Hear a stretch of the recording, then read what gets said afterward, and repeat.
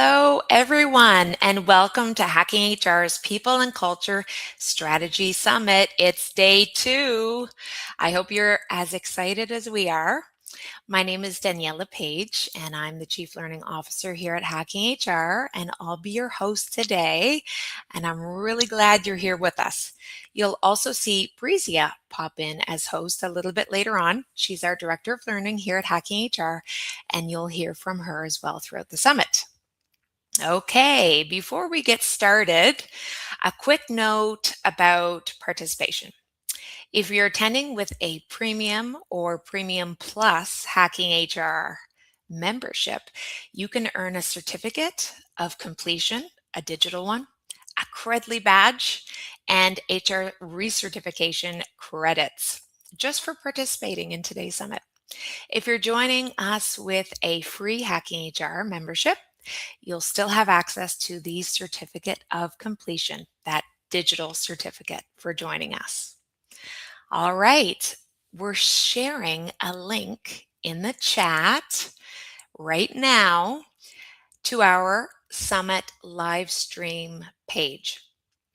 If you're watching from LinkedIn, LinkedIn Live will cut off this stream a little later on today. So it's best to click on the new link and switch over to that link now so you don't miss a thing today. Okay, so there should be a new link in the comment section that you can click on and join us on that link so we don't miss a thing here on LinkedIn. A big shout out and thank you to our amazing summit sponsors, Spark Hire and M-Train. We really appreciate your support. Today's panels focus on what it takes to make people and culture strategies work inside organizations. We'll be covering organizational readiness, operating model design, leadership capability, change enablement systems, intentional hiring for cultural fit, and execution readiness for managers and teams. And our first panel of day 2 is organizational readiness strategy, building enterprise readiness for sustained transformation. So please join me in welcoming our panel for today.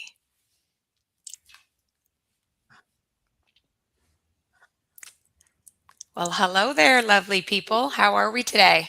Hello, everyone. Good to see you. Hey there. Okay, guys, you have a fantastic panel, a fantastic discussion today, and we'll see you a little bit later on, all right? All right. Welcome, welcome, welcome, everyone. I am Renika Weston, and I am the moderator for today's session. I am located in the great state of Maryland, and I have a company, Your Next Thought. But enough about me. I would like to introduce each of the panelists or give them an opportunity to introduce themselves and tell us where in the world are you joining from. So we're going to popcorn this around. There used to be a time where there were air poppers that would pop around. So the first person that I'll go with is Stacy. So Stacy, if you would tell us a little bit about yourself and where in the world are you calling in from? Good morning, Renika. My name is Stacey Reyes. I am calling in from beautiful British Columbia up in Canada, so from Vancouver. Hello, Carrie. I am the Vice President of People Excellence with a nonprofit up here called Union Gospel Mission. And so basically oversee all of the people things. So HR, safety, volunteer resources. And so it's good to be here. Thank you so much for having me. Thank you. What about you, Susan? Tell us a little bit about yourself and where you're calling in from. Hello, I am calling from Boston where the snow is finally melting. So yay on that. And I'm ignoring that it might snow some more later this week. That's not happening. I am currently pivoting in my career. I was last a senior director HR business partner at a company called Flagship Pioneering. It's a biotech creation company. All right, thank you. And what about, is it Mavish? I want to make sure I'm pronouncing that correct. It's Mavish. Veronica, nice to meet you again. Okay. So I'm Navesh. I'm based in Toronto, Canada. I work for a travel tech company called eTravelive Group as the head of HR transformation for the Center of Excellence. I've got dual roles with the organization. I head people and culture for the subsidiary company TripStack. Happy to be here. Yeah. And what about you, Carrie? Hi, everyone. Carrie Brown. I'm from Vancouver, British Columbia, but I am actually calling in from Atlanta, Georgia, where I live. Nice. You all have had some weather as well. What about you, Sally? And I'm calling in another fellow Canadian from Montreal, where the snow is not melting anytime soon. I'm an HR professional turned entrepreneur, so HR professional by trade, but these days I run an enterprise called HRWise, and we implement HR technology within other organizations. So I live, breathe business transformation. As you can see out there, we have a distinguished group of panelists.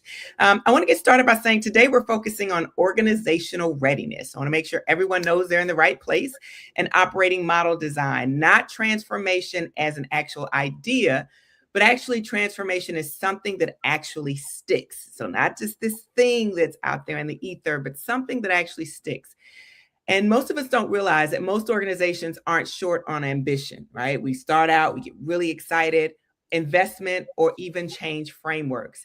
And yet roughly 70% of transformation still fail. So today we're going to get honest about why readiness actually breaks down, what leaders actually misread, and how we design organizations that can sustain change without exhausting the people inside of them.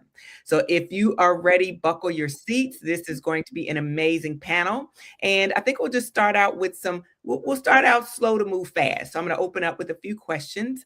The first question I have is, what are the key steps to take in communicating a change to a division or maybe even a team? And Sue, would you like to take that one?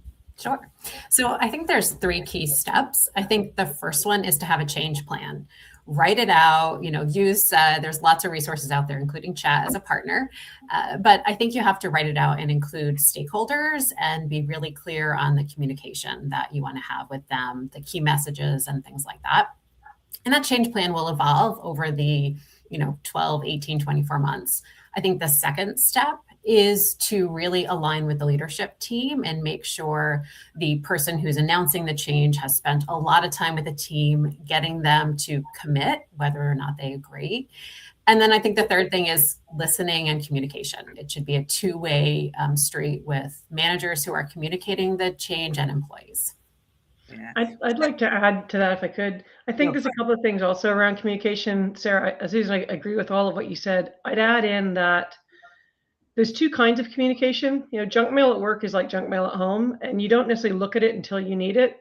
And so when you think about communications, there's the kind of information that sort of washes over everybody at a global level across your organization, which is the newsletters, the weekly emails, and things like that.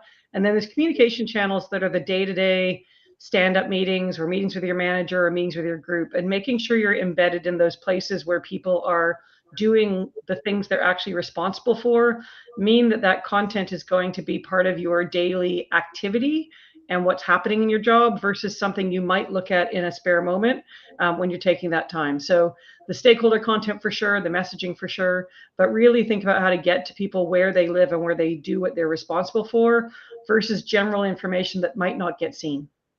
Excellent point. Junk mail at home is junk mail at work. I do want to double click on one thing and then find out if anyone else wants to add to this.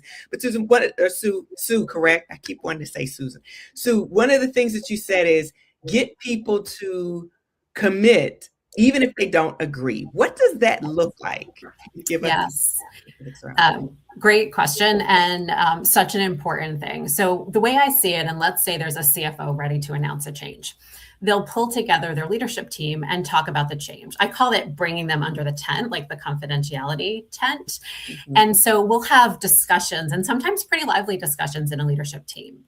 Now, I don't think I've ever had a change where everyone is like, yay, I'm on board, day one, let's do it. I mean, maybe like free lunch, yes, but usually no.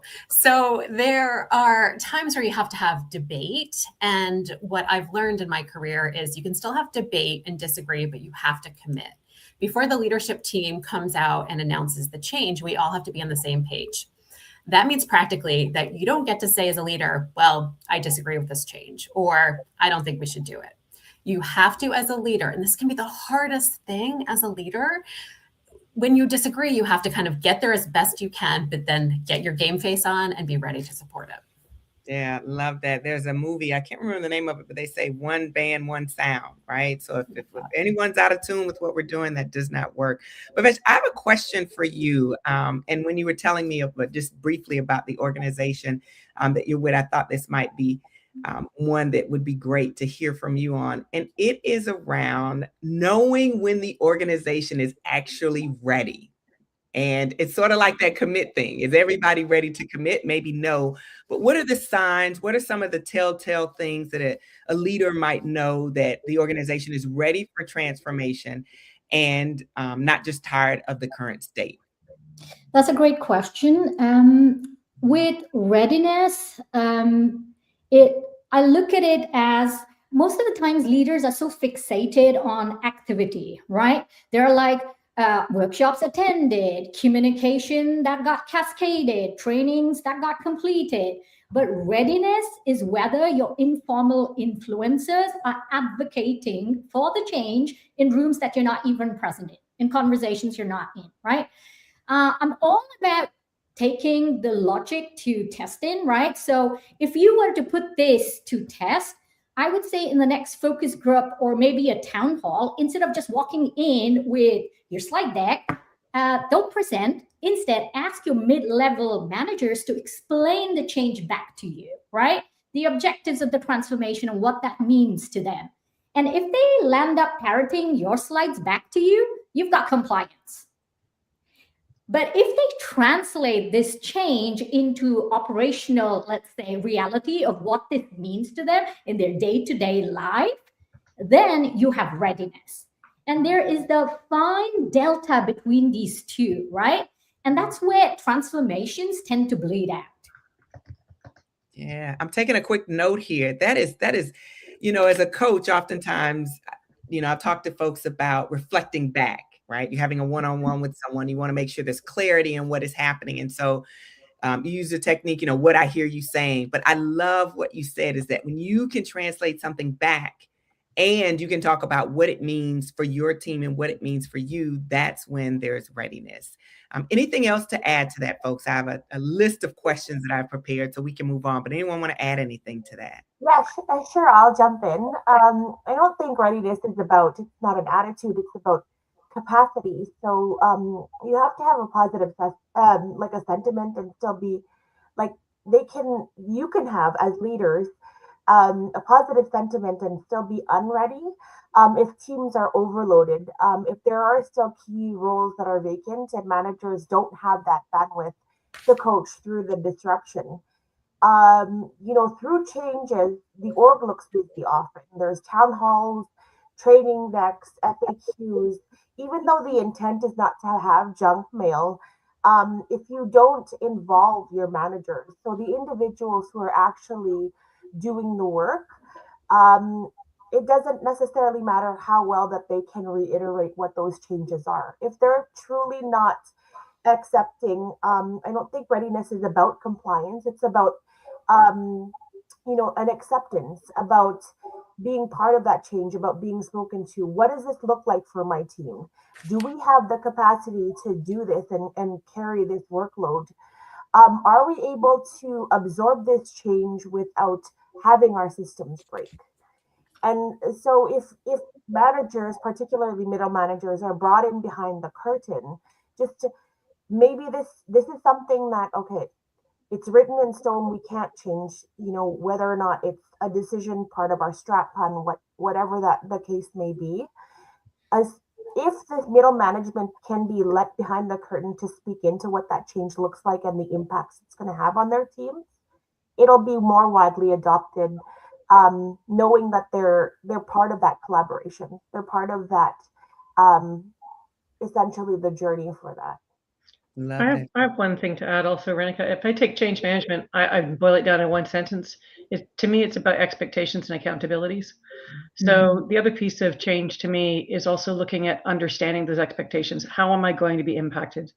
So understanding, lack of understanding and surprise is what often leads to stress, tension, discomfort.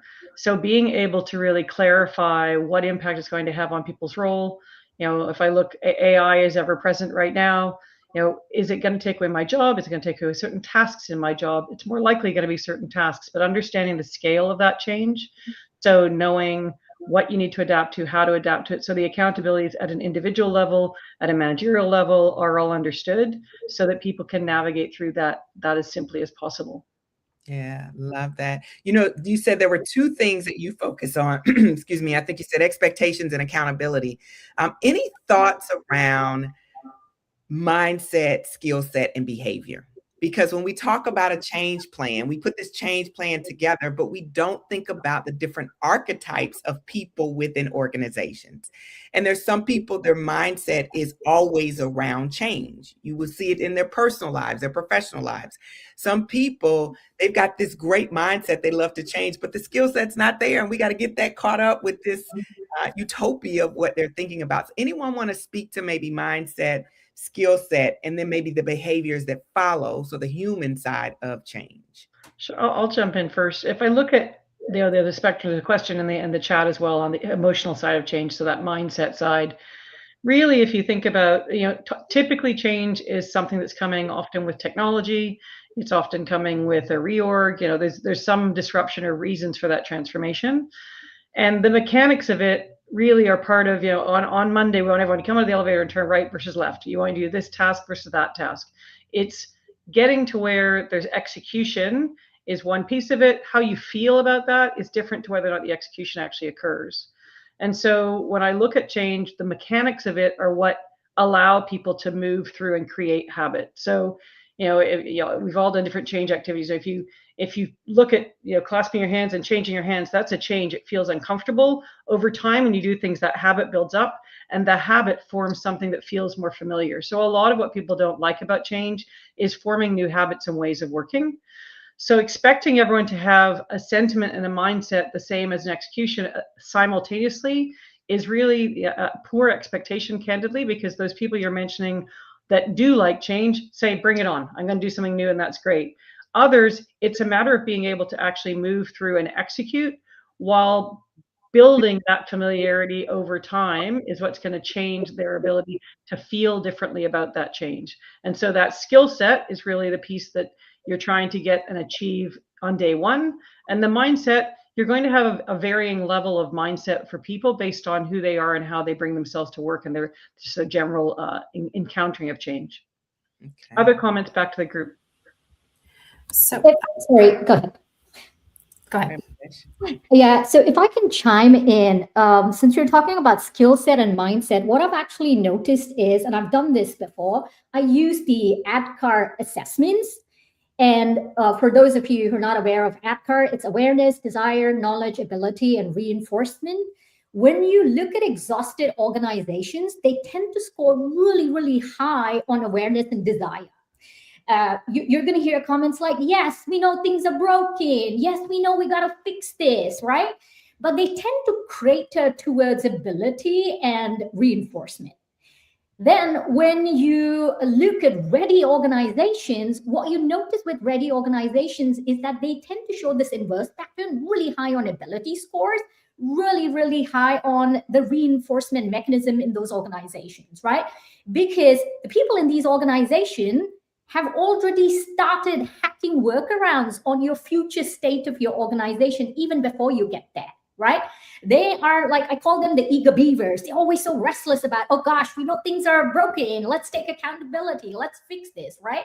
And this is a stark difference between exhausted organizations that tend to wait all the time. I want somebody else to come and fix my problems for me. And then you look at ready organizations, they're out there. They're like running, they're sprinting, right? Yeah. Thank you, Mavette. Sue, you had a comment as well. Yeah, so I would say I love your question around behavior, and I think Carrie mentioned this too. it's really about setting the expectation for things will change. Like sometimes you just have to engage your leaders. And as a business partner, I want my leaders to be talking about, look, things are going to change. We're evolving. I don't actually think organizations are ever really ready for change, like fully. I think we just have to embrace it. And the other thing that I think we really also have that I've learned to embrace is the naysayers of change. At first, I used to push them away and say, oh my gosh, I almost said her name, Jen's so negative, right? But now I pull in Jen and I'm like, hey, Jen, what do you think about the change? Tell me what you don't like about it. And I use that not only to help influence her, but for me to like learn things that I haven't seen. So that's been really a game changer for me. Not knowing what people don't like doesn't mean they're going to like it. You want to invite in that naysayer because you learn what people are resisting against, for sure. Sally? Yeah, I was just going to tap into what Susan said about readiness, because that is what the topic is about at the end of the day. And I, at the risk of challenging colleagues, which I don't mean to do, but okay. I mean, none of us were ready to have kids or get married or buy that house or step into college, whatever. We're never actually fully ready.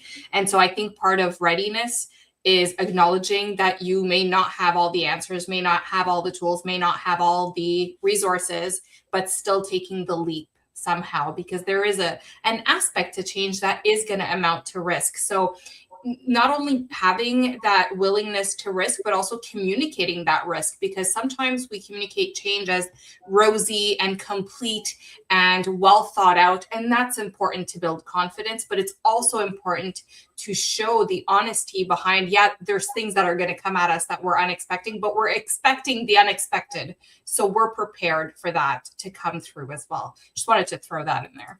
Love that. And that was not controversial. That's real.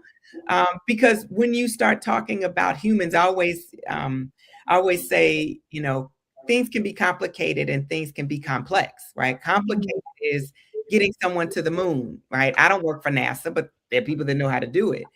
Complex is raising children, because I can have 4 little people and I have this exact manual. I feed them the exact thing. They go to the exact schools and they're going to turn out different. So when you're talking about people in the workplace, you're exactly right.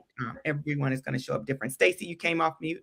Yeah, I totally appreciate what both Sally and Sue are saying, just in terms of first embracing the individuals who are the most disgruntled, because they have been with the organization, or could have been, most of them, well before you were in. To what Navish's point, those were the individuals who've identified problems before and who had existed in this in a disgruntled state and saying, pointed out everything that was wrong. And I think they feel the biggest offense when a change happens is because it wasn't their idea. And so often those individuals who are long tenured, the most vocal, those are often some of your weakest links, I think. The biggest anti whoever the leadership is when it comes to the ideas about change. And so it is the wisest to bring them in to just demonstrate that vulnerability. Say, we're not going to have it all right.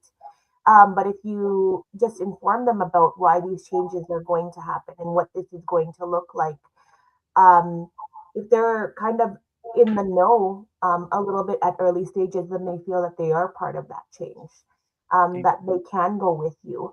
But you really have to be able to be vulnerable with them and say, like, we're going to try this. This is probably not going to go well at first.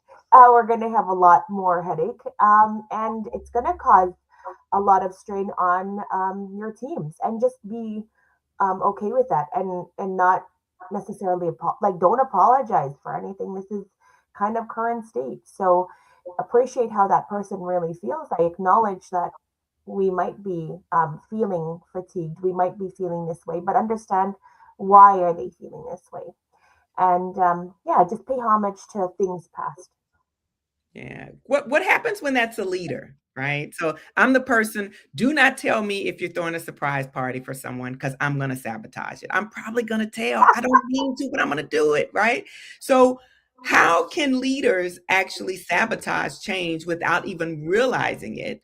and what should they do instead? So if you have a leader that could potentially do that, one of the things that Stacey said is you have that conversation with the naysayer. So how do you have that conversation with leaders knowing that they may not intentionally sabotage something? What does that conversation sound like? Maybe just give us a glimpse of that, someone. Sure, I'm happy to run with this one. So I think it goes first with that alignment. Like you have to talk about it as a leadership team. And if you find, I think that someone has more pushback or can't get their arms around it, which can happen, especially if someone feels like they're losing something, right? In this, maybe you had a team that had, 50 people and now they're going to manage 25 people. That can feel like a negative.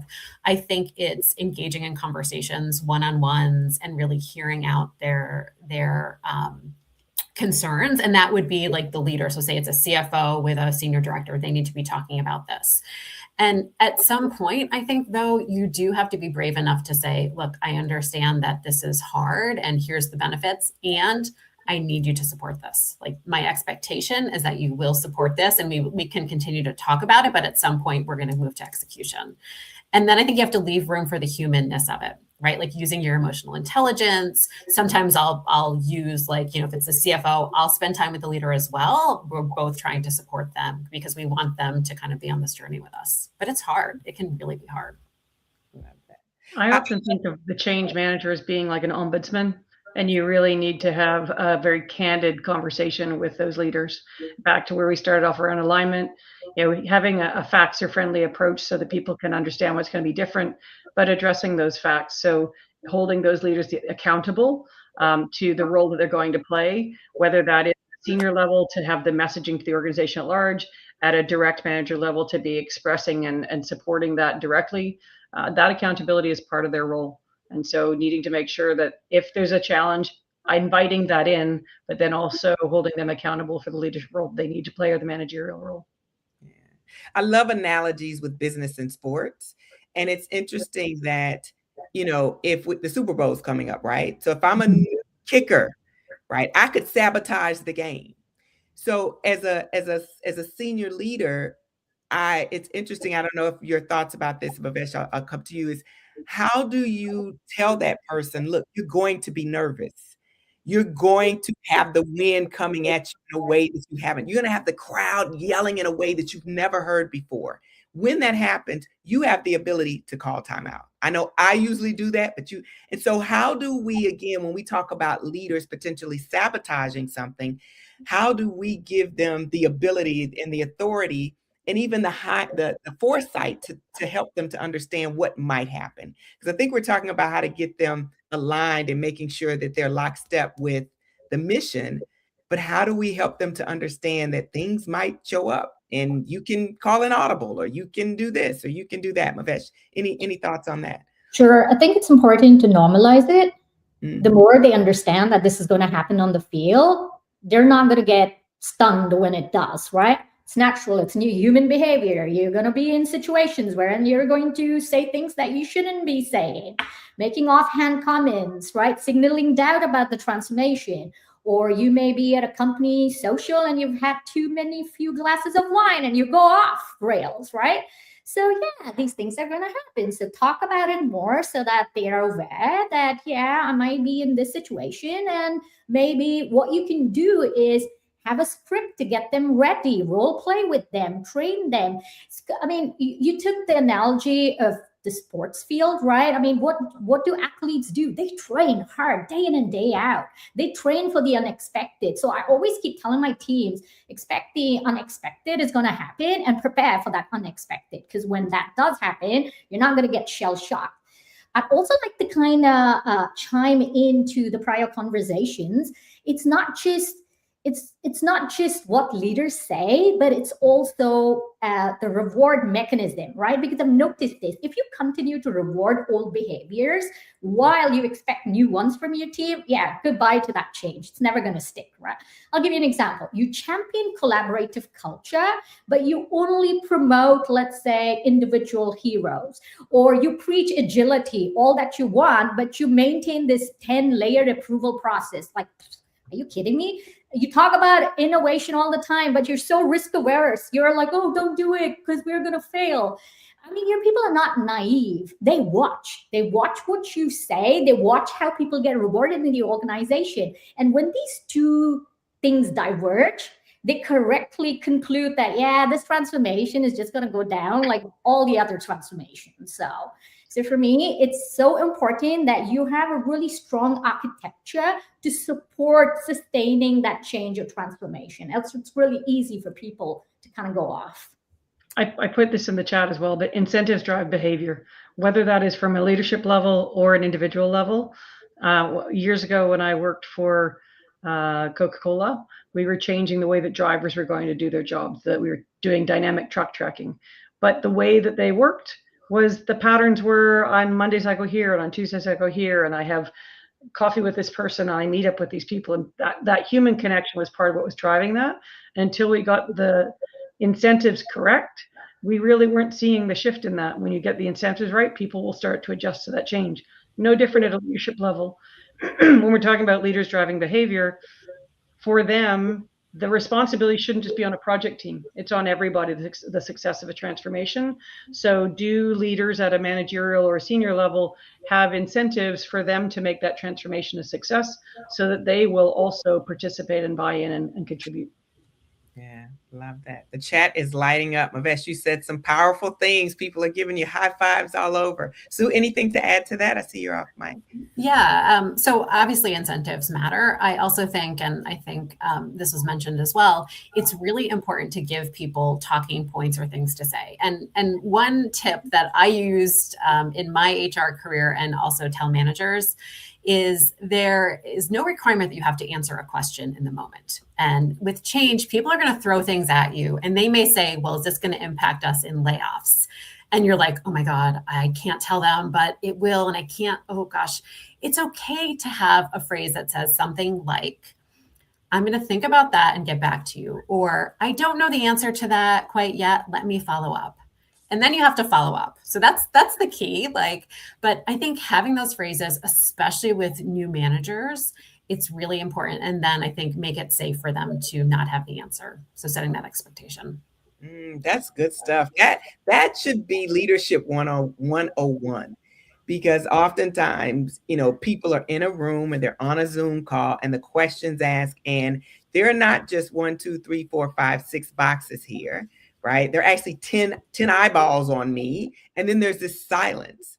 And so we feel like the person who speaks first sort of wins. And that's not the case. The person who is calm, cool, collected in that moment has the composure, has the foresight to think, wow, I can come back to this as the leader that we're looking to have in organizations. Great.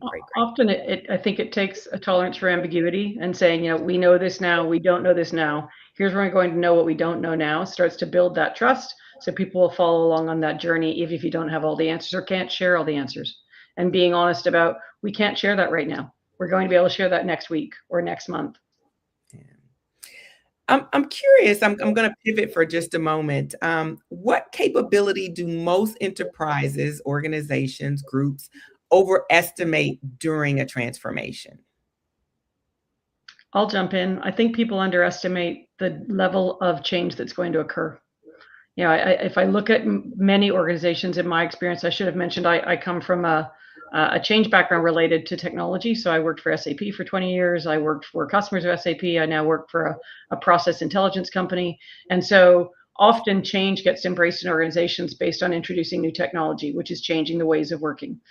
And invariably, designing technology is really complicated. So a lot of time and energy is spent on the design and the capability of actually making the technology work, and people become a bit of an afterthought. And so I think what people underestimate is the degree of change for people.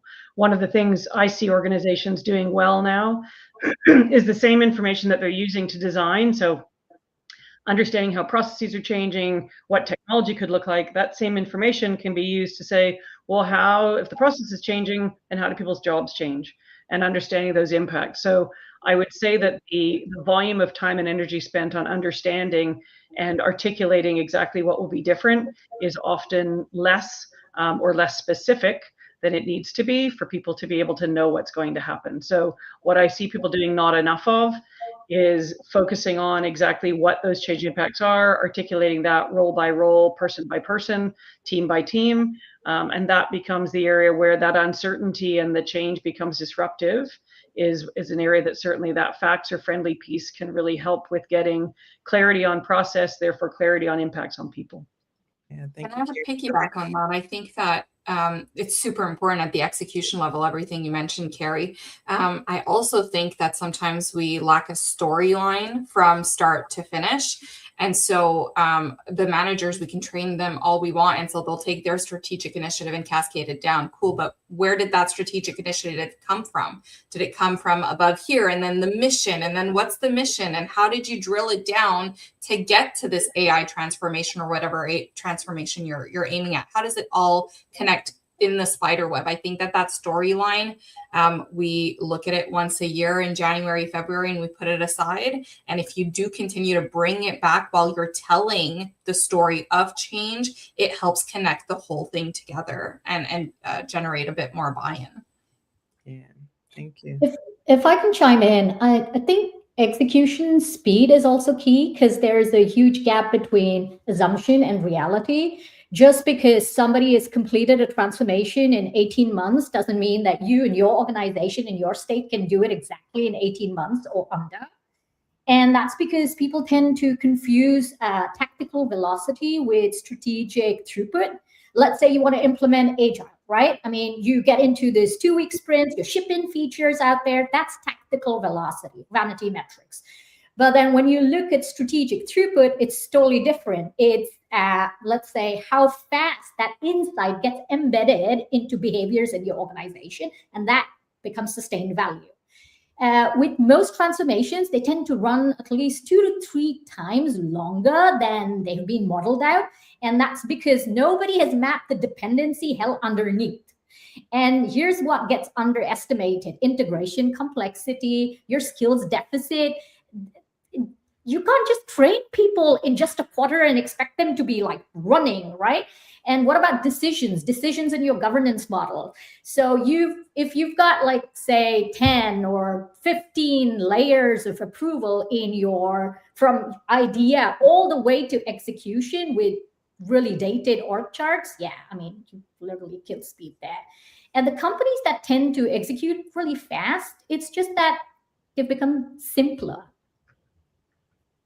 Yeah, love that.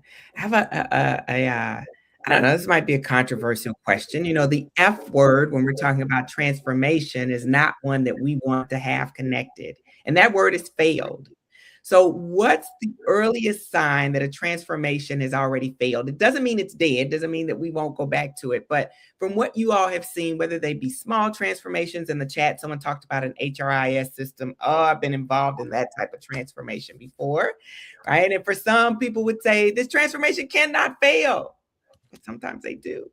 So what's the earliest sign that a transformation has already failed, long before those metrics actually catch up? Anyone want to chime in on that one? Yeah, I can chime in. So I think it's a little bit of a telltale when, and you know, there is failure if the adoption is shallow. So, you know, if there's workarounds, if people are saying, yeah, I'm bought into this, but there are workarounds, partial use, like, you know, there's shadow systems. So they're gonna just, it'll take extra long for like whatever new systems to come in play, because we're still training. And if that drags out, then there isn't actual change, like the organization doesn't actually change. And inconsistent enforcement. So we could have real big change champions amongst the middle managers. But there's also those individuals who are still resistant to it. So their department will always have a workaround, or will always have, or be that exception. Oh, because, you know, we're the front lines, it's our, or like in finance, it's our audit season, whatever that the case may be. So it'll have piecemeal when you don't see like an organization moving together in tandem. And there's, you know, other like departments dancing a different, like to a different song, it is really telltale of the change not being adopted. The other piece of adoption, I stuck something in the chat on this as well, I think is knowing what's actually happening. You know, all the things we've talked about in terms of readiness and preparedness, and we do it all and we sort of say, is it working? I'd encourage everyone to look inside their organizations and see if you have any vehicles to know how work is being executed. So, you know, at go live day on anything or at change transformation moment, you know, what's happening in hour one, day one, week one. If you have vehicles to look at process execution or other things like that, you can see what users are doing. You can see what employees are doing and how they're doing their work. So tap into your IT teams or your business process teams and find out what information they might have that they're using to see that execution from a technical perspective, but apply that to the change area as well. So user adoption becomes a very measurable thing to see where people are stubbing their toe and having an issue, and they can be supported and retrained or have an intervention, but also see where things are working. So change doesn't need to be a hope thing and wait for the noise to come back, but really managing it directly and being able to see where work is or isn't happening the way we're hoping it might be. And I agree. I think that there's a big difference between adoption versus the failure of the change. If you've made a decision on a transformation at a core level of your organization and then drilled it down, you can't fail. You can absolutely shift. I mean, whether you implement HRWise or Workday or Bamboo or whatever it is, you might have to shift along the way because you've decided this was the wrong tool for us.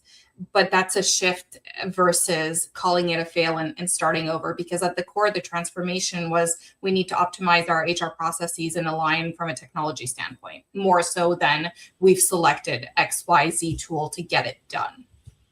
Okay, thank you. We've got about 4 minutes. So what I'd love to do, and I have a ton of questions, but what I'd love to do is hear from each of you. If someone were new to an organization and their role was to be a change agent, that is their role. They move from department to department, so like a project manager, and they're assisting with new change initiatives within an organization. What piece of advice would you give them? We'll start with Sue, and we'll take a little bit less than a minute because we've only got about 5 minutes left. Sure. Have a change plan. Keep using it. Don't just write it and set it aside. Okay, thank you. What about you, Stacy? I was going to say good planning is always excellent, and just to be consistent in your messaging and in your delivery. Yeah, love that. What about you, Mavesh? I'd say I would ask them to tap into the informal influence network because they're the shit disturbers. I'd be like, keep a close eye on them. We get really close to them. Try and see if you can convert them into allies of the change, because you're better, stronger with them rather than going in a different direction. So get them on that side, on our side of the court, and let's just go try and win this. Hey, what about you, Sally? I'd have to agree. I think listen, observe, spend a day in their shoe, and walk away with more intel that'll help you communicate a change in a language they understand, more so than tell them what it is that you thought you were sought out to tell. All right. And you, Carrie? Go find the leaders. So whether that's 10, 20, 100, depending on the group you're dealing with, and ask them, how do you define change? What's going to happen? How do you define success? What role do you think you play? And what's the best way to engage with you? And that way, those leaders who are going to, change is led and managed by people who lead and manage every day. You're getting a sense and a connection point with those people who are going to lead and manage through that change with and for you. And you know what they might think and feel before it surprises you. Yeah, so that's it. You've got the playbook. I wrote down a couple of things. Plan, have your plan and stick to it. Do not deviate from it. Call, or what did I say? Call the you-know-what starters, the ones that are going to give you trouble. Connect with them early.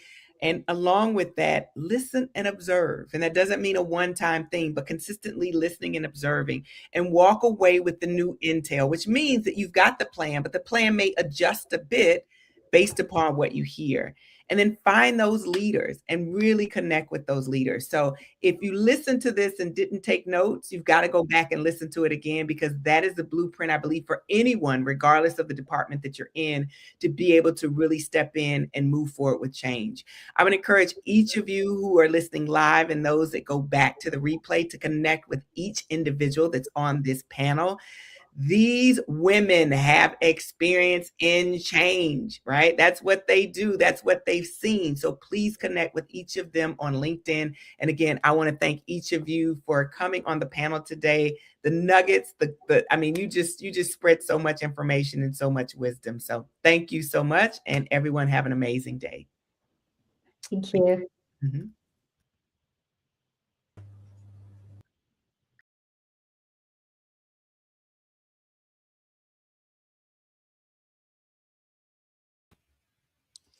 Hello and welcome back.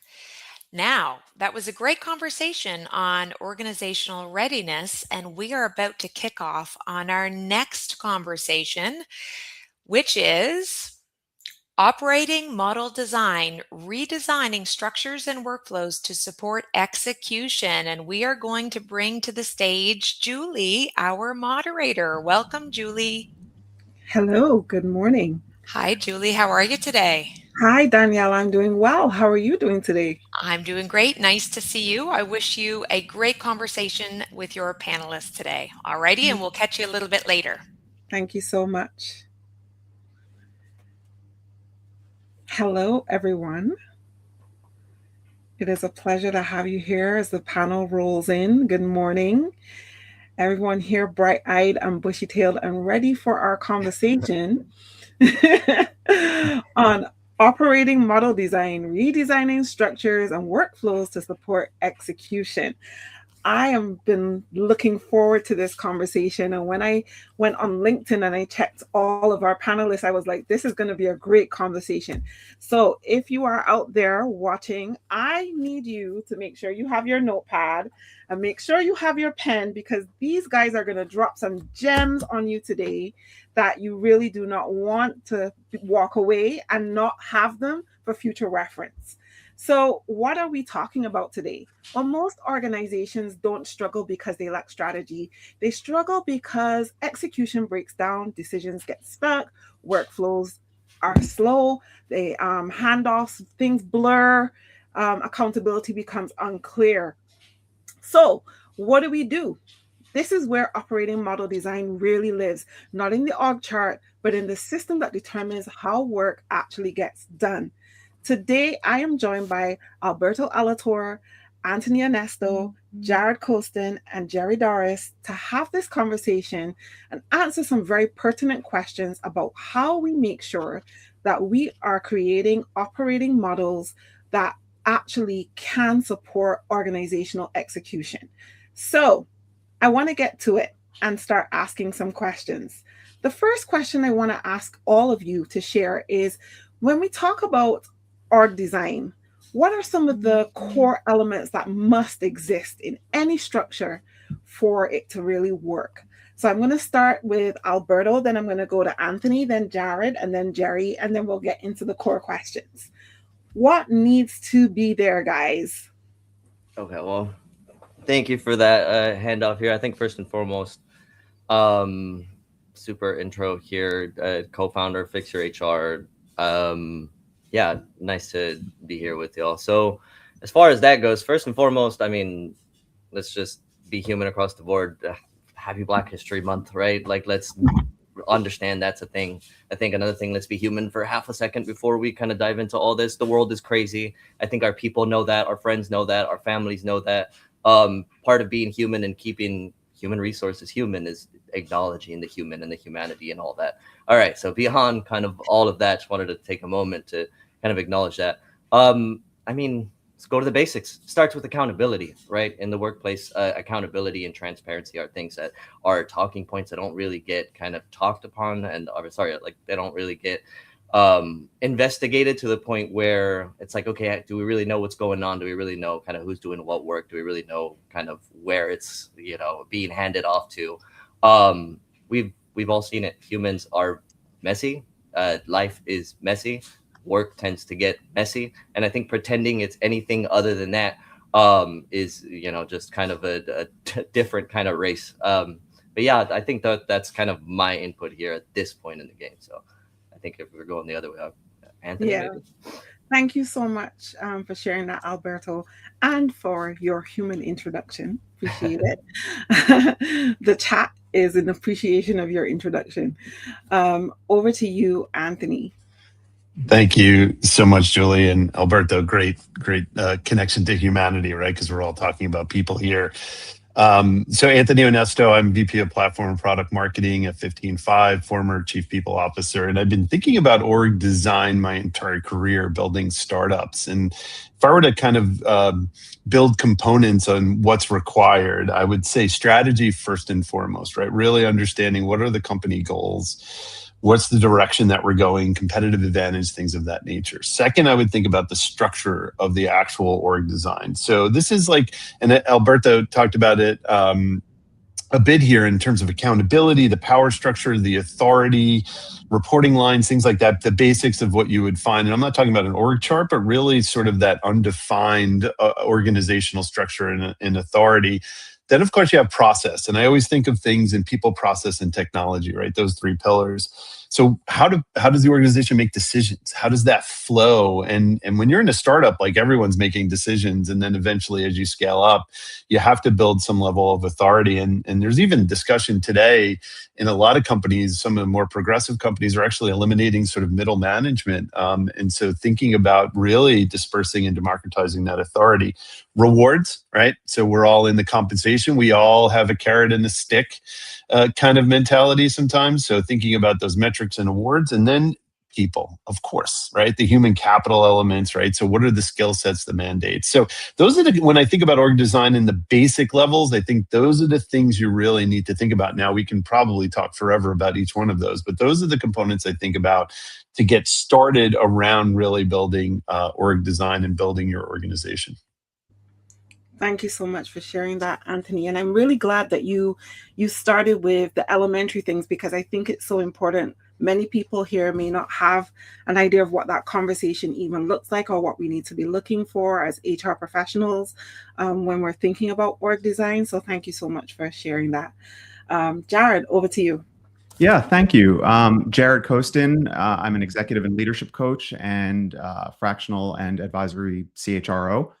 I don't know that I could really say it better than Alberto and Anthony. I mean, they really touched on everything that I believe on. And first and foremost, that's no one size fits all. It really depends on multiple aspects of the business, the strategy, where they're going, if they're technology and automation focused, or if they're looking for, funding and transaction preparation. It really depends on where they are. But at the end of the day, it's so highly personalized to the individual, because we are talking about humans and what make people tick and what enables them to be really successful to execute properly. And so, I think this is an introductory question that really leads into the meat of the discussion today. But the reality is, businesses and people need, 5 or so things. They need clarity and alignment. They need consistency. They need well-designed, again, systems and tools and functions. They need to have an operating rhythm. They know when they're being reviewed. They know when the KPIs of the business are being reviewed, and so on and so forth. So, I break it down to humans are a species of animals, and animals work within a very specific cadence in order to feel comfortable. If you look at, a canine, the pack mentality, it enjoys and feels safety being in its den, and so on and so forth. I think we overuse the term psychological safety in the function today, but the concepts that are included in it really are essential to considering when you're building out that structure. Thank you, Jared, for sharing that. And just as much as you didn't have much to add, you still added a lot. And even as you highlighted the importance of clarity and alignment, being able to audit and refresh, I think that that's so important. And so thank you for sharing that. Now, Kelly is joining us. Welcome, Kelly. I'm going to go to Jerry and then come back to you, Kelly. Hi everyone. I'm Jerry Doris. I am the Chief People Officer at an HR services and tech company called JustWorks here in New York City. Spent most of my career in tech and all around the world being a Chief People Officer, and done a lot of scales up. And so I spent so much of my time in organizational design work because I mean, it is so key. And I find it such an opportunity from a people perspective to really help shape the business. And I find it as something that companies don't spend enough time on, frankly. And I was just trying to think of like, what can I add to all of the wonderful answers that you've all already heard before? I really think one of the things, the only other thing I would add is key components that it has to be part of the operating system of a business. And I think so often we will set an org design and then we just forget about it. We just kind of like assume that it will just morph. And so one of the things that I always bring and part of our strategy is to align it with the operating system of the business. And so like we might actually, we'll set it for 2-3 years, but have monthly touch-ins and then 6-month touch-ins of where you're going back and reviewing. And so we kind of have this very basic 3-step process. What's your strategy? What's your structure?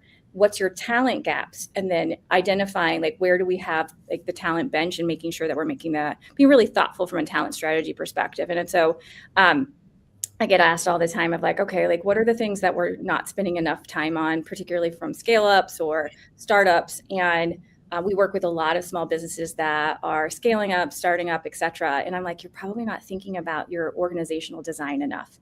It feels very corporate. It feels very big. But as we all know, you can't get anything done without people. However, I do think now, like given where we are with AI and like the things that can be unlocked, I think it's a really exciting time for this topic, particularly like how you would start a business 10 years ago versus like how you would staff it today is just fundamentally different. And I think we have such an opportunity as people leaders to really take up space at the table and help shape that discussion. Thank you so much, Jerry. And again, for someone who didn't have a lot to add, you added a lot too. So I really love what you talked about in terms of continuity. I really do think that that's so important when we talk about operational and org design. But I love the way you structured it: strategy, structure, talent gaps. I think looking at those things is really important. And how do we implement that? So we're going to find a way as we continue our conversation to pull a little bit of what you have all said to help someone. And this is how we're going to frame our conversation today. Let's say we're talking to someone who's never done this before, or maybe in a startup environment for the very first time, because I know a lot of HR professionals like that, or we're in systems where people have never thought about org design. We just have an organization. We know it works, but that's it. How can we take it further? So Kelly, give us your thoughts on the bare bones of what this looks like to you, and then we'll get into our next question. Sure. So thank you for having me on. My background, I'm a global HR executive, have worked with companies across at least 10 different industries, all fairly highly regulated and varying in size, under 100 to up through 60,000. And I would say the core pieces of your operating model, your org design, are going to be the same regardless of size. It's about, as others have said, it's the people, the processes, the technology that's supporting it. I think others have also said, in addition to kind of the who's doing what pieces, it's really, really important to have the governance. Who's going to be the final call? That's something where I see things get stuck a lot. Get bottlenecked is, different people have different opinions, and then it becomes rule by consensus, and somebody's got to make that ultimate decision of how to move forward. For smaller businesses, the different roles in the org chart might be all played by one person, or it might be spread across a few. But I think that you really need to answer the questions of, what are we striving to do? What's the vision? What's our end goal? How are we going to do it? Which is really that kind of operational execution piece. And once we figure that out, why are we doing it? Tying it to the business. For HR, that might be in the HR business partners, working with their business units, their divisions, to say, okay, why is this particular thing important in your area? And executing in a very streamlined way, especially as the organization grows. That's something that has been, at some companies, a little like pulling teeth to say, we can't all own everything. There are some things that are just done much more efficiently in the region where it's happening, or in a centralized manner, if it's a repeatable process. And I think talking about AI, I don't think that'll change. I think it's just that AI will help us or take some of those pieces of work, but the model's still going to be roughly the same. So it's really, I think that first step is, where do you want to be? And you need to make the model meet where you're headed a few steps ahead of time, because you won't get there going, what have we been doing? What have we been doing? Then everybody's just going to say, well, this is working fine. Let's keep it. Awesome. Thank you so much, Kelly. Someone thought I forgot you. I didn't forget you. Not at all. So again, great adds to the conversation. I love how you talked about clarifying of roles, making sure we understand the vision, what the end goal is, and the how and the why of it. And so I think this is the structure that I wanted to take to our conversation today. But I want to start with a very important question. So yes, we do want to make sure that we have an organization that has an operating model that everyone can clearly understand. My first question, or I should say second question, is who? Who needs to be a part of this conversation? When we are talking about creating an operating model for the organization, who should be a part of that conversation as we start to develop and build an operating model for the organization? I am going to start with, I'm going clockwise, then I go anti-clockwise. So I'm going to start with Jerry, go to Jared, go to Kelly, go to Anthony, then Alberto. Again, I just love anything organizational design because I just find it's such an opportunity for us to really play a big role. And I'm going to try to make this make sense for all sizes of companies, because I think we have a diverse group on the panel, which I know you guys did that by design. JustWorks is about 1,600 people, and I've been in companies that are 40, 50,000 people as a chief people officer. And I think it still would stay true for that, even those who are doing startups. It's leaders, right? Like your executives would be the first people that I would join with that. It may even start with your CEO, right? I think so often getting alignment on what great looks like from an operating system perspective is really important. What I find, I think somebody said it, people always have strategy. I don't know that that's always true.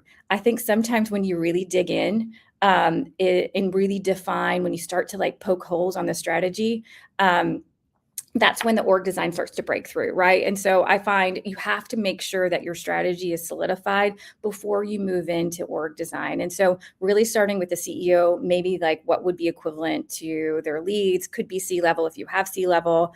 Again, a lot of startups, it's a little bit of jack of all trades, but those that are bigger would have more of a defined executive team.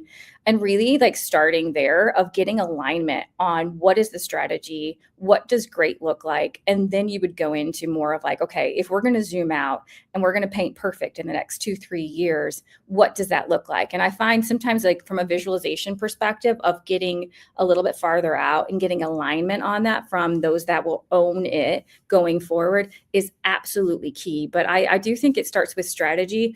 I mean, because at the end of the day, like structure follows strategy all day, every day. And if your strategy is weak and it wobbles, I know sometimes people will be like, well, we're HR. I'm like, well, yeah, we get to take up that space and make sure that like our leaders can understand where they're leading this ship or this boat or whatever metaphor you want to use. And I have found like in that space, you can really help drive the conversation when it comes to strategy. So make sure your strategy is set, make sure there's alignment by those leaders who have to own it going forward, as well as just use it as a visualization exercise of like, what does great look like as we zoom out? Thank you so much, Jerry, for kicking us off. I have my first quote for the day: structure follows strategy all day, every day. Got that. Thank you so much. So we're staying on the who. So I really love that. Yes, we need strategy. We can't have structure before we have strategy. So we know our CEO needs to be involved. Jared, continue. Yeah, I mean, I think Jerry kind of knocked it out of the park with that one. The strategy is truly what drives it from the get-go. I think oftentimes people think they have a strategy, but what they really have is a goal, and the strategy is like how we're going to get there. So I think sometimes there's a disconnect, and when I talk about clarity and alignment, which I tend to harp on a bit, it's truly understanding that we do have a well thought out strategy, that the senior most leadership, regardless of what title that is fully aligned, and then we can cascade from there. And I think from the panelist perspective and looking at the roles that everybody on this panel fills, I think we've probably all been in a boardroom where a CEO or a chair gives a directive and kind of talks about that North Star, and everybody seemingly understands. They all walk out of the room and the CEO turns to us and says, they don't get it, do they? Like, I can tell. But they sat silent, right? And so I do think that it needs a CEO sponsor or a chair sponsor to figure out where we're going. I actually oftentimes also lean onto the CFO, because the CFO really has their arms wrapped around truly how the business is performing, whereas the CEO or the founder, whomever may be leading the business, is looking at the broader picture and wanting to take more of the risks and not really looking forward at how to operationalize to achieve. So I think that CFO is probably just as important as the CEO or the founder. But I will say that, there's times, especially in a technology-driven era like we're in now, where sometimes you do need to actually dive pretty far down to truly understand. The movie Office Space was the best. It's like, I take the requirements and I pass them on to the engineers because I don't know what the heck I'm doing. And I think there's some validity to that comment. Leadership but doesn't understand what we do. So sometimes bringing people in that are actually in the trenches and just hearing them out in order to structure what we're doing makes a lot of sense. And it's actually also motivational for them. They then start to truly understand from the foundation. They feel that they're being invested in, they're feeling heard, and that they're not just sitting in front of a keyboard coding all day. So I think there's a lot of components. And again, it goes back to where the business is, what stage of life cycle it's in. Is that CEO open to getting a broader group involved as opposed to a smaller group? There's a lot to it to chew. And that's why I always start with a diagnostic, because you can't plan until you know. That's right. You cannot plan until you know. Thank you, Jared. So we're including our CEO, our CFO, our executives. Our conversation continues. Kelly, over to you. Thanks. Yeah, I think I love that saying as well, of structure follows strategy. And I think that's where things sometimes fall apart, as I think I've heard Jerry and Jared say, is sometimes we think we have strategy, but what we have is thoughts on, this is how I think we should do this, instead of here's where I want to get to. And I think that first conversation is with that CEO, that C-suite. I agree, bringing in the CFO or a COO, if there is one, to say, okay, what's the reality here? I understand this is the vision and where we think we are and where we want to be, but what's actually happening? And having that idea in mind of what are we actually trying to get to? Not what are we trying to do to get there? What are we trying to get to? And then diagnosing what those problems are. I think in HR, I've sort of jokingly, but now I think it's true, called myself the chief business diagnostician and problem solver, because it's not just looking in HR, it's looking across the business. What are the problems we're trying to solve? What's not working? And that's where the other people in other functions come in. And as Jared said, even bringing in people that are just kind of in the day-to-day weeds. What are you doing? What's not working? What are the pain points? Because often those are things that can be fixed by the people, the process, the technology. So I think having a good cross-section, I've always tried to work with, getting a good sampling of the sort of back office functions, as well as the different business unit leaders, to say, what are we trying to do? And often you'll find they're the same pain points in different areas that, again, can be fixed by looking at that structure and saying, okay, let's tweak it this way.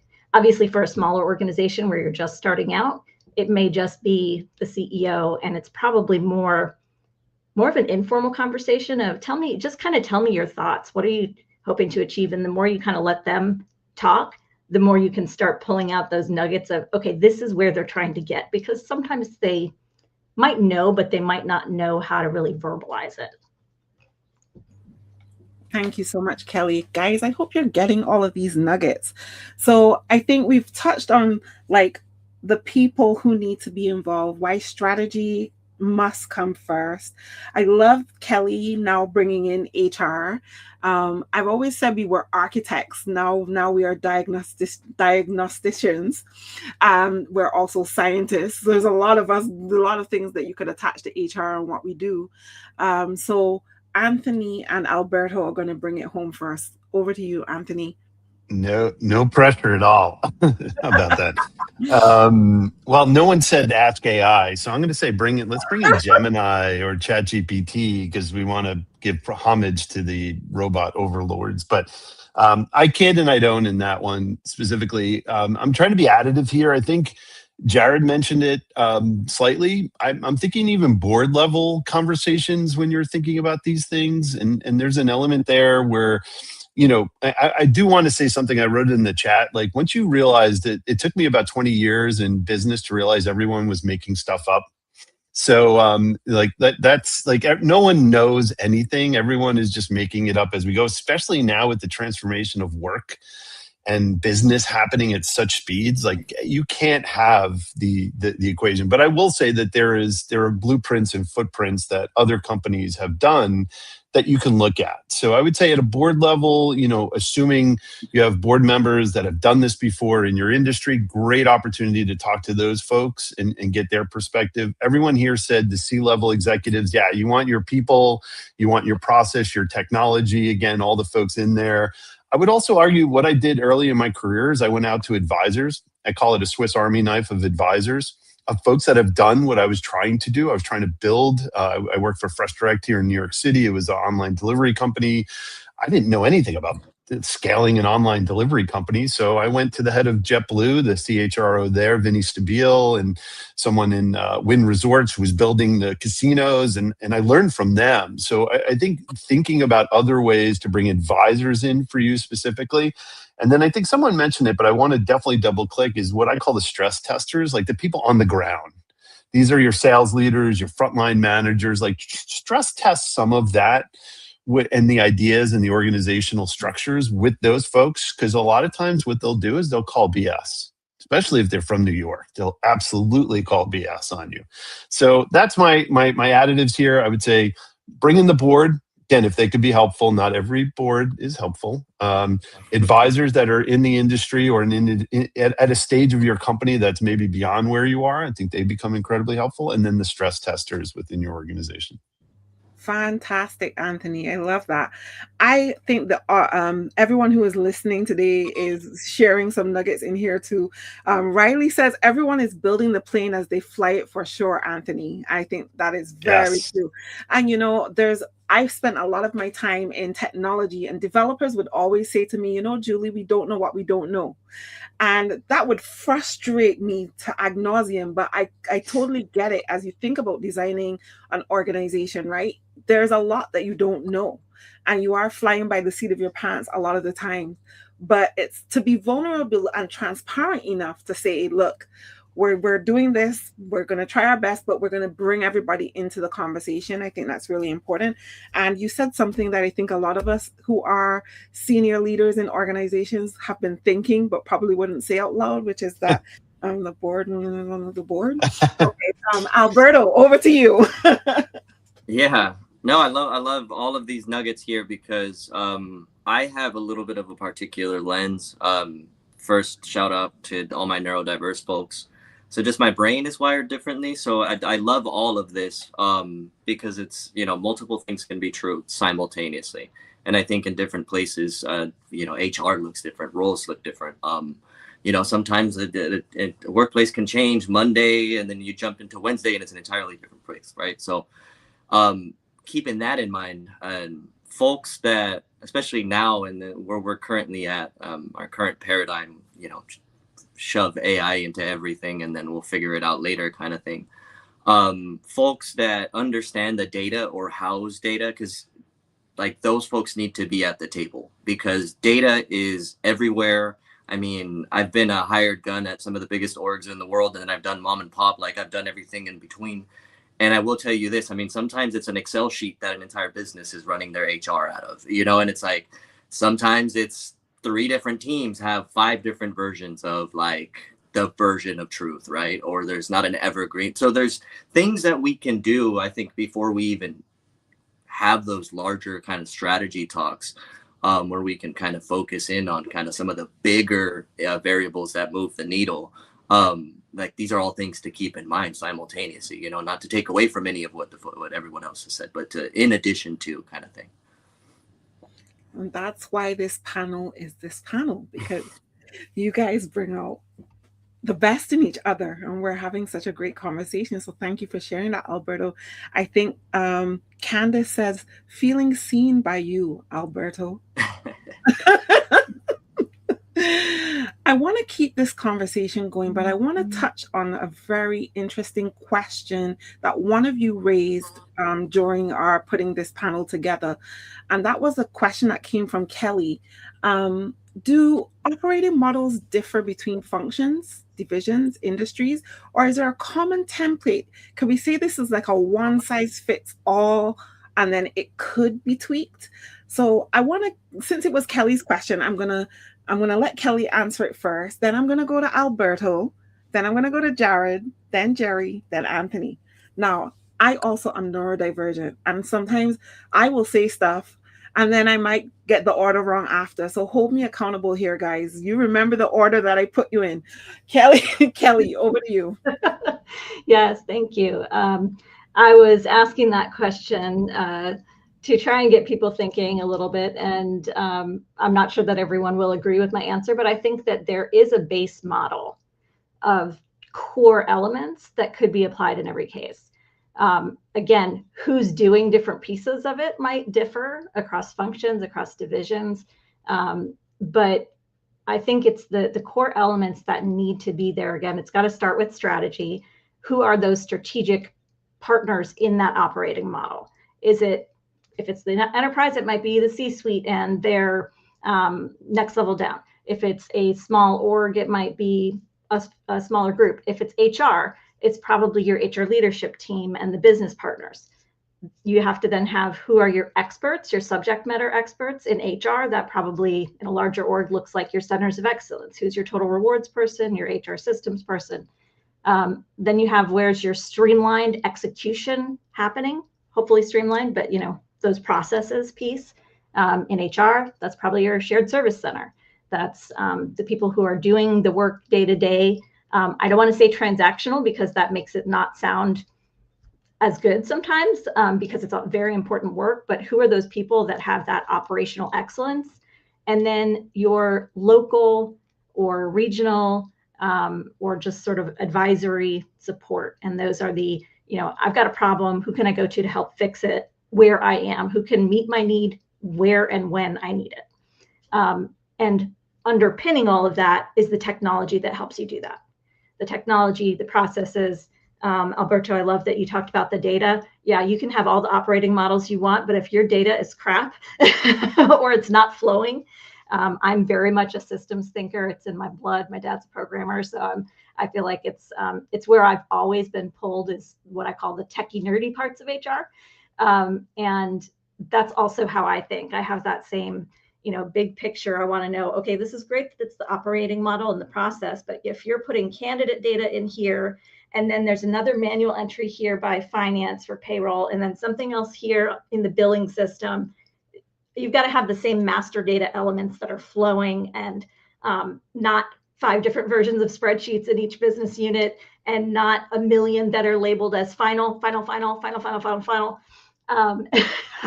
seen that a lot. I've been the one naming them that sometimes. But yes, I think it's that underpinning of having a common framework for the data. And then of course, the layer on top is that governance. Who's the ultimate executive sponsor, the ultimate decision maker if things get hung up? And I think, again, I think that can be scaled up or down. It might have one or more people in different functions. It might be a whole team of people. It might be AI in some of those, but I think you can use that as a template. Awesome. So we have a template. It's not a one size fits all, but it's something that you could work with. So if you're new to org design, you would have something that you could work with ultimately that spearheads conversations of how we would develop the design. Thank you, Kelly, for the question and for kicking us off. Alberto, add in just real quick that if I have no pride of ownership in templates, so if anyone wanted to have like I think I have it in a PowerPoint, just a very basic, like here's blocks of color that says people do this, this, this, and they can add things in. I'm happy to share that, reach out on LinkedIn. You know, no pride of ownership, happy to make it that people don't have to recreate the wheel. Beautiful. To your point, Kelly, Marlene is asking the questions. Too many global organizations have a cookie cutter approach that does not reflect cultural variations. How can a framework address this? I want you to think about it. So Lauren says, reaching out to you today. I think your LinkedIn is about to get completely bombarded, and I hope you're ready for it.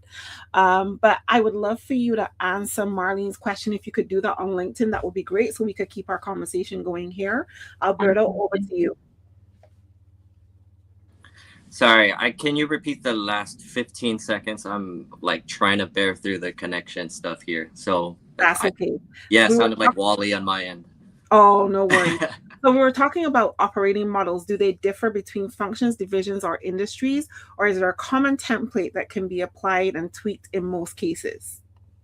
Yeah, I mean, that's one of those things, right? It's every org's going to look different. Every team's going to look different. I mean, that's why diversity matters so much. But also, as far as the commonalities, if I were to have to make that case, I mean, we've got our business units that we've all historically kind of known. I think we can kind of set ordinance, like the rules and kind of strategy and kind of guidelines around kind of how work gets done around those kinds of things, right? And that, I mean, that is the essence of accountability, right? So, you know, finance folks do finance things, blah, blah, blah, blah, blah. I mean, I think one of the things that we're seeing with the age of AI is there's a lot of question marks where, okay, well, now we can do this, or we can do this other thing that we've never been able to do. And I think this is super important for HR because I leverage the right way, HR folks can be augmented now to, you know, have the finance conversations, to talk about ROI, to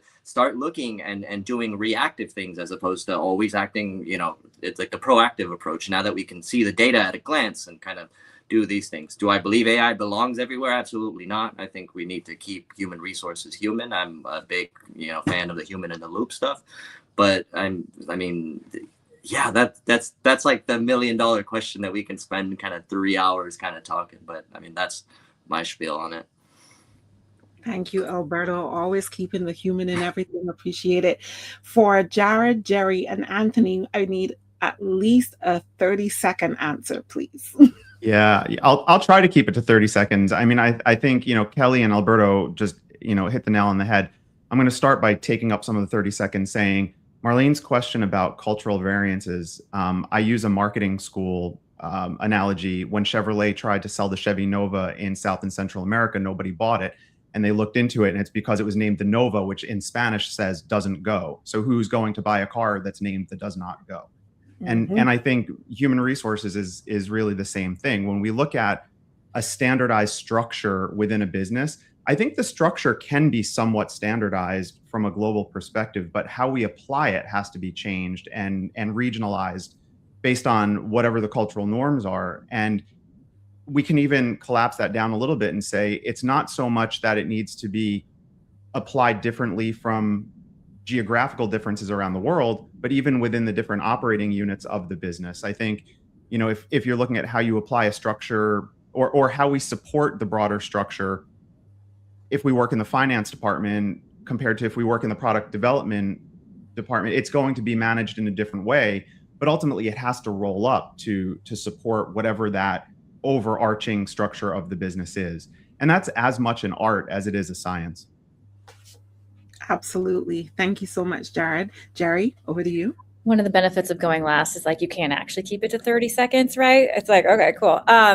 You know, I mean, it's the what and the how, right? The what should be pretty similar across the business, particularly if we've got people who are in really large organizations, because you need to be able to, again, tie it to strategy. The how can absolutely vary by like business unit, function, what we do functionally is just fundamentally different.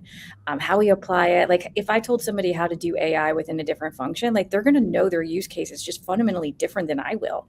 And so I would just break it down really simplistically: the what and the how. The what should be similar, but the how can be absolutely different, but as long as we get to the same output.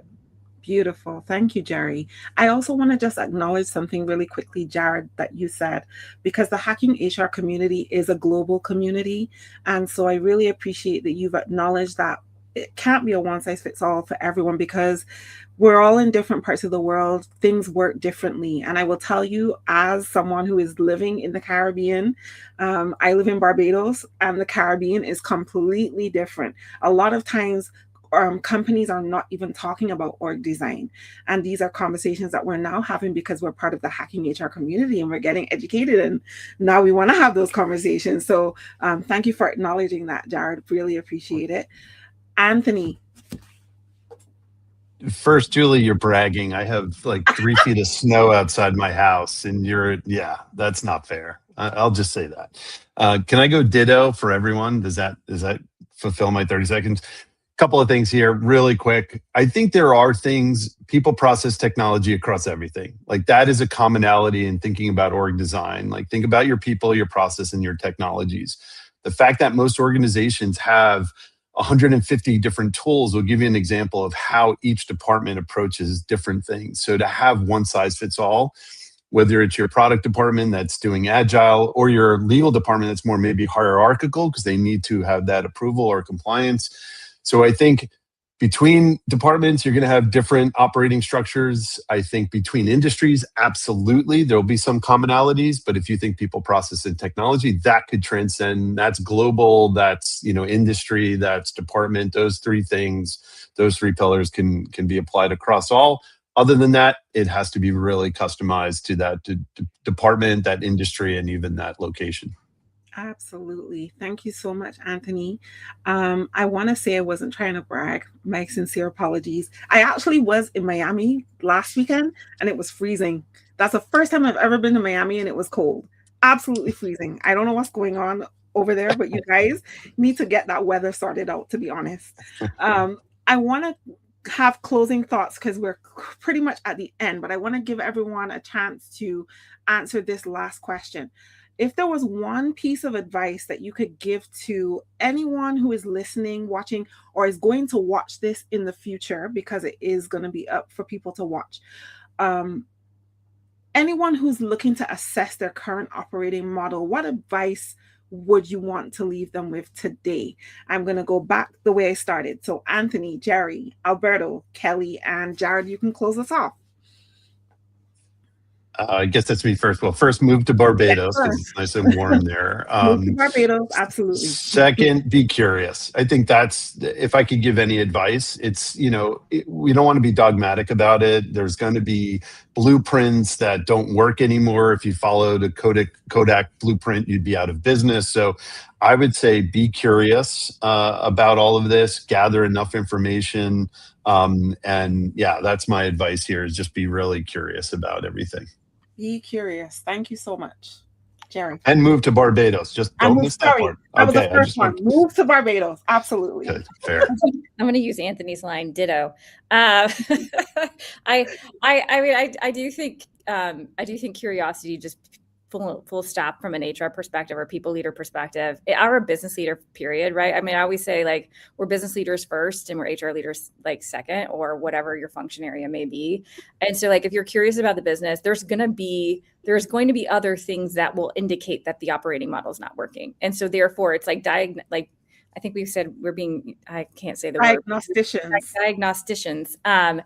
There are other outputs, metrics that are going to indicate things are not working. And so it's more of us using org design as a mechanism to identify what that might be, and if it's a talent problem or not. But, like, be curious, look for the data, and follow the tracks.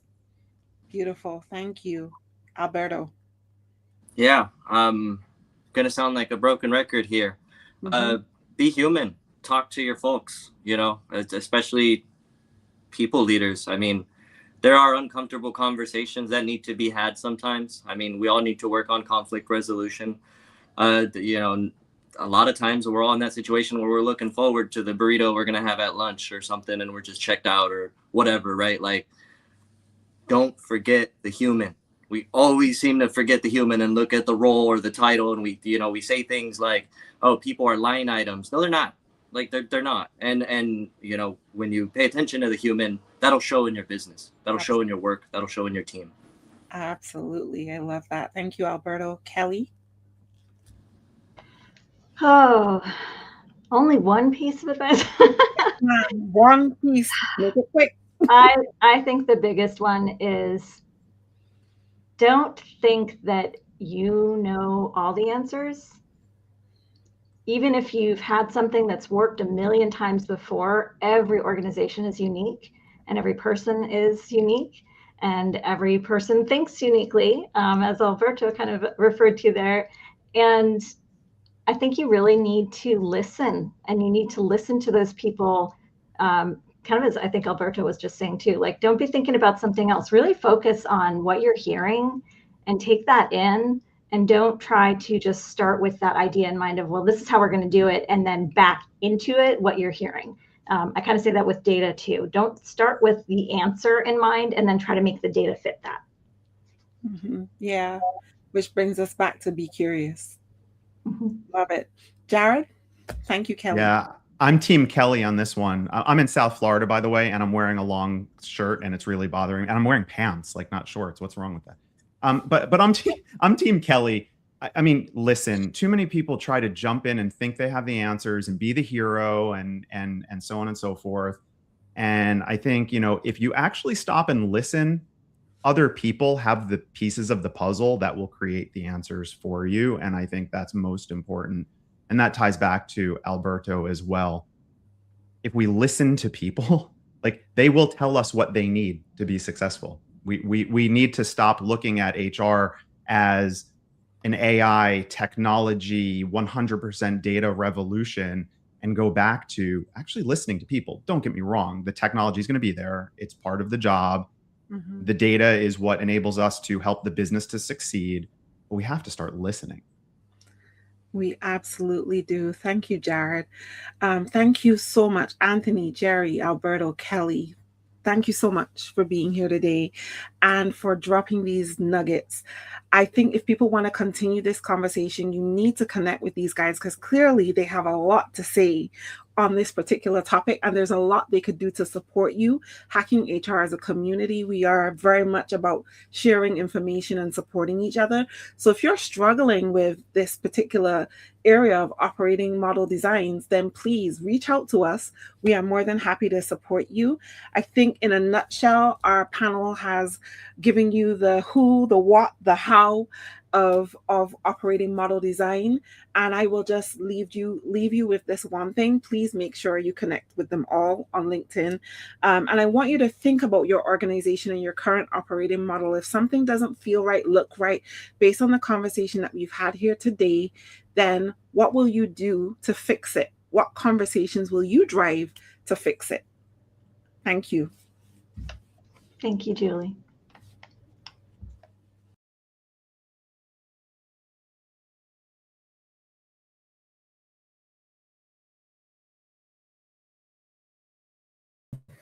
Hi, everyone. What an amazing conversation. Thank you so much, Julie. You did a great job moderating. I loved it. And of course, thank you so much to our panelists, Anthony, Jerry, Alberto, Kelly, Jared.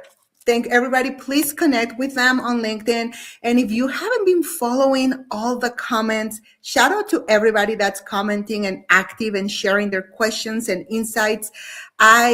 I've been loving this summit so much, and I hope that you have been loving it as well.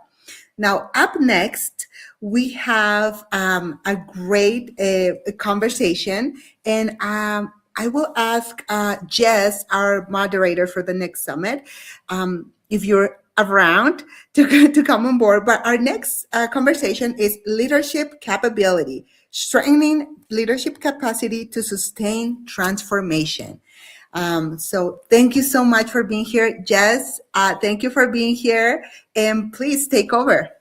Amazing. Hi, everyone. Welcome to today's session, Hacking HR session, Leadership Capability. how to strengthen the capacity to sustain transformation.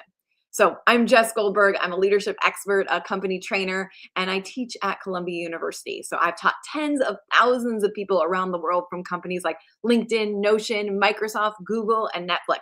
And I'm honored to be your moderator today. So a vast majority of change initiatives fail. In fact, the biggest change happening right now inside many organizations is AI, the shift to using more AI. But according to an MIT study, only 5% of companies that have invested in AI are actually seeing a return on investment. That's such a small amount. So today we're going to be diving into what makes people part of that top 5%. What makes you and your organization be able to be the ones that can actually effectively drive positive transformation. And we have an incredible panel that I am so excited to have them join us today. So I'm going to have them come on in and join us all. So welcome everyone. So big virtual round of applause for this amazing panel group that we have. And I'm excited to introduce them all to you. I'm going to let them each introduce themselves a little bit. And we're going to kick it off with Alyssa. Alyssa, do you feel comfortable kicking it off and sharing a little bit about yourself? And what I want the panelists to do is just share, who you are and why you're excited about today's conversation. What does it mean to you to be building an organization that can actually sustain and do transformation?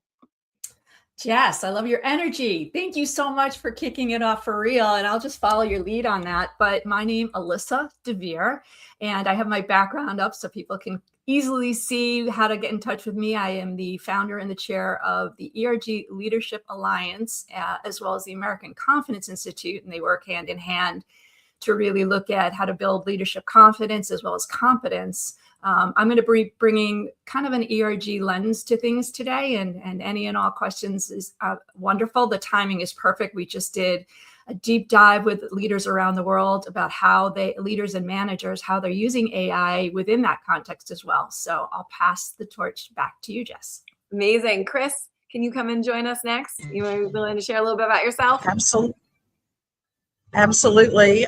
Great to see everybody. My name is Chris Havrilla. I lead AI Alchemist, which is an advisory and analyst firm, but I'm a software engineer turned HR practitioner and leader turned tech industry analyst turned product leader. So I've been on a lot of different sides of the house, but the one thing that made me the most excited about being part of this panel is regardless of what, capacity I was serving, leadership and leadership capacities and capabilities were critical to every transformation because, culture is what we do, not what we say. And leaders are right in the heart of that. It's all about actions and not words. So I'm especially excited about this because leadership has had to change with all the workforce, workplace models changing. Wonderful. Thank you so much, Chris. Manisha, can you join us next? And you want to share a little bit about yourself? Yes, absolutely. Hi, and I'm so glad to see Chris Havrilla and Sondri on the call as well. We know each other from different panels, so great. All sides of the world connected through Hacking HR. So thanks a lot, Jess, for that.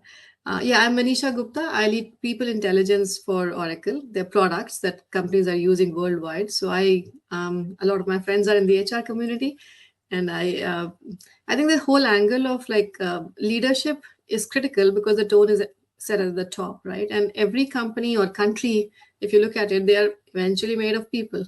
So the more we are able to understand the people who are working for us, and we are working with, for that matter, the more deeply we understand what they need and how we can help them deliver towards the common shared goals that we have created, the stronger the company or the country gets. And I think this is a generic situation, public sector, private sector, doesn't matter. Why leadership is critical? Because again, like what the leader does, everybody else follows. So if the leader is not able to grasp the value of AI, and if they are scared of AI, the whole org will. If the leader is able to grasp it, they will create culture where everybody is following, understanding, disseminating that knowledge. So I think, like a lot of bottoms-up initiatives are possible, Jess. Most of the times, the fastest one is top-down. And in the era of AI, we need a lot of top-down, while bottoms-up is organically happening. Yeah, thank you so much for sharing. Excited to go deeper into all of this with you. Soundry, could you go next? Yeah, sure. I think I'm justified in saying good morning. It's 12:30 in the morning here in Hong Kong. Really lovely to be here, enjoying the energy already. I'm a leadership consultant and a business storytelling coach. I'd like to say I'm a banker turned human. I help leaders, work on their business strategies and business outcomes while being human at work. And I'm remembering I'm having a deja vu with Chris from 2020 or something like that when we were all online anyways. So this is really nice. And I think this is coming right in the right time for me as well. We just finished Hong Kong Inclusion Summit, where I was talking, I was a speaker, I was talking about business-driven inclusion strategies. And so I think in definitely in the context of AI and transformation and everything, more and more we do need to dip into our as being as human beings and how do we look at people. So really looking forward to this conversation. Awesome. Thanks so much. Excited to have you, Angela. Hello, everyone. My name is Angela Briggs Page. I am the Chief People Officer of Acelero Inc., where we believe in the unlimited potential of every child. And I think that this is such a timely conversation because as my fellow panelists have said, we get stuff done through people. We get results through people. And if organizations are not willing to invest in the ongoing, sustained, practice-based leadership development, then they're not serious about transformation. So this is going to be a great conversation, and I'm looking forward to it.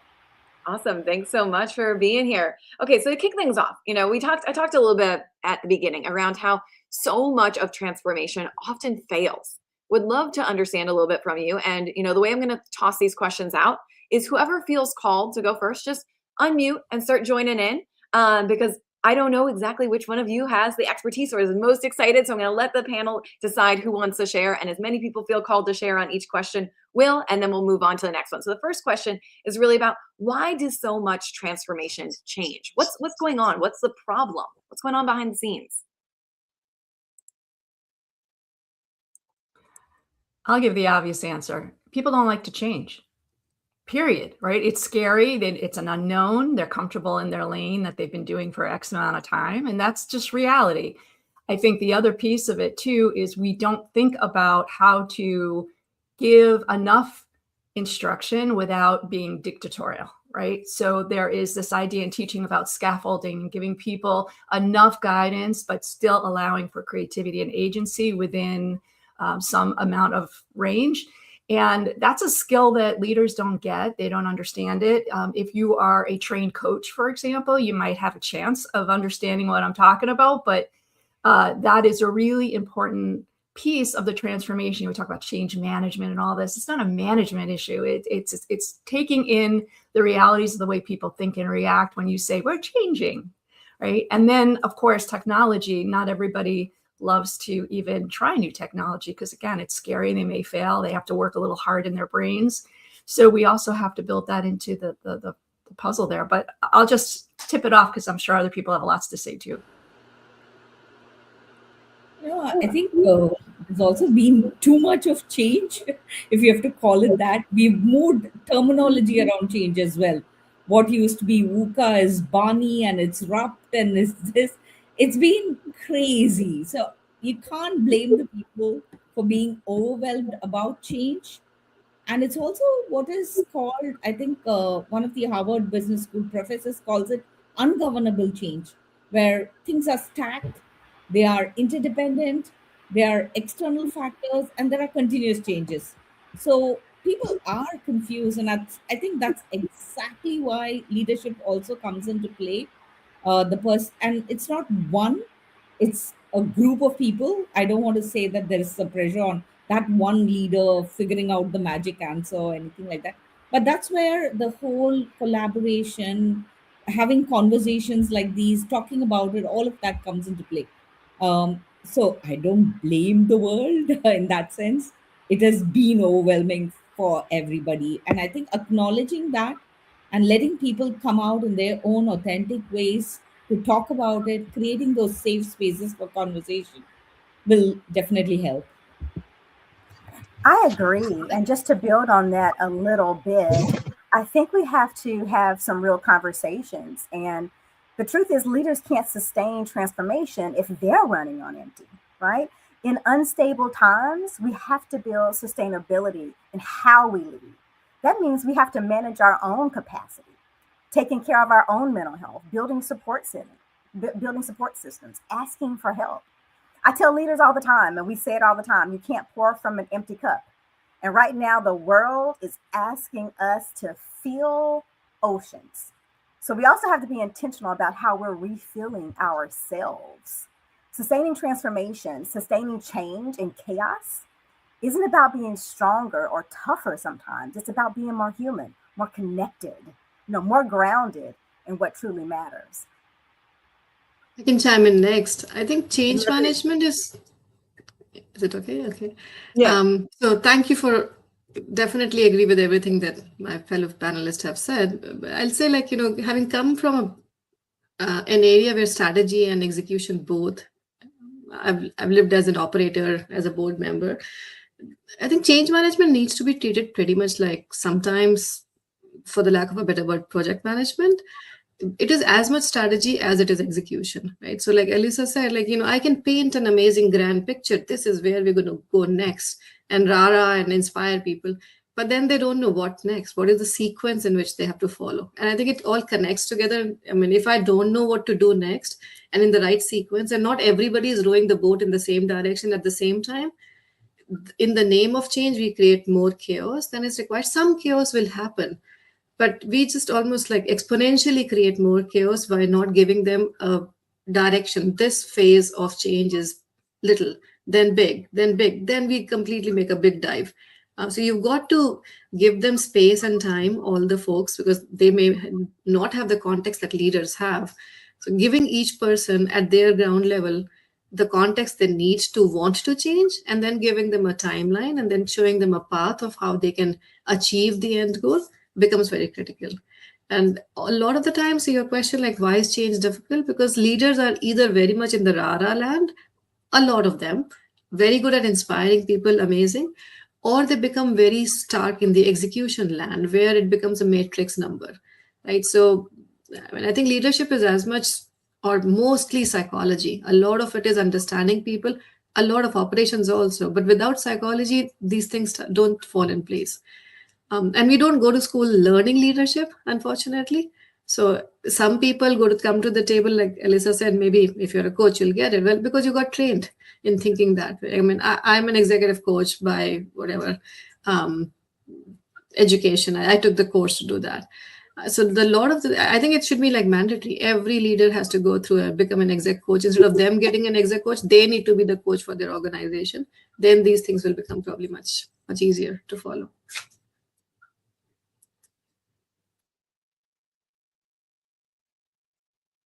Chris, did you want to add anything on this?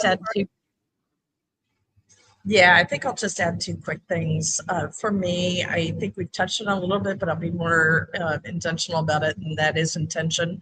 I think, staying focused on what the outcomes are, what sometimes I just call consequences, especially with AI today. These are systems of consequence, and you should design for that. So staying really, really focused on what the outcomes are supposed to be, what those decision points are really critical. But I also think leadership has a need to change. And, work models have changed, workforce models have changed, workplace models have changed, but we don't talk enough about the leadership models and the management models changing along with that for those new worlds. And I think we have to be really intentional about that too. Yeah, so what I'm hearing from this panel is really that, a lot of times transformation stalls because there's fear, there's confusion, there's a lack of clear processes, there's a lack of care. And so, I'm hearing specifically that sometimes we're doing the right things, but in the wrong order. Like, I heard that from Anisha a little bit, that we're doing the right things, but maybe in the wrong order. So maybe some of you can just, briefly outline what are the most important steps. If some leader was like, we need to make this change in our organization, or we want to move in this direction, what's the steps that they should take? And maybe what are the most important things to get right first? I can piggyback on that question. And I love the question, by the way, because it's a difficult one. What will make it happen? I think I believe in the concept of crawl, walk, run. So instead of going, like, you've got to get even with AI, like Chris mentioned, sorry, I won't go technical, but the whole concept of this hallucinations is coming in because we have not necessarily governed the small piece. Like, an analogy would be like, I want to make juice, let's say.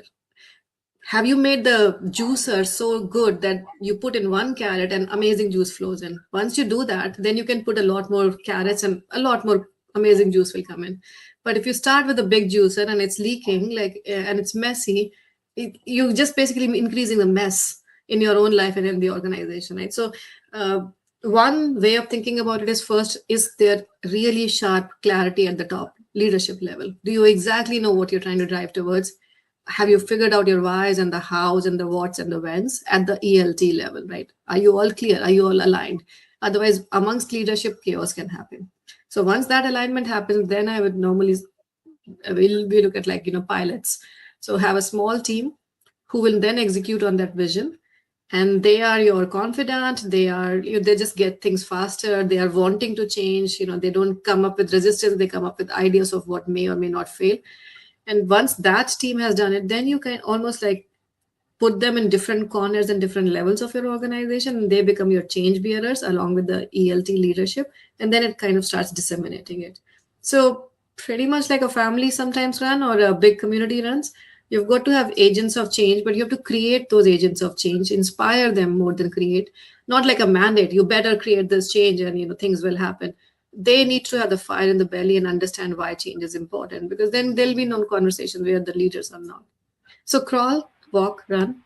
And then also openness to listen if the way you perceive change will happen or what change will happen is not falling in place, right? So those confidants, when they come back with a feedback loop for you, feedback loop could be like, I drove a hackathon during COVID, right? So all sorts of things. Some managers are resisting their employees from doing that. Some managers think, they will lose the employees. Some employees think they are being asked to do this because their jobs will go away. Like all sorts of fear and all sorts of reasons for not adopting the change come. And if the leadership is open and gives a open, cohesive, non-judgmental forum for these people to give feedback, then you can come back and say, okay, what do you think will change? And little things, give them a bird, give them some prize, and make them heroes. Like little things. They're not crazy. They're not expensive, but they again touch the hearts of the people. So it needs to be done the right way. I'm going to leave it there. It's a very good topic. Yeah, I think that just to build on that a little bit, for step 1, like you said, is tell the truth about the why, right? People resist change when they don't understand it or don't believe it's necessary. So you got to start with that radical transparency. What's driving this change? What happens if we don't change? Be honest, even when it's uncomfortable. 2, create clarity on what's changing and what's not, right? I'm all about leading with clarity, right? What do people need to know? What specifically is different? What stays the same? You also got to address the loss. Every change involves loss of the familiar, loss of competence, sometimes loss of jobs or relationships. But you got to acknowledge what people are losing. You got to celebrate the early wins, right? Change is exhausting. I talked about that. Managers are doing a lot with less. People need to see that it's working. And lastly, I'm going to end with stay connected to people throughout the change, right? Change isn't managed through emails, through town halls. It's managed through relationships. Check in, listen, get that feedback, adjust, and most importantly, show up with humanity, right? Understand that these are people and change affects all of us. So what I'm hearing here is some of the things that are most important to start with is really getting clear about what the change is that we're doing and making sure that that clarity is disseminated to everyone else, that everyone is along the ride, clear about why this is happening.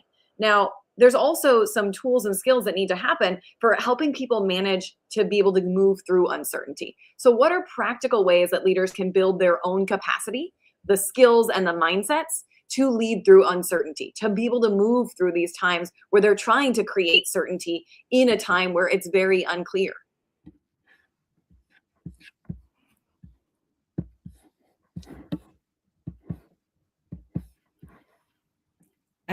again, I just wanted to add one point on the last one, especially with AI, a lot of things that we are working on AI. I think one of the things that we are over indexing on is efficiency for AI, and that leaders really struggle with, and obviously to convey that. And the other part is also treating AI as this black box where anything can come out. And so there is that toss up between being AI cautious and AI curious. And that still continues even after, I mean, AI is not a new thing. It's been around for many, many years, but of course it's seen a new inflection point, so to say. So I think in terms of just linking it to the last one, but I think the sense making part and being able to have a clear narrative to communicate to your teams is the single most important skill that the leaders have to develop. You can't talk from, and we talked about it, you can't talk from a 30,000 feet view, talking about, what this is. You need to convey to each and every one of them how it's going to impact their life. So I think the whole sense making and the narrative part and being human while doing it, understanding, I think that's the single most important skill from a leadership perspective. And I think some of these are skills that have always been there. It's nothing new. So it's not that, but I think with this whole toss up of saying, oh, is it AI? Is it going to take away jobs? Is it human? What's going to happen? And all that toss up, I think it's really important to go back to the basics of being able to talk human, be human, and really return to leaders not being that command and control folks, but people who are anchoring to humanity for really talking about ethical reasoning, bringing in empathy, the power skills for their competitive advantage. So I'm going to put on my coaching hat for a minute and also bring a little brain science if it's all okay with you folks. But if you're familiar with basic brain science, the idea that when you are in that mode of, I don't want to do this, I can't do this, I'm panicked about doing this, whatever the change is, right? It could be anything. You have a choice. And I say you have a choice because you really do, but most people don't realize it. And the choice is one of two things. You can either allow that panic to literally fall into your brainstem and become very defensive. Oh, this is the worst thing that's ever going to happen. I can't do this. This is crazy. We're going to have layoffs. All the negative, right? All the why I shouldn't participate and get enthusiastic about this change is that defensive behavior. It could also show up as people get really quiet. And I think that's almost more dangerous because they're thinking about these things, but they're not expressing it. So it affects their behavior just as much. You just don't hear about it. But the alternative is to say, okay, wait a minute. Why are we doing this, as we've said earlier? And what are the potential implications and how do we minimize those risks or at least rationalize those risks? Because the reality is that, yes, things are uncertain right now, but they're always uncertain. You can't control things like politics and the economy and the weather and things that tend to shake people up on a regular basis. So we've learned to deal with uncertainty in life. Maybe there's a little bit more right now. I'll acknowledge that is particularly loud. So, dealing with the fact that, okay, we understand why we need to make this change. So what's the worst that could happen? What could we do to maybe mitigate that? And keeping the conversation fluid, which means, and I think this has been said 3 or 4 times right now, don't be a manager who is stating things all the time. Be a manager who's questioning things all the time. Ask people what they think. Ask them what they are worried about. Ask them what they think could be done to make it a little bit easier and better. And that coaching stance of a manager makes all the difference in the world when people are going through this panic stage, because not only are you helping them contribute, you're helping them process this in a way that is up here, that's much more rational and thoughtful. So I think those kinds of techniques, managers, I'm a big proponent that every manager should learn to be at least a little bit of a coach, if not a lot of bit of a coach. And what I mean by that is asking good, supportive, human questions. Thanks, Alyssa. Very well said. And I think Sonri also earlier. I actually, I'll just maybe say the way I guess I directly think about it, things. I think human beings forget to deal with uncertainty. it's not that we have to learn, because when we are a child, everything is uncertain. Right? So I have no idea how I should walk, how I should eat, but I figure it out. Like, obviously with my parents coaching me, but inherently the species is meant to handle uncertainty pretty well, like any other mammal. But because of our civilization and the rules and whatever else happens and our, nurturing, the fear creeps in. So curiosity converts into fear. And every time we lead with fear, uncertainty becomes a much bigger challenge. Every time we lead with curiosity, it becomes a game. It becomes like a game of, let me figure it out, what needs to happen, right? So as long as we can try for a second to go back and become a child, or like just, think like your children, like what they did and how you coach them and how they navigated it, it helps. But if I break it down, it's really like 4 steps. Like first is they're very open. So the judgment part of it comes only after a lot of observation, after a lot of feedback. Like I will try my walking, then I'll fall back, then somebody will pick me up, then I'll start walking. So really, like if you're open to the world, you process things, then you make a decision, you take this first step, and then you're again open to validating, did I do the right thing? So that loop, if you continue in your own head on a regular basis, and then you have that confidence circle, and then they have the bigger organization, this curiosity culture, not fear culture, the why culture, and obviously the culture of like, it's okay to make a mistake as long as you don't repeat the mistake, right? And so I think some of the organizations have this huge thing of like, KPIs are great, and stretch KPIs are even greater, but stretch KPIs may or may not be met, and it's okay. So you've got to focus a little bit on the process for trying to achieve that KPI. If it was not met, if it actually, even if it is met, and then figure out if the process was cohesive, open, creating the culture where change is expected, change is maneuvered, change is converted into an opportunity. Again, I think everything starts with the top, right? How does a leader behave? So I leave it there. So we've been talking a lot about the top level people. If you're in the top level seat and you're in power and you get to be the one to make the decision, what happens here? How do you manage through uncertainty? But a lot of people who are probably listening in right now are maybe not in the C-suite, maybe not in the CEO role either. And so they're dealing with having to execute on changes that maybe they don't even agree with. So how do you recommend moving through or dealing with a change that maybe you aren't personally aligned with, that your leadership team has made, but now you're in that middle management seat and you still have to execute? How do you deal with that? How do you carry the weight of the change? Because a lot of times it's this middle layer that is the ones who are carrying the weight. I think first you have to get clear on what not aligned actually means. Are you struggling with the how of the change or the what? Because I think that matters. If you're not aligned with the how the change is being implemented, the pace, the communication, the approach, that's feedback, right? So bring it up, right? You're committed to this goal, and I have concerns about how we're rolling it out, right? That's a different conversation. But if you're not aligned with the fundamental direction, the core values, the ethical foundation of the change, that's different. And as I think about it, I think that people have 3 choices. One is, can you influence the direction? Do you have enough credibility, enough positional power, enough relationship capital to shape the change into something else, right? Choice 2, can you make peace with it? Maybe you wouldn't have chosen this path, but you can see validity in it, right? Can you find the parts that you do align with, even if it's not your preference?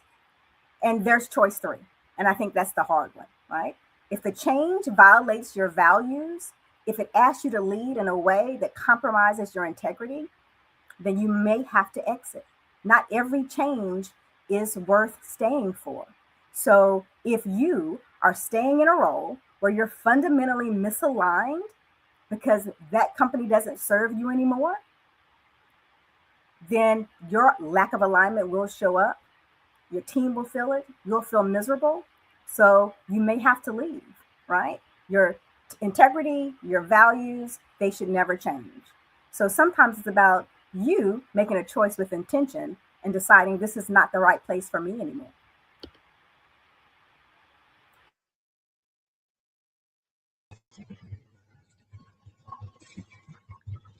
Sundari, it sounds like you're speaking, but we don't have you on mute. I think you have yourself on mute. If you could just unmute yourself, then you can. Yeah. Can you hear me now? Yeah. Thank you. Thanks, Jess, for would have continued talking. I think totally with Angela on that. I think one thing that is non-negotiable for all of us is our values. Even more so, that's our anchor, that's our purpose. But a lot of times I've found that it's also a little bit of a professional maturity test in a way for some of the other issues, which is not values related. Amazon used to have a concept called disagree but commit. So thinking about what is your whole, so to say, cabinet responsibility, or what are you championing as a team rather than just as your purpose?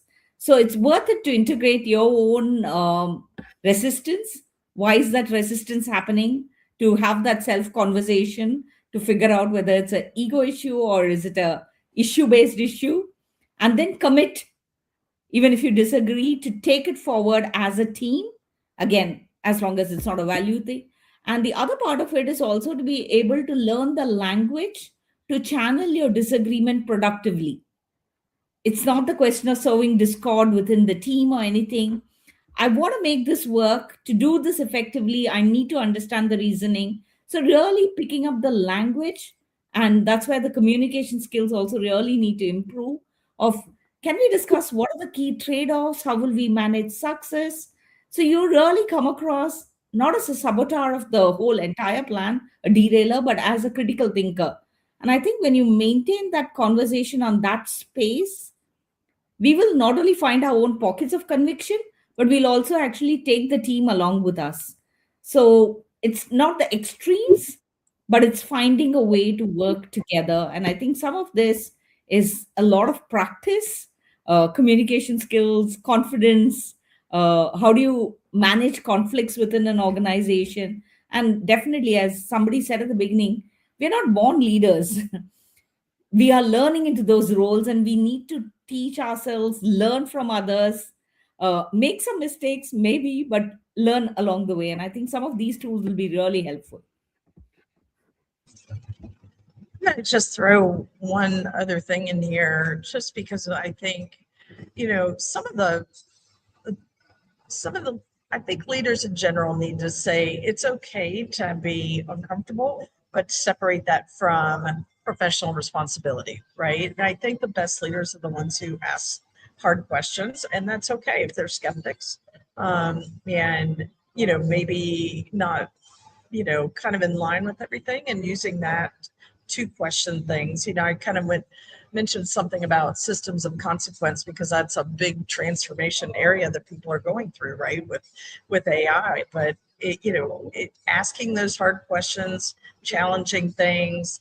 I don't think the problem is always leaders who aren't aligned. Sometimes it's leaders who aren't aligned and stay silent, because when they disengage or they're uncomfortable, I think that can create governance gaps. And so I think that's just another way to look at things too, is use it as a strength and something that could make them a stronger leader. Yeah, awesome. So many amazing points here. And I want to move us towards our last and final question that I want to make everyone answer, because I think it's a really important one. And so the final question that I want to pose to all of you is, if you had to bet on one capability, one key skill that people should, as leaders, start to invest in, start to learn how they can develop more, spend more time and energy on, that you think will be valuable in the next 5 years as they manage the change and transformation that will happen, what do you think it is and why?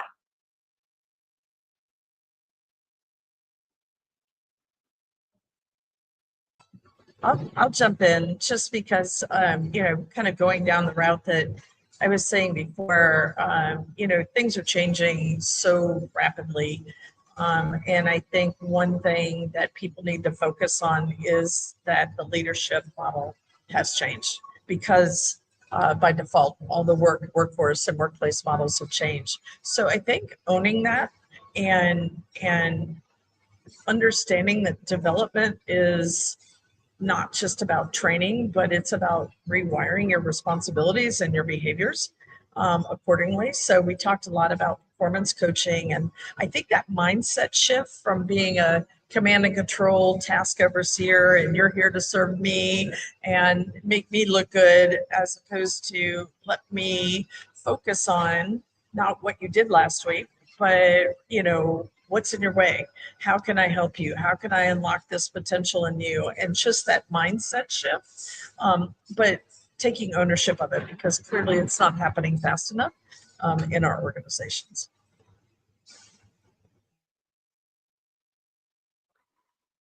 Go ahead, Angela. Oh, I thought Angela had. Yes, coaching.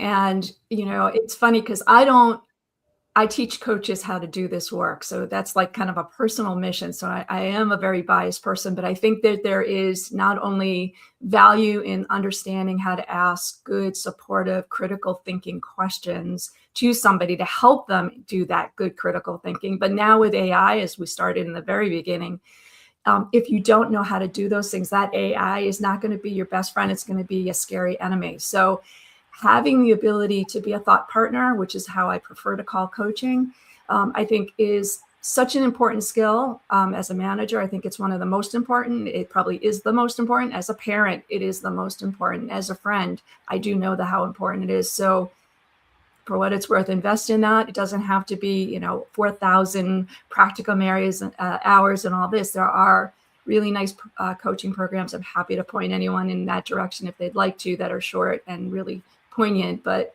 possibly the most important human skill that we all need to develop. And I'll jump in as well for that, the last question. I think that the ability to build and rebuild trust rapidly. Listen, we're already experiencing it. And people are afraid that AI is going to displace jobs. There's economic uncertainty. There's misinformation. Organizational change will be constant. We already know that. And in this environment, trust is going to be a critical currency. Because here's the thing.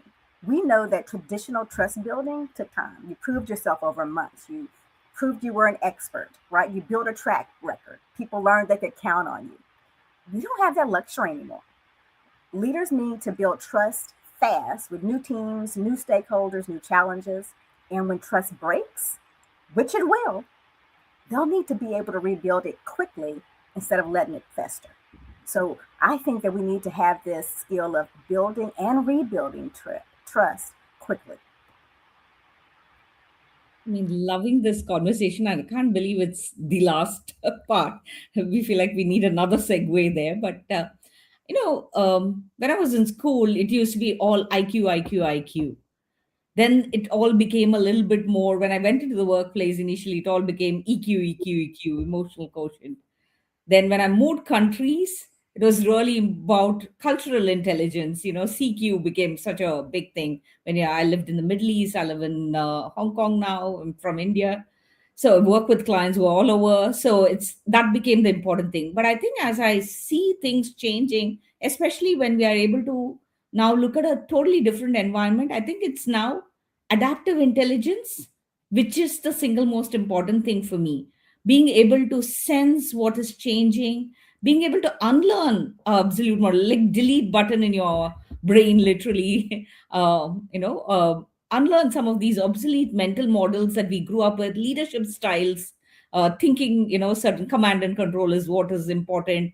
But leaders are relationship managers. So really looking at being able to creatively experiment while engaging with people. And through this uncertainty, really, I think that is the meta skill we need to navigate all the volatility. We don't have a map. It's almost like being a parent. You're not given a ops manual or anything. You're just thrown in. So I think for that, being able to have this adaptive intelligence is really critical. So Jess, you put me in list like I'm like scribbling. If you see my paper next to me, like what is one word? Because it's a very there's so many words, right? Like the next 5 years, it's not even 1 year. So one word for the next 5 years, my word is judgment, because we don't know what will change and we don't know what we will need to drive that change, right? So you need absolutely clarity. Certain cases you will need execution power. Sometimes you need to drive accountability, 100% trust at every step of the way. I mean, I think somewhere my brain is going where Steve Jobs used to say, like, stay hungry, stay curious, but not just stay hungry, stay curious. You've got to drive that nature of staying hungry and curious together. So knowing what to do and making the right judgment in the moment you are in, like whatever that moment commands from you, and then obviously being able to disseminate that judgment across the organization, which automatically means you're running a ship where people are trusting each other, where people are in the right roles, where there's accountability, where there's clarity, right? So things will shift, and leaders or even middle managers or everybody is going to hear a lot of good, bad, ugly things. Our ability to navigate that noise to figure out what is the signal that is worth my attention, so I move the needle forward, is very, very critical, right? So I think, thank you for forcing me to, like, I think my word, at least for right now, is judgment. Awesome. Well, thank you all for this incredible panel. Everyone, virtual round of applause for this incredible panel. Hopefully today you got a few little tips, a few little insights on what are the problems with transformation? Why does it get stuck? You know, that we're not doing the right things in the right order. We're not starting with clarity, clarifying what we want, what we need, then communicating it clearly with care. And then we really talked about, if you are someone who's not sure about that change that's happening, how do you make sure that you get your own clarity, you use your own judgment to figure out if it's the right decision that you want to support, if you need to try and influence it, or if you need to leave. And really throughout this, you know, seeing that there are a lot of skills that are at your own capacity, at your fingertips, to continue to develop and continue to show up as a better leader. And obviously being here today, listening to this panel, is just, you know, already showcases that you have some of those intuitions already of how to be that better leader. And so just continue to do the work that you're doing. And so thank you all. It's a pleasure to be with all of you. Again, round of applause for our panelists. They gave us so much wisdom today. Thank you so much.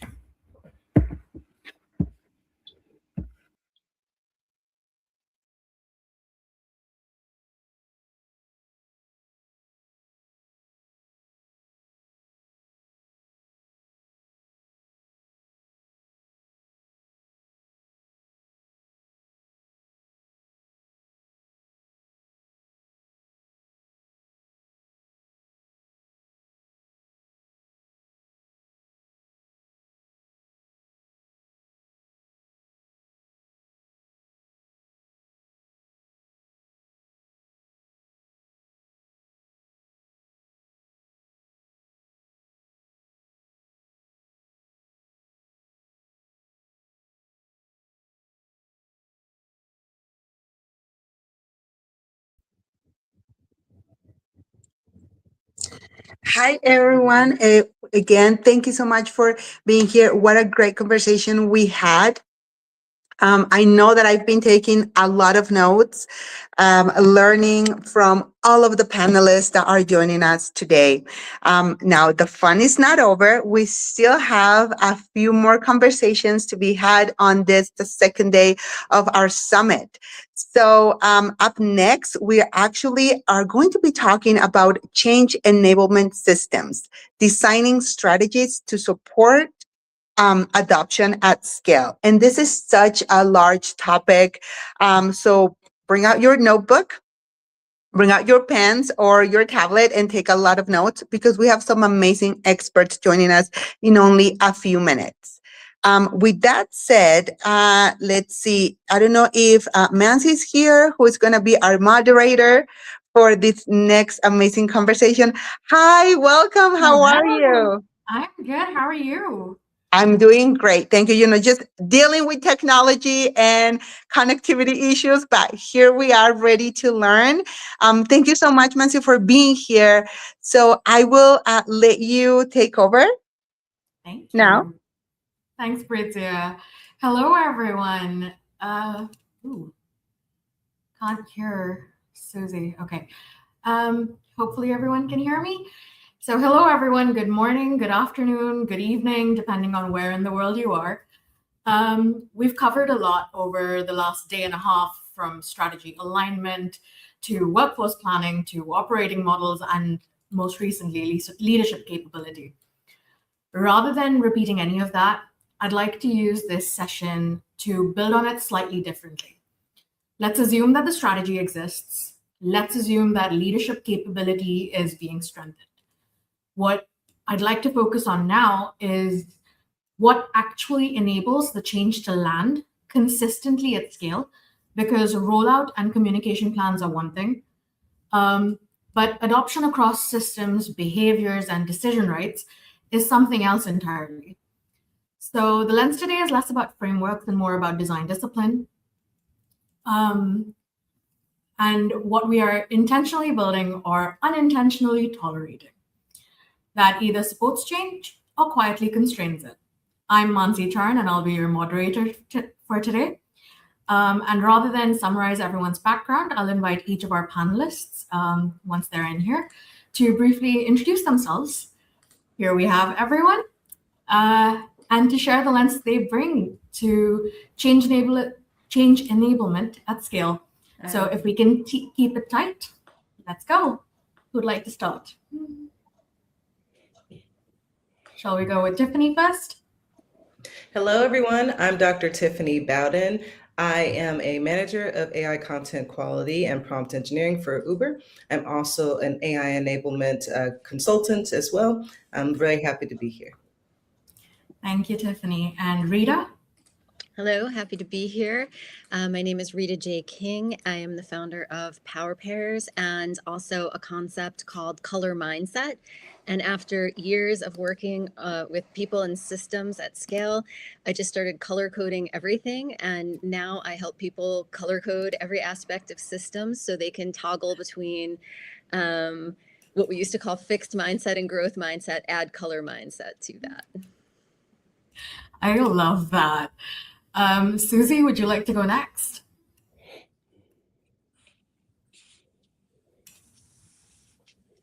Okay, I think Susie can't hear me at the moment. Alicia, would you like to go next? Oh, Susie, yes. Can Alicia go? Well, I just sort my sound out, sorry. All right. Hi, I'm Alicia Adams. I have spent the last 10 years or so leading people and culture in-house and also as a consultant. So I run a AI transformation consultancy as well as I'm a fractional CPO. And part of my work is also kind of wearing different hats in different spaces. So I do guest lecturing on kind of the topics of AI and the future of work at different universities, and also do some really interesting work as a non-executive director and trustee for international human rights charities and for AI-enabled startups as well. That's a lot. I can't quite understand how you balance all of that. Then on to Wild from my corner of the world, I think. Yeah, closer to you, I guess, right? I'm in all the way at my time here in Doha, Qatar. I'm a Lebanese American, kind of been here for about 17 years, so this is home for me now. So I'm the founder and managing director of Lopez Fourie & Associates, and we focus on HR transformation that lasts. I also run a few communities here in Qatar and the Middle East, the GCC HR Leadership Center, Hacking HR chapter head, of course, here as well. And as well, we're very much involved with the HR conference that goes in Qatar also. Very excited to be here and looking forward to the conversation.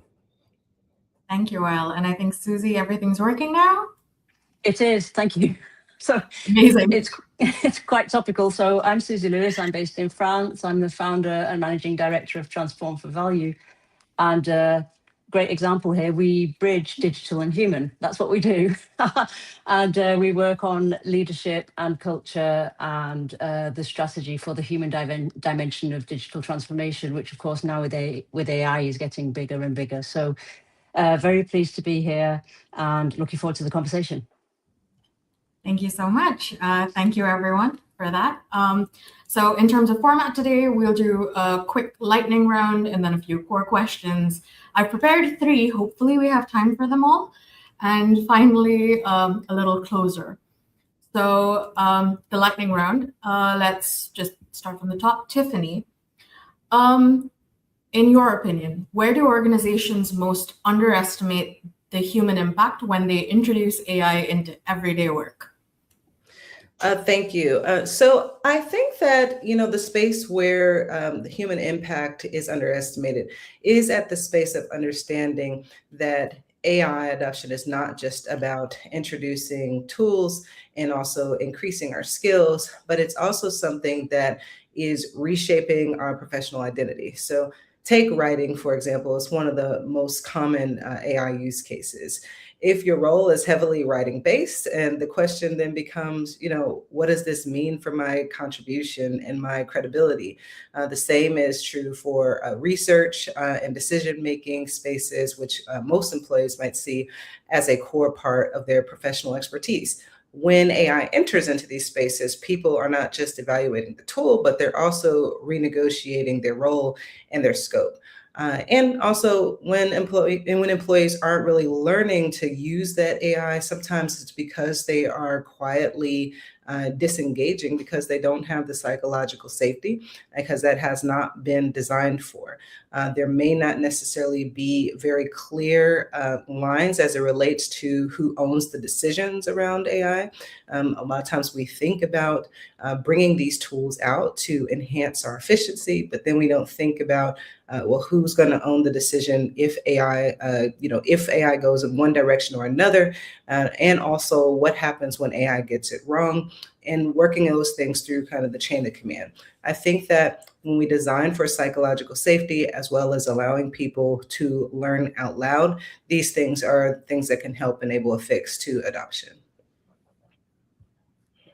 There was a lot going on there. I really liked the mention of ownership, of course, and I think all of us have spent enough time over the last year on LinkedIn hearing how thrilled everybody is as they chat GPT every post. Going onwards to Rita. Considering your work in leadership, where do informal power dynamics quietly override any formal change plans? This may sound counterintuitive, but this manufactured sense of urgency that we're all working with constantly has become its own norm. And I do urge people to slow down, and that scares people because it feels like you'll get left behind. But it's the critical thinking that gets lost in the shuffle, and even more so, critical action. So thinking can, as a critical thinker myself, and I'm sure I'm in company here of many people who are concerned about the loss of critical thinking, thinking can sometimes replace action too. There has to be a way to identify when you're, thinking too much, I would say, because these systems are so complex that they are beyond the human ability to understand. And so part of the norm is reliance on the org chart, for example, for wisdom, or knowledge. But I think by slowing down and allowing ourselves space to think appropriately and act appropriately, and accept the fact that the complexity of life in general is beyond our ability for any one person to understand at this point. We're learning in tandem. And I think we are, again, so accustomed to either this black and white rigid thinking, I need to be right, or this comfort with ambiguity in the gray. And so picking an area to color in, if you will, and think differently about an area instead of thinking about the entire system at the same time. Because if you give our brains a couple of data points, we start telling ourselves stories. And I think the stories that we tell ourselves are outdated and also a little bit dangerous at this point. Absolutely. I think it's one of the previous panels also was touching on how we're very used to being comfortable as a child, but we lose that ability as we grow up. So really like that, of course, that thread follows through. Going onwards to Wael. In your opinion, where do leaders most overestimate organizational readiness for change? So what's the earliest signal that tells you the readiness is overestimated? I think, and maybe you can have this kind of insight from your side as well. I think being in this part of the world, what I've noticed is that there is a lot of organizations still very, very working in a very structured area, in a structured way of working, and really just deferring, to the authority that's there, I think, right? So people just nod yes and say, we're ready to go. And there's this, I don't want to call it fear, right? But a bit of just really not speaking up and really challenging that. And that goes from both sides. It's part of the culture of the company or the employees, and part of it is management and leaders not encouraging and allowing, naysayers and people coming in and challenging the ideas that are there, and everybody runs to say, "Oh yes, we're ready to go," and then surprises start happening, right? So sometimes you get a lot of overestimating readiness when there really isn't, and that could be from systems and processes, and a lot of this culture, and a lot of this actual behavior, because ultimately we're talking about human behavior here, right? And getting people to change and having change sustain and last, right? So that's one of the biggest things I've seen around this part of the world. And again, like we said, it's about getting people, they could be fatigued by change. There could be a lot of things going on, and keeping eyes open to other initiatives that are going around the organization. And then depending on the scale of the organization, it's really important to understand the emotional readiness of people there to sustain that change and how long that's going to be going. And your middle management, your middle layer of leaders in the organization, how equipped are they? How much do they understand of what their role is in driving the changes in that company? So yeah, this is just another project or implementation. We've done this before, and really, they don't really understand how they have to participate actively in this overall change management framework, right? Have the responsibility, understand there's accountability across the organization, and those are some of the gaps that you would see, and there could be big risks to such programs in organizations around this region. Absolutely. Probably will be pinging you for a chat later on this as well, considering the finesse of this region. Sorry, didn't mention earlier, I'm based in Dubai. Yes, this region is slightly different from the way the US operates. Going on to Susie. So what do leaders think they're doing to enable change that just isn't landing with their teams? So, first of all, thank you to Tiffany, Rita, and Vile for giving me all the input for this answer, because I'm going to come back to psychological safety, the conditions I create as a leader for my team to be enabled. I'm going to come back to the urgency, the speed, the 2D thinking, and the overestimating readiness. And I think they're all parts of what leaders think they're doing in the right way, but often they're not, partly because they don't see the whole system. But if I look at overestimating readiness, often they are so busy in this culture of hustle and urgency that they are telling themselves that their readiness is their team's readiness. And often their teams aren't where they are in terms of information and in terms of understanding the change, and therefore they don't feel safe enough often to say that they're not, or are they heard? So I think there's a lot of, I've involved people in this change because we've had a meeting, or I've set up a networks champion. Am I really listening and acknowledging where they are on the readiness scale and what they need to be enabled to move forward? Because I think it's the relational infrastructure, I call it, the trust base of, are they equipped? Can I acknowledge how they feel? And are we at the same stage? And if I come to the clarity they give on, I've shown the roadmap, I've shown the outcomes, often what's missing is the translation of that clarity. Who's doing what? Who takes decisions? Where do I go from here? So that's the second part. And I think the third part is around capacity. Often it's on top of everything else. Everybody is overwhelmed, and exhausted leaders cannot do adoption at scale. So, adoption at scale is around making things more simple or easier. And therefore, if I'm overwhelmed already and I don't really know who's doing what, and it's adding tasks on, where do I prioritize? What do I do? But from the leader's perspective, he or she is giving that direction from the vision that is obvious to them because they've been in it for so long and they're ready. So I think there's this whole discussion around listening to the people, which is easy to say, but it takes time and it takes presence. And when we're going so quickly, we don't have it, or we do have it, and we overestimate our team's capacity to have it. Which brings me to the learning discussion. So if I say we've put in new tools, you can go to this training session, go and learn about this, and then you can come back and train the trainer. Training is not adoption.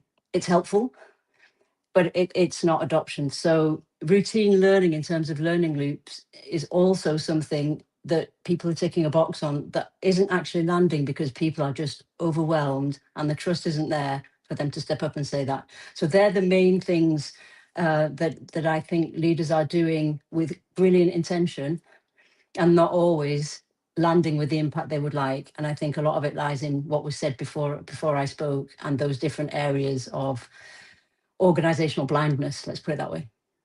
I mean, very true, right? Leaders have usually been in the room for a substantial period of time before everybody else is brought in. And then the gap exists and the gap just expands as more load is added as the transformation continues. So very true. And I think I will definitely be taking on the training is not adoption, because that is a flawed thought that tends to exist in a lot of conversations. But talking about the biggest transformation that's been going on in our world for this period of time, Alicia. So when companies talk about AI adoption, where is it actually an operating model problem rather than a technology one? I think it's such a hot topic at the moment. And just like Susie was saying, I think everyone in the room has already built their kind of the foundational blocks of what we need to be thinking of when we're thinking of AI adoption. So I'll kind of pop those to one side and say they have to be thought about and talk a little bit more about what it looks like in practice.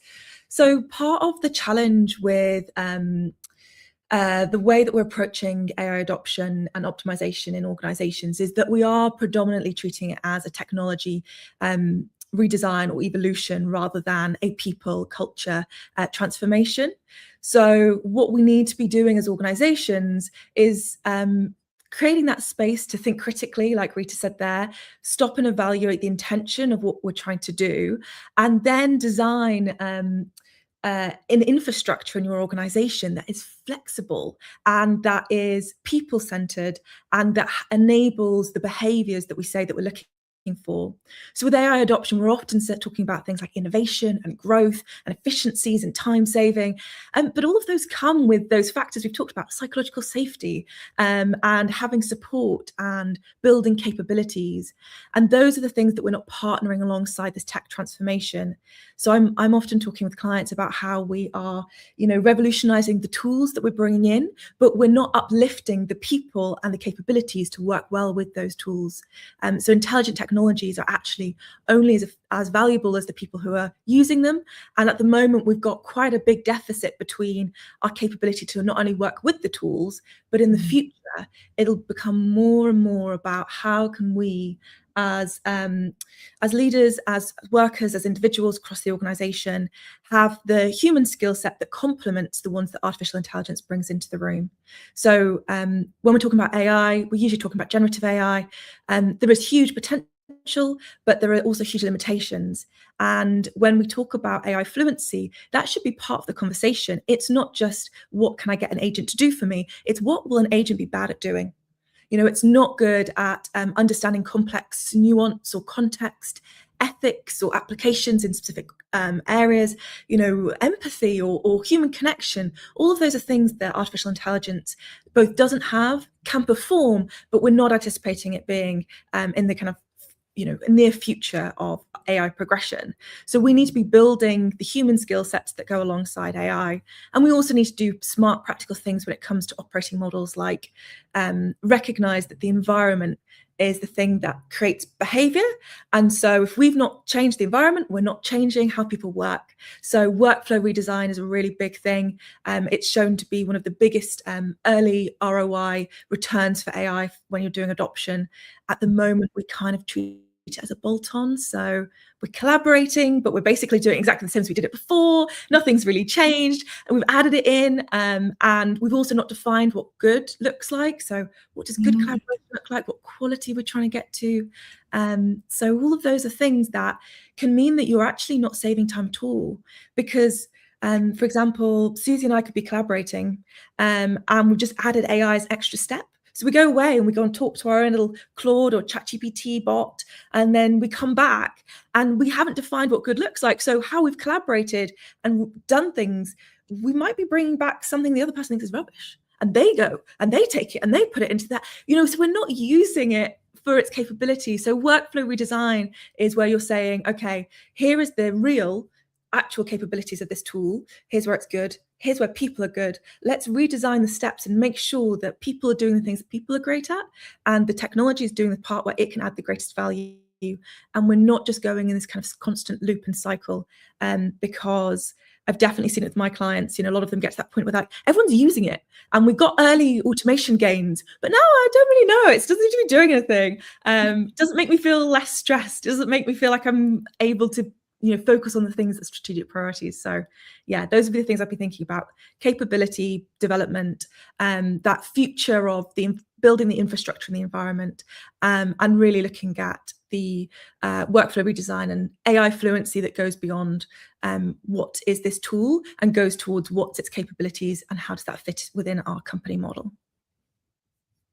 That was one of the most complete answers I think I've ever received on the topic of AI. Usually it's just like, it can do many cool things. So moving on, I think this takes us actually really well into the core question, which is, if adoption is the goal and not rollout, what's the one system that organizations constantly under-design? Who would like to start us off on that? I'm going to build on what Alicia said, because I think it is about system design. So adoption is not a project. It's about how you design the system for adoption and the operating model. But for me, the most underdeveloped, and which takes the longest, is the relational system that you need to adopt mindsets and to actually have the empathy that Alicia was talking about, say, what does our process look like, as opposed to just putting tools on a process that no longer fits or an environment that no longer fits. So I think this relational infrastructure is really, really important. And it's also what's going to distinguish us from what comes out of the machine, is our emotional and relational infrastructure in terms of what we do with our human discernment, wisdom, and context that AI cannot do yet. So I think that takes the most time, because it's behavioral change, it's mindset change. And we now are having this challenge of, we have to create mindsets of mindsets. Like we're creating systems of systems, the teams of teams, and it's a lot more interconnected and networked in terms of organizational design, but also in terms of ways of working and ways of partnering with AI. So that's where I would start, and I think it's what takes the longest. I mean, absolutely. Would anyone like to add? Yeah, I can add to that. I agree with Susie, and I also just think that decision systems are a core thing that is also kind of under designed for. Thinking about who owns what and who will do what in what instances is something that is often thought about in the aftermath, usually when something goes terribly wrong. Or maybe nothing is done and things are just kind of left sitting, right? And there's no organizational ownership. I think instead of kind of being reactive from that standpoint, you should be proactive. And oftentimes when thinking about this area, which is generally called governance, this is kind of lumped in with the trust and safety kind of conversation.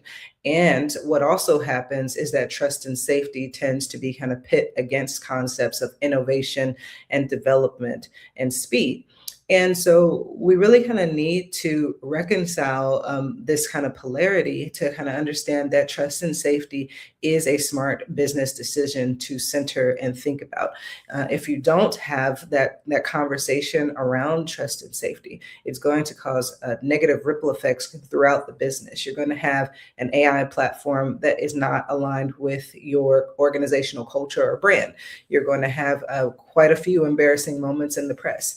You're going to have interactions with your customers or employees that you don't intend and get far out of your control and can cause you actual liability in the tone of dollars and cents, right?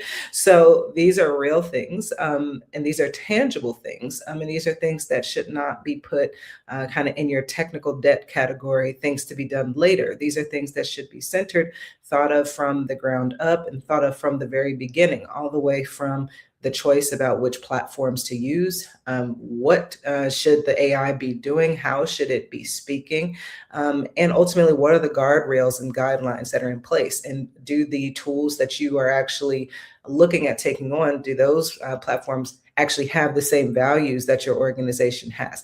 Because that is also something that is happening in AI space, especially as political landscapes changes, is that there are certain tools that are leaning into trust and safety, and some that are in a very hard way leaning in a different direction. So paying attention to those things is also very important.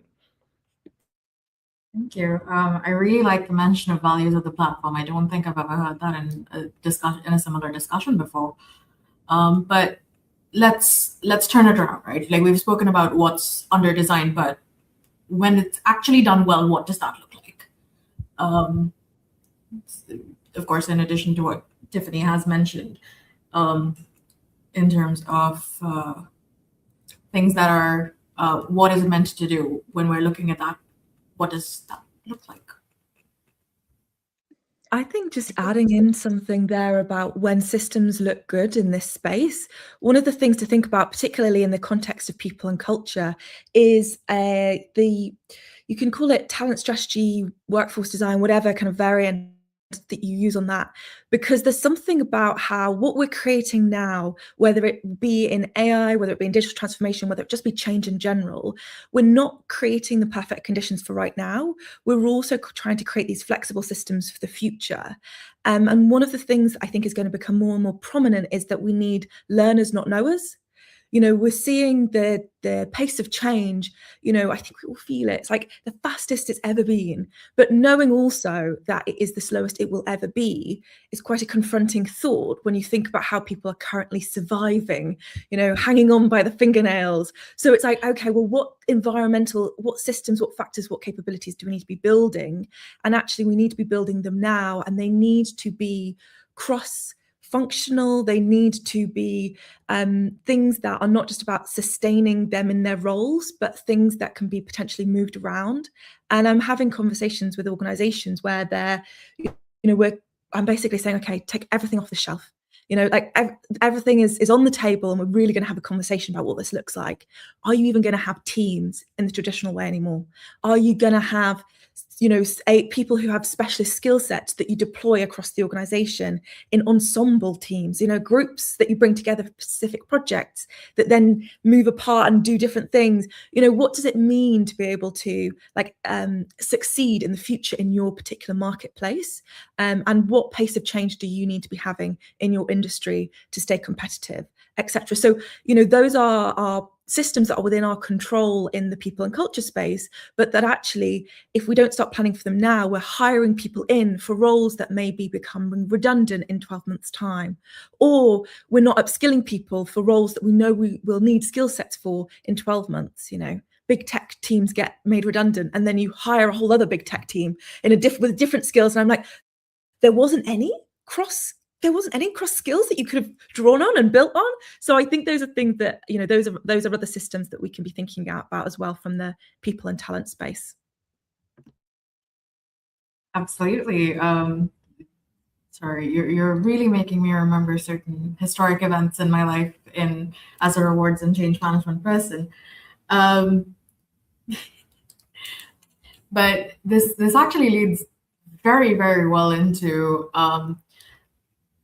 the other core question, which is what's the earliest signal that tells you an approach that we're going with needs redesigning and not just more comms? Like, how do we push through resistance? Because the speed at which we are going at the moment is something that none of us had experienced before, and that includes our management, that includes leadership.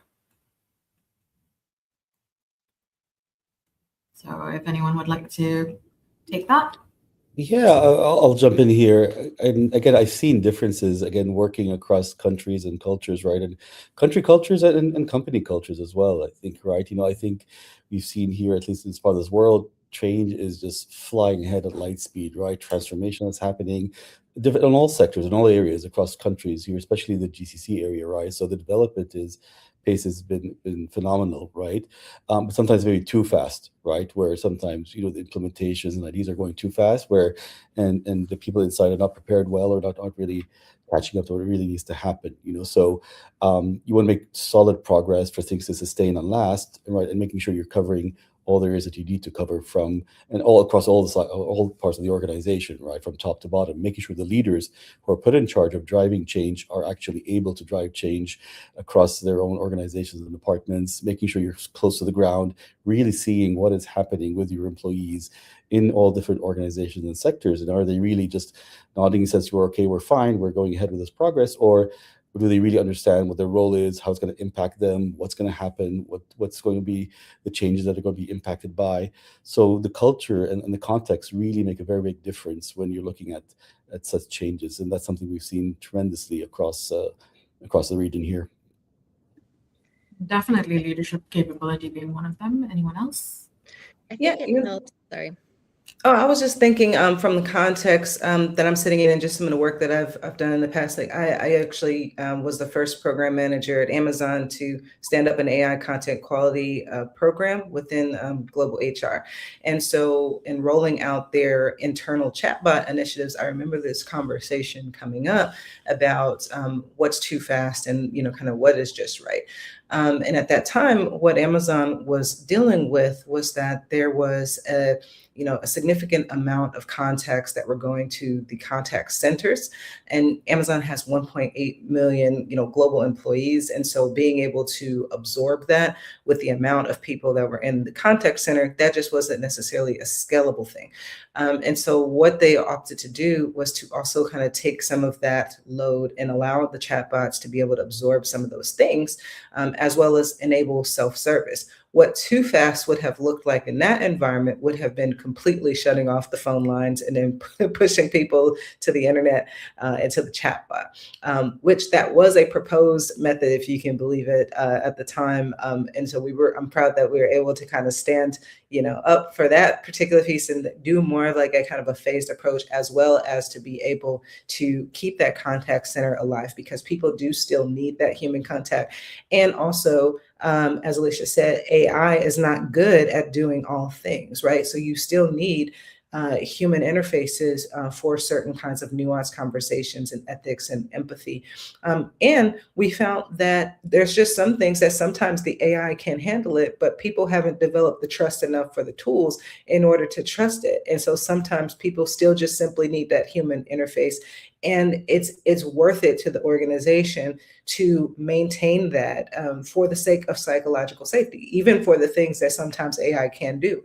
So understanding the pace of rollout can also mean that, yes, AI can do that, but also we're still going to keep the human elements intact. Sometimes that's what the solution is too. There's a really good comment here in the chat that says, our brains operate at a rate of 2 billion bits per second, which is faster than any computer that's been built so far.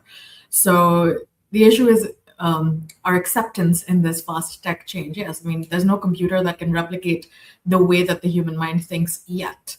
So we're headed there, but we're not there yet. Would anyone else like to add to this? I think it's helpful to think of AI as applied imagination rather than just artificial intelligence, because right now we do have this distinction between our human brains, how we work with each other, ourselves, and our tools. But, and I've been popularizing this idea since 2006, that we're in the imagination age, that the industrial era has changed, the intelligence era is not yet here. And so I think often we overvalue ideas and undervalue execution.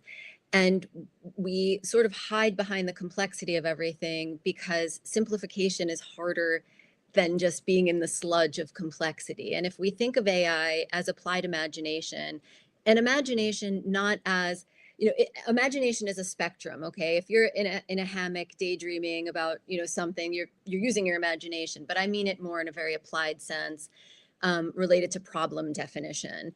And so what Tiffany was just saying, is a great example of defining a clear problem and then executing against the problem. And from constraints come creativity. And so part of the challenge we face right now is we're in this blue sky of everyone trying to grab onto what doors are opening because of this tool use, but it's also opening a lot of doors for us as human beings with imaginations, and how we work with our tools and with each other is quickly going to become an indistinguishable hybrid. I mean, if you look at something like Moltbook, I don't know how many of you are familiar with this social network for agents, and humans can watch, but we can't interact. It's improv theater. It's, humans created these agents, and, we're already getting confused about our tools and ourselves. And so I think thinking about this space more as applied imagination, how do we activate tools? How do we activate ourselves? How do we activate, our relationships with each other, will make us better at clear execution and help us define problems and processes that are more effective rather than, constantly creating more sludge for ourselves.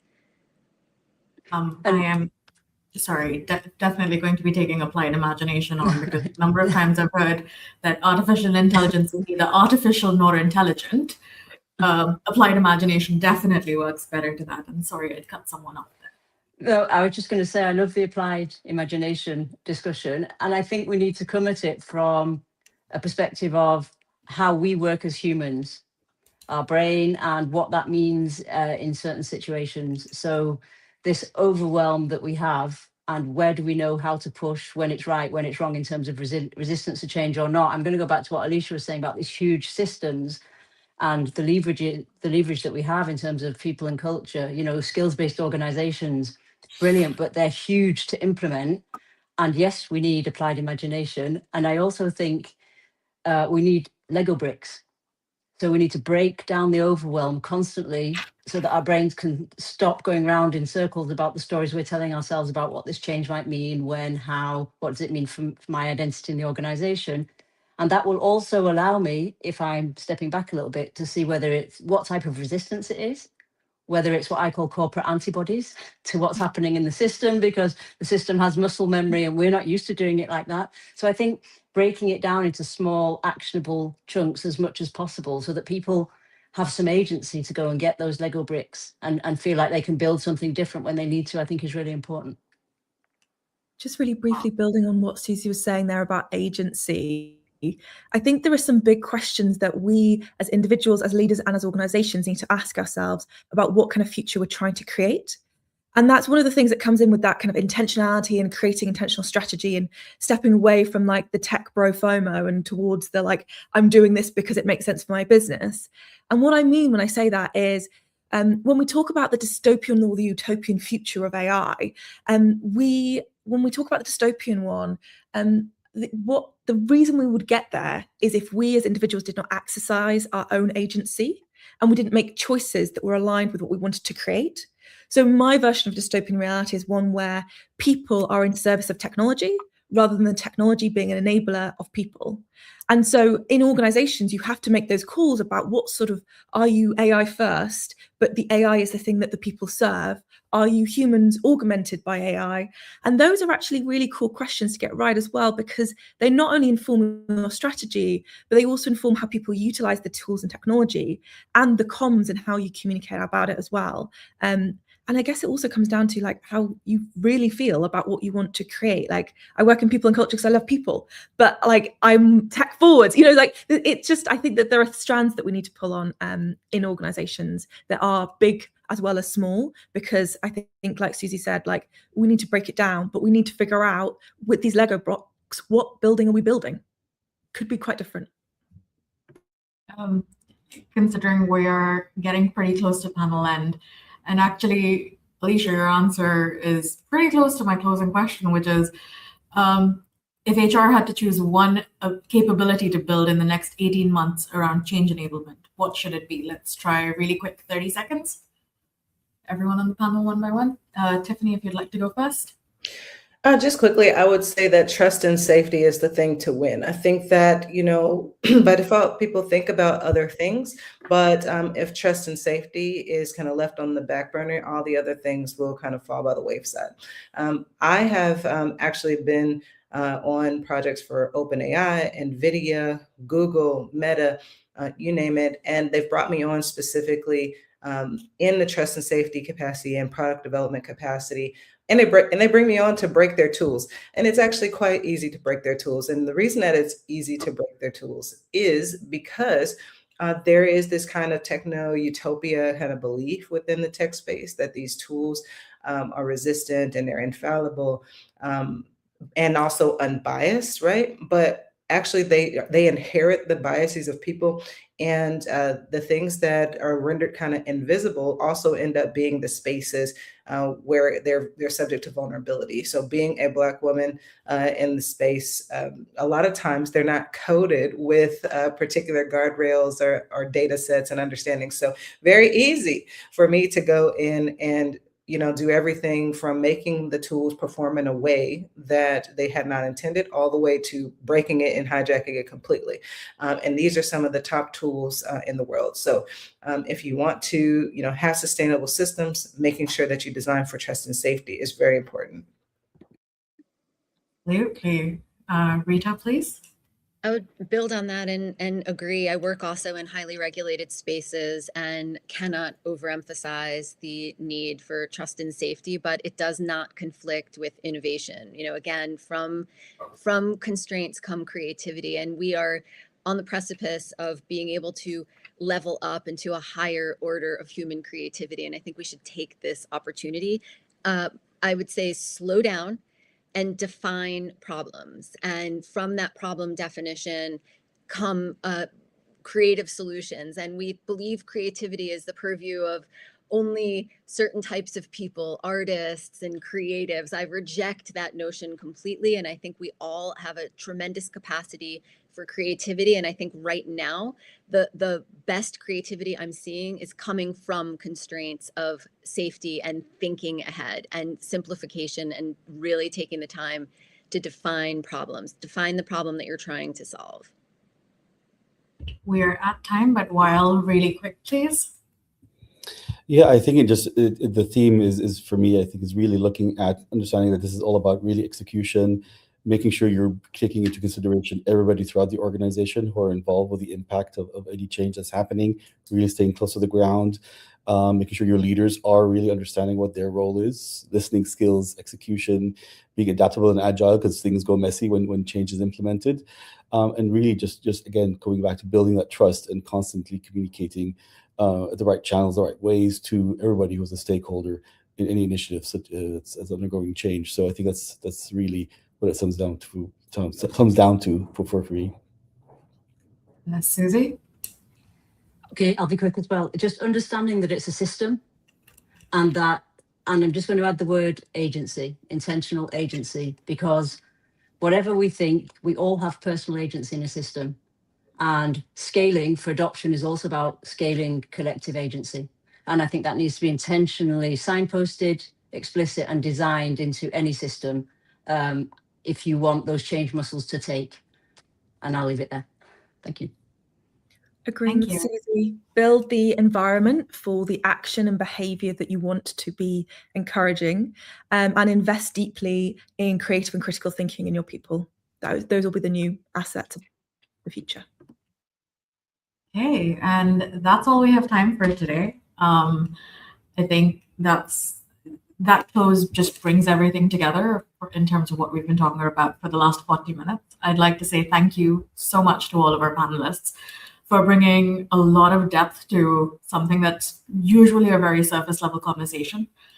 And just thank you to everyone who joined us, and also thank you to Hacking HR for organizing this for all of us to be able to discuss, speak, and of course, please connect with our panelists, our lovely panelists over LinkedIn. Feel free to connect with me as well. And just thank you for all of your time. I'll now hand over to the next session, which is hiring for cultural fit, building an intentional hiring framework. Thank you so much.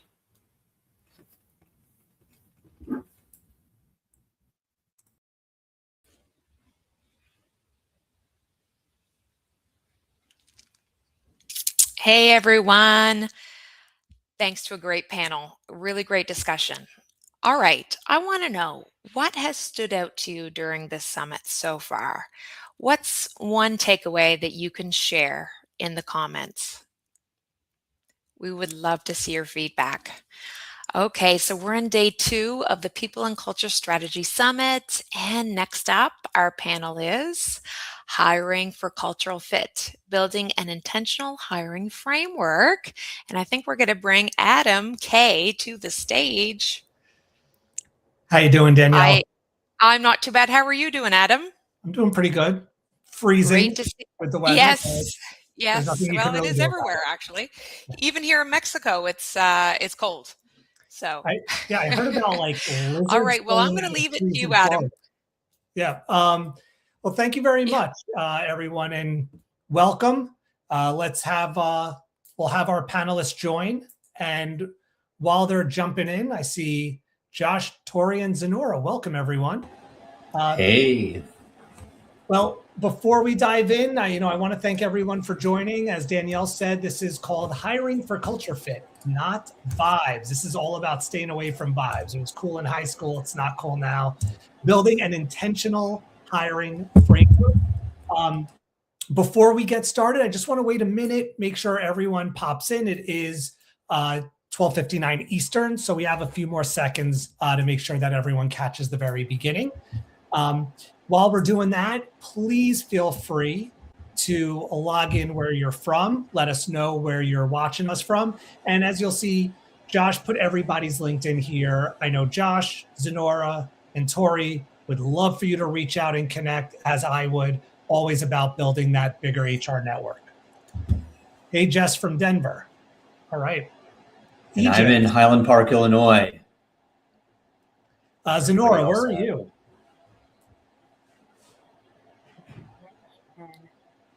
Don't get mad at me, but it's finally warming up here. It's been so cold. It's been freezing for Miami, 30s, which is unheard of, but I'm a New Yorker, so pretty used to it, but I'm in Miami. I was just saying to Danielle, I was hearing about iguanas falling out of trees. They're dying. They're just dying. And it's funny because they supposedly come back to life, but it's been so cold that the iguanas are just dropping. Sorry to hear it. That's all right. And Tori, where are you joining in from? Oh my goodness, that's a crazy story. So I'm calling in from Charlottesville, Virginia. So it's also been very cold here. The entire town is still a sheet of ice, so we are hopeful that things will warm up soon on our end. My team is from Boulder and Denver, and most of my teammates, and we've been joking, we've been trading weather this season because it's been 50s and 60s there and freezing cold in Virginia. We, on a webinar the other day, we had everybody drop their location, but we also asked everybody to drop the temperature in their location because it's just been so crazy. Where I'm at, it's like in the 20s today, which is like a heat wave compared to the last couple weeks. Well, let's warm things up with some great topics. I like it. Let's do it. Segue, right? Let's plan in that one. So again, thank you everyone for joining. I'm Adam Kazansky. I'm going to be your MC today. So I'm here on behalf of Spark Hire, the company I work with, and we are sponsors of the event that's been transpiring. And I want to give you a quick sense of who we are and what we do, and then we'll dive deeper into our three great speakers today and then jump into questions. So Spark Hire helps lean hiring teams create a more human, connected, and consistent hiring process, especially when resources are stretched thin and AI usage is high. Our platform makes it easier to truly get to know candidates beyond what's on a resume, while automating the busy work that usually slows hiring teams down. We help you screen, assess, and select candidates using one-way video interviews, behavioral assessment, as well as an easy-to-use applicant tracking system. And the best part, it's all modular. You can pick out the piece that you want and use that, or bring aboard the entire solution. So you don't have to buy a giant all-in-one system. And in short, Spark Hire exists to make meaningful connections, bringing employers and talented individuals together in a faster, more authentic way. All right, so let's get to our guests. Thank you very much. First, let's start with, I'll work my way around the screen. We'll start with Josh. Josh, please feel free to introduce yourself. Hey, everyone. So Adam did a great job introducing Spark Hire. I am the founder and CEO of Spark Hire. We launched in 2012, so I've been doing this for a very long time, but really excited to be here today and connect with Zenora and Tori, who are really the stars of the show. I will kick it over. In my bottom left is Tori. So I'm going to kick it over to you for your intro. And then if you could pass it over to Zenora. Great, thank you. So my name's Tori Madsen. I use she, her pronouns, and I manage the talent acquisition team at Avid for Adventure. So we're a bit of a unique organization, I think, for Function. We manage summer camps across 4 different states. And so I am the only full-time TA team member, and I lead a very lean team of 3 seasonal TA specialists. And in a very short time, our goal is to hire over 600 seasonal staff in a 7-month timeline, which means that speed, efficiency, and culture evaluation is very, very important, which is why we're big fans of Spark Hire and all the tools that we use there. And I'll pass it to Zenora.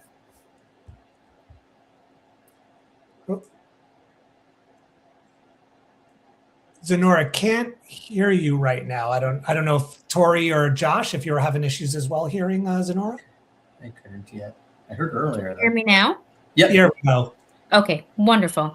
Hi, everybody. Zenora Willis. I'm the Senior Director of Talent Acquisition at Acelero Learning.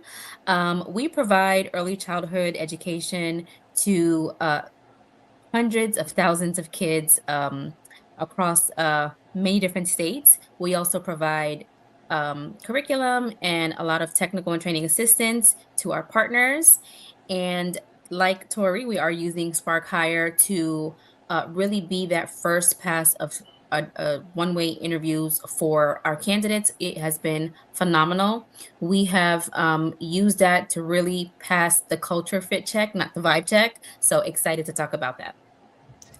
Great. Well, thank you all again for like the 5th time I've said thank you. Let's dive in. So this is what's really unique about this session is not only are we going to have great conversations, but we also have some really incredible insights as well. So let's start with setting the stage why culture fit still fails even when we believe in it.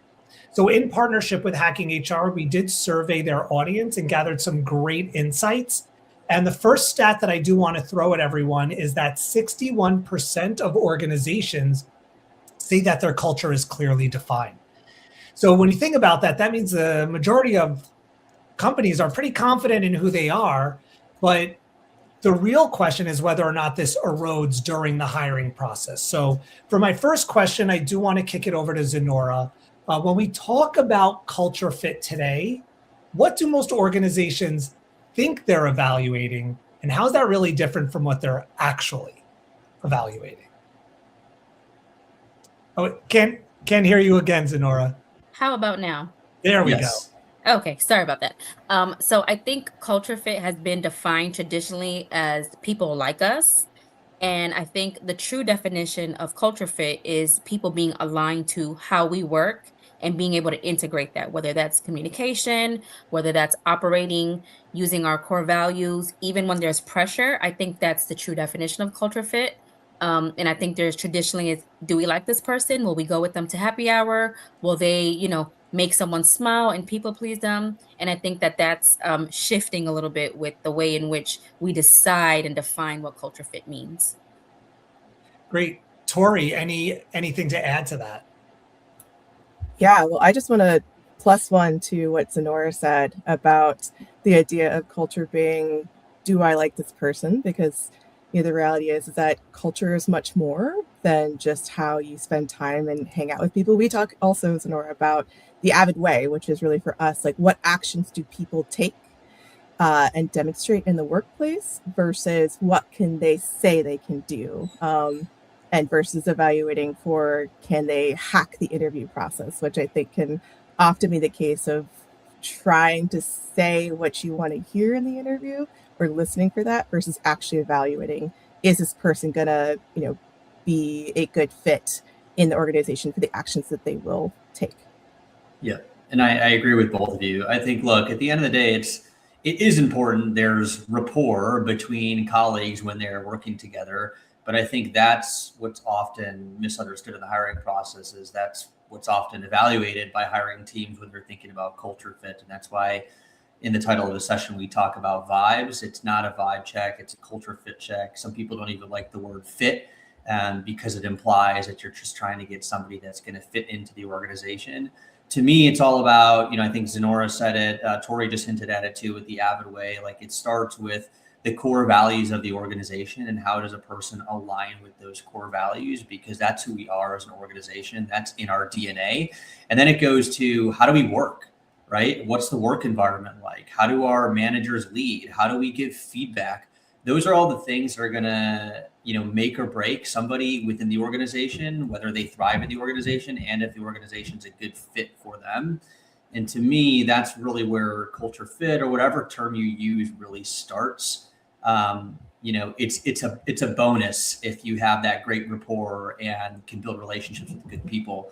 But I think it really starts with those things: value, work dynamics, leadership, all that type of stuff. Great, thank you. So that brings me to my next question. So why do we think culture fit has earned a mixed reputation, even though we rely on it and leaders agree that it has such a huge impact on retention and engagement? Tori, let's start with you on that one.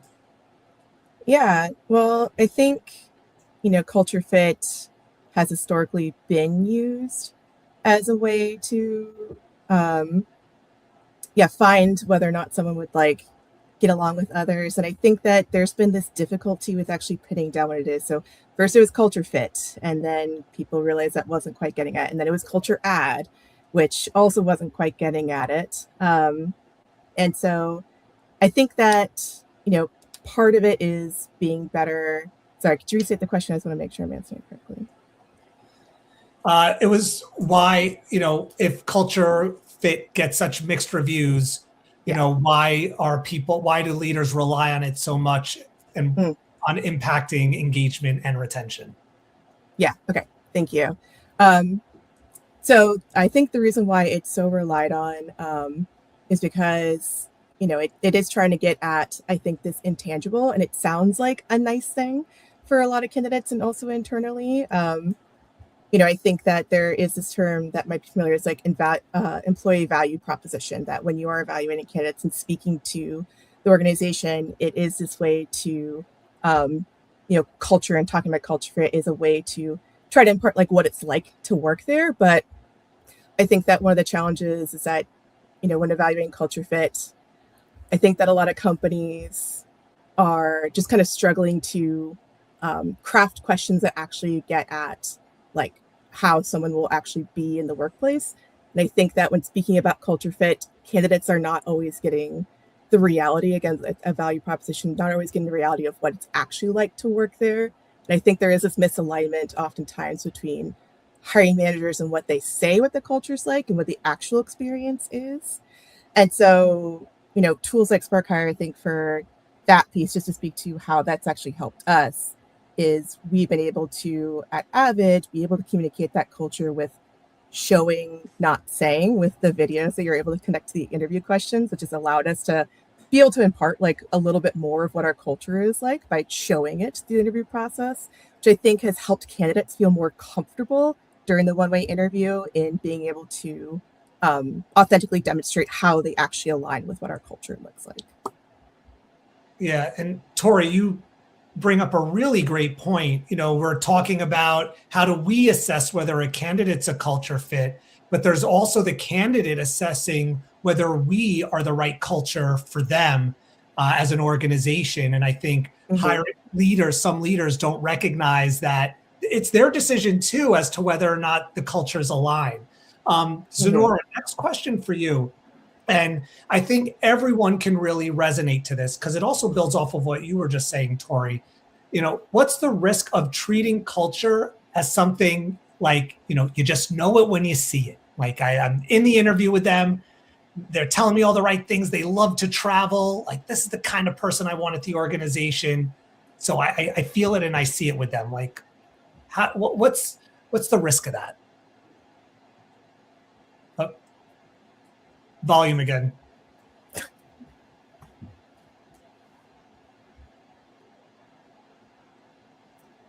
Not yet. How about now? Oh, yep, you got it. There we go. Yep. So to answer your question, the risk with you just know it when you see it is that essentially everyone's showing up as their best self for an interview. So they are saying all the right things. They are, some people over promising, everything that you want to hear. But then when that what they're saying doesn't translate into the work that they're doing or what their onboarding plan looks like when they get there, I think that is the risk behind doing that. And I think also what you start to do when I just knew it the moment I met them, is now you're thinking about what that bias is for you. What's that confirmation bias? This person is going to do the things that I want them to do because they said it when I met them. Now you can click very well, but when there's a deadline, where there's something on the line, I think we're not thinking about that objectively. And I think when you do that at the very beginning, you have to be very intentional on what culture fit looks like in general, not just in the interview phase, but what that will look like when that person gets there. What's their first day plan, their 30-day plan, 60, 90-day plan, and how that culture fit. And when that instinct that you had when you first met them, how does that translate over into what you're doing to serve that person? That way they can keep the same energy that they gave you in the beginning, where you just felt like you knew it when you saw it. Yeah, 100%. I couldn't agree more. I think, and it goes both ways. I think it's very easy in the interview process to have these rose-colored glasses where, you're getting really positive vibes from a candidate, and that starts to outweigh all the things that you should be evaluating for in the interview process, and vice versa. As a candidate, the company's feeding you all these amazing things, but have they actually demonstrated it? Have you talked to people within the organization? Have you actually gotten to evaluate that yourself? And so I think that goes both ways. And ultimately the risk is that whether it's you bring somebody on board because you weighed vibes higher than the actual scorecard and the competencies that you're looking for, or somebody joins the organization because you oversold things or didn't give them the full picture of what the work dynamics were like. At the end of the day, you're going to be starting that hiring process over and looking for somebody because you had the wrong fit. And so I think we see that a lot, and I think that's really the big risk. The other thing I think we should call out here is I feel like oftentimes culture fit is like a cop out in the hiring process, especially at the leadership level. And how do you know it when you see it if you haven't defined it? And that's what we saw already in the survey, is only 60% of people have defined culture in their organization. And we'll see with some of the other stats that those numbers start to go down and down as we think about defining it in the actual hiring process and what we're looking for. And so I think often it just becomes a reason to move forward or reason to not move forward with a candidate, but it's not based on any objective criteria that you actually designed a process or questions around to evaluate for those things. So I'm sure we'll get into that here in a second. Adam, maybe that's a good transition to the next stat and step. It is. It's a perfect transition. All So right. Great. going from vibes to value, defining culture into actionable terms. So, Josh just re-referenced it. 61% of organizations say they had culture clearly defined. But looking at the stats here, only 48% are using any types of standardized tools to assess that culture fit. So what we're starting to see now is a gap, right? It's a gap between people saying we've defined the culture versus those that are actually using tools and a methodology to deploy that in the actual hiring process. Okay, so I have two questions teed up. First will be for Zenora, the second will be for Tori. So Zenora, for you, what does it mean to move past these vague ideas like good vibes or culture ad? Moving past that means, instead of could I grab a drink with you, specifically where I work, it would be, do I trust you with children and families to get the job done? Do I trust you to actually bring the core values that we have, whether that be transparent communication, championing equality, different outcomes for different children? Can you perform the success outcomes that are outlined in the scorecard and the competencies required for the role to the best of your capability based on your experience, rather than, someone who, like I said, could I grab a drink with them, or could they, listen in on this meeting and just share, whatever frustrations I have? It's really, do we trust you to push forward the values that we have, and also the business needs, which is essentially what we really want people to do. And we wanted them to do it authentically to the best of their capability. But I think it's beyond just what we think about them and what's on their resume. It's really about what's on those scorecards and how can they bring their expertise, their experience, and their uniqueness to the role. Absolutely. All right, thank you so much. So the next question I have goes directly to you, Tori. So how do organizations translate values into observable behaviors that can actually be evaluated during hiring? Yeah, and so thank you for that question. I think this goes back to what I alluded to earlier, which we talk about the Avid way. So we do have 6 core values at Avid, and we've, as a team, have started to break that down into what does that actually look like in practice. So when we talk about things like, living smart, how are people problem solving and try to identify the problem and collaborate with others to come to a solution versus just running to other people to solve it for them. Talk about lived truth. Are people able to clearly communicate challenges that they're coming across, to have the constructive conversations, to be able to have like robust conversations with each other versus holding in information, since it is like a very collaborative environment. So trying to piece out what those specific behaviors are that speak to our culture as a company. And then we as a team have built out several structured interview questions based off of, I'll share that for our organization, again, 600 seasonal positions. There's 40 unique roles that we hire for on a seasonal basis that have different requirements. So we've built out structured interview questions in Spark Hire as an initial step to get to specific tangibles we might want to see in behaviors based on our values, based on the type of position that someone might fill. So it's not just blanket questions for everybody. It's trying to evaluate based off someone's technical skills or their application, what specific actions would we want to see in this specific realm based off of our values. And then from there, we built structured interview questions, interview question bank with over 200 potential interview questions that we can build into the live interview based on the one-way interview, as well as structured candidate rubric that was made collaborative between our program leadership, who is in the field actually seeing what these actions are, and the talent acquisition team, who is able to know, okay, well, how do you build a question to actually get to that, and not creating leading question or creating a question where people are trying to hack the interview process, or as Honora said, answering how we want to hear versus actually being able to demonstrate those behaviors. Yeah, totally. And I see Tiffany dropped in the chat behavioral interviewing. That sounds like exactly what you're doing. And I think it first starts defining what you're looking for, which you have. Culture, obviously, to you guys is a really strong alignment with those core values. But to your point, I think a lot of organizations, when they go into the interview process, if they have done the job, which is the good first step of defining those things, then the next step is how do we actually assess for those? And too often it's leading questions. Like for us, one of our core values is always be accountable. And so like a leading question might say like, well, like what does always be accountable mean to you? Or, tell me about like, would other people say you're accountable? Those aren't really drawing on any real world experiences where I can't really get a sense of how that person behaves in a real world environment, because they're just going to give me the answer that I want to hear based on the leading question that I gave them.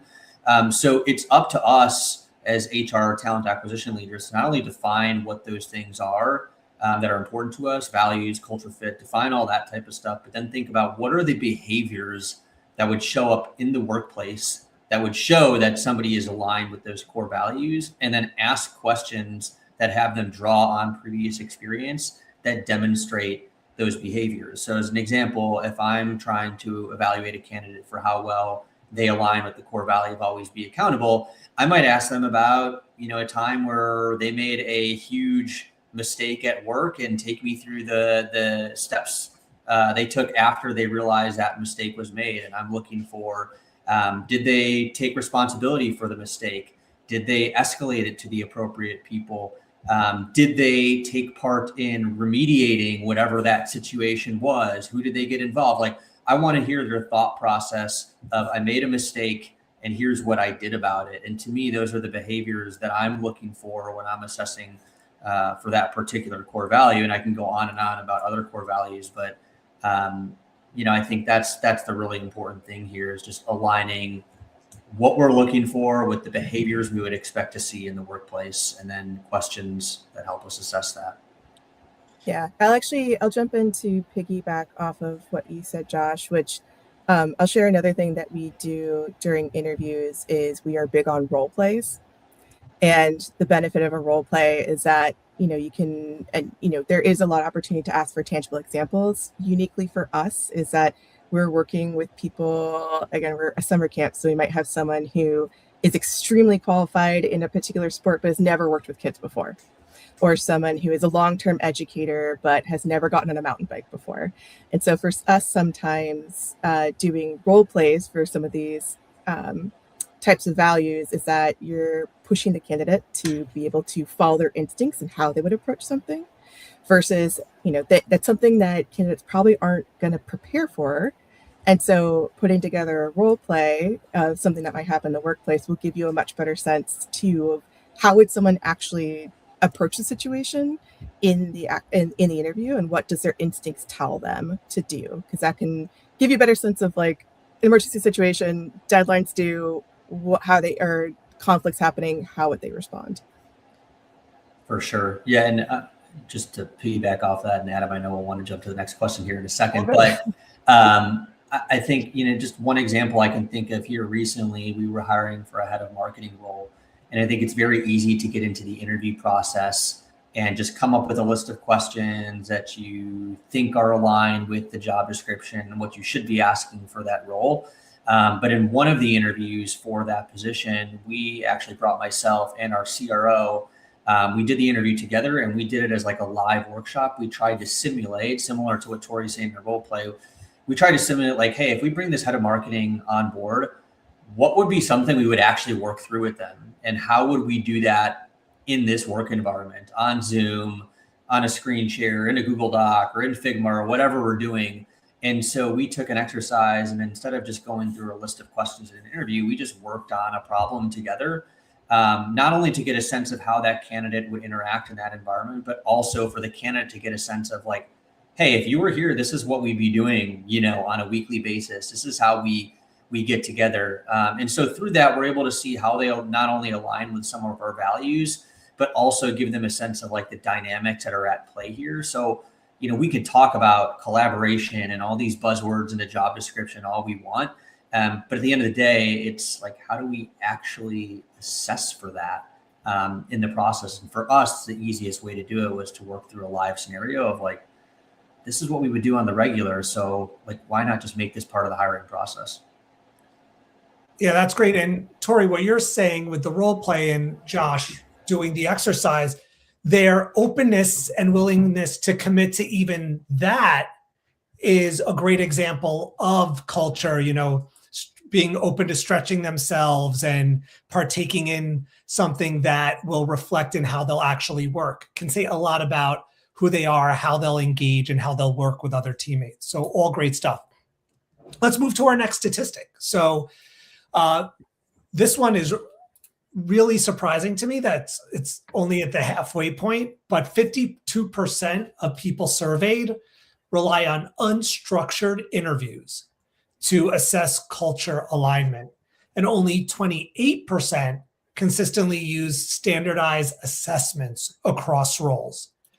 So the takeaway we've got here is, now there's a gap between organizations who say they've defined it versus those that are actually like deploying across various roles this like level of consistency that they can then use as like benchmarks and metrics. Okay, why do unstructured interviews remain the default for assessing culture even when teams know they're inconsistent? Zenora, would love to know your thoughts there. This is a great question because this is something that we do not do at Acelero. But in my previous experience, I think relying on unstructured interviews sometimes comes from a sense of urgency. And a lot of what I have seen is the unstructured interview is typically when you're trying to hire for the person and not the role. So you're trying to hire the person that you think is going to do the job the best, but you're not necessarily hiring for the role of what that requirement is and what that succession for that role looks like.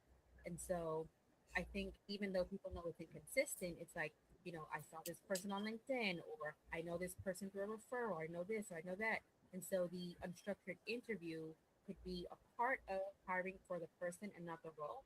And I also think sometimes in the urgency of wanting to post and hire the person as quickly as possible, you are not looking at what does this role consist of, not for the project that you need or the product you need built in the next 12 months, but what does this role look like as it continues to evolve, whether that be, changes in administration, which affect many organizations. It could be changes in, budgets and product scopes and stuff like that. And so I think the unstructured interview is sometimes wanting to solve for a quick fix and, replacing someone that was really great, or maybe building that role based off the person that was there before, and not necessarily what the role looks like and what would be the best success outcomes for who is going to be in that role. Because you can hire for the role, but if you're not doing it yourself, you need to make sure that the person is going to be set up for success. And I think that starts way at the beginning, at the interview phase, making sure that it's structured, making sure that you're thinking about fairness, you're thinking about success outcomes, and that those things are measurable. Not just, hey, you have to have such and such qualities or such and such experience. Is what can you do within the first 6 to 12 months? What does 12 to 18 months look like? And if this is just a 2 to 3 year plan, what does that look like across the board? And I think if you don't have that at the beginning, you're just going to be kind of running in a race, trying to fix whatever problem you need for the deadline, and not necessarily looking at what that looks like and what that translates to into the future over time. Great. Yeah. Thank you. And Zenora, your volume was a little bit low on that. So we were able to hear it, but it was low. So just She nailed it. I heard it, but yeah, if you could turn it up a little bit, she nailed it. She's spot on. I think it does start in the beginning, and the reality is there's, as Zenora just said, there's an urgency to hire. A role opens up, a backfill happens. Hiring managers like, oh my gosh, we need to hire for this role. We need to do it so fast. We don't have time to think through this. Let's use the job description we previously used. Let's use old questions, and it just off to the races because we succumb to the pressure of the hiring manager. But we have to go to the beginning, and the reality is slow is smooth, smooth is fast. And ultimately, we want to get to the best outcome, as Zenora said, for somebody that's going to be successful here 6, 12 months from now. And so we have to do those things in the beginning of the process. So I think it's slowing down in the beginning to make sure that we create that structure. And then I think it's also about, maybe we'll talk about this in the next section, but it's making sure that everybody who's on the hiring team knows what they're responsible for evaluating, because it's really easy when you pull somebody into the interview process for them to even start with some structure, but then they get into the rapport building part of the process, they start talking, and they quickly lose sight of the objective that they're on the hiring team for. And so I think it's really important to orient people as early as possible in the process of here's what you're responsible for, here's what you're evaluating for, here's the criteria against which you're evaluating that, here's how you're going to document it. And that's it, right? You can do your rapport building in the beginning, but don't let it sway you off course of the real purpose for your involvement on the hiring team. excellent. Thank you. All right. So we only have 10 minutes left. So I want to go into our last topic for 5 minutes, and then the last 5 minutes we'll do a great takeaway for the audience here. So let's talk about multiple stakeholders involved in this journey. So again, some stats for everyone. 47% involve 3 to 4 reviewers, 18% involve 5 or more, 46% use no standardized scorecards, a little risky there, and 46% cite scheduling and process delays as a top challenge. So many organizations involve several stakeholders to assess culture fit. When does that help? And when is it just too many cooks in the kitchen? Tori, kicking that one over to you. Yeah, thank you. And this is something I'll share that, that has at times been an experience with previous employers, and why when I was moving to Avid, that was a big thing we aligned on, was not too many cooks in the kitchen, because I would say, it's really important for stakeholders who will be directly working with this individual to be involved. So that might be, manager's manager is often at least a pulse check, potentially like a final review as is necessary for certain roles. And then, for us, it's often a peer might be part of a peer of the individual might be part of it, whether it's a casual coffee chat or a little bit more structured interview, as well as someone from a function that is going to be working directly with this person. One thing we try to avoid is having everyone who is on a team who this person will be working with involved, or the entire C-suite interviewing for a manager. And the reason why that's helpful for such a culture fit, we talk a lot at Avid with right person, right seat, where culture might show up differently in different teams because the actions that are being taken, again, will look differently for talent acquisition versus marketing versus compliance versus program operations. And so by inviting too many people in, one, it slows down the process. I've seen so many times where if you skip like a one-way interview to start, or you are getting a pulse check for multiple stakeholders, it just, well, this person needs a phone screen, or this person should probably interview. And it just spirals until now it's 2 months and you still haven't selected a person. For me, I've seen it just go on and on, or you have so many people interviewing that no one aligns on it. And so you end up just going through trying to find your purple unicorn, and you lose out on an amazing person who could grow into that role. So that's where I've seen it be a big challenge. So just keeping the teams small, trusting your teams to follow the rubric. And I would say also just making sure everyone involved who are stakeholders are very well trained on best practices. So know the questions, understand the rubric, understand the why of why we're asking the questions we are. Yeah, that's great. And I think also it says a lot to a candidate of an organization if you're being interviewed and that one manager is the final stop, and they say, wow, that manager's manager has so much faith in that person to make the decision that they're not going to pass me around to 7 other people at the company to make sure they're all aligned. So I do agree. I think keeping that number reasonable is not only beneficial for your own sanity, but it also reflects really well on the candidate. So we've got 5 minutes left. Thank you all. Really appreciate everyone's insight. Really fantastic. So we always like to leave with a question that gives our listeners something that they can take away and act upon immediately. So here's my final question for everyone. If an organization wants to move away from vibes-based hiring this year, what's the first practical step they should take without overhauling their entire process? So Zenora, let's start with you. Sure. Please. First thing, can you guys hear me? Flawlessly. Only towards the end. I would say the first practical step they should take is to understand what needs to be done in this role and what does success look like, and it's no need to overcomplicate it. What are 3 outcomes that this person will be successful in, and just defining what that looks like before we talk about anything else. What is the absolute most important 3 things that need to be done in this role before we think about anything? Excellent. Tori, how about yourself? Any takeaways for the listening audience?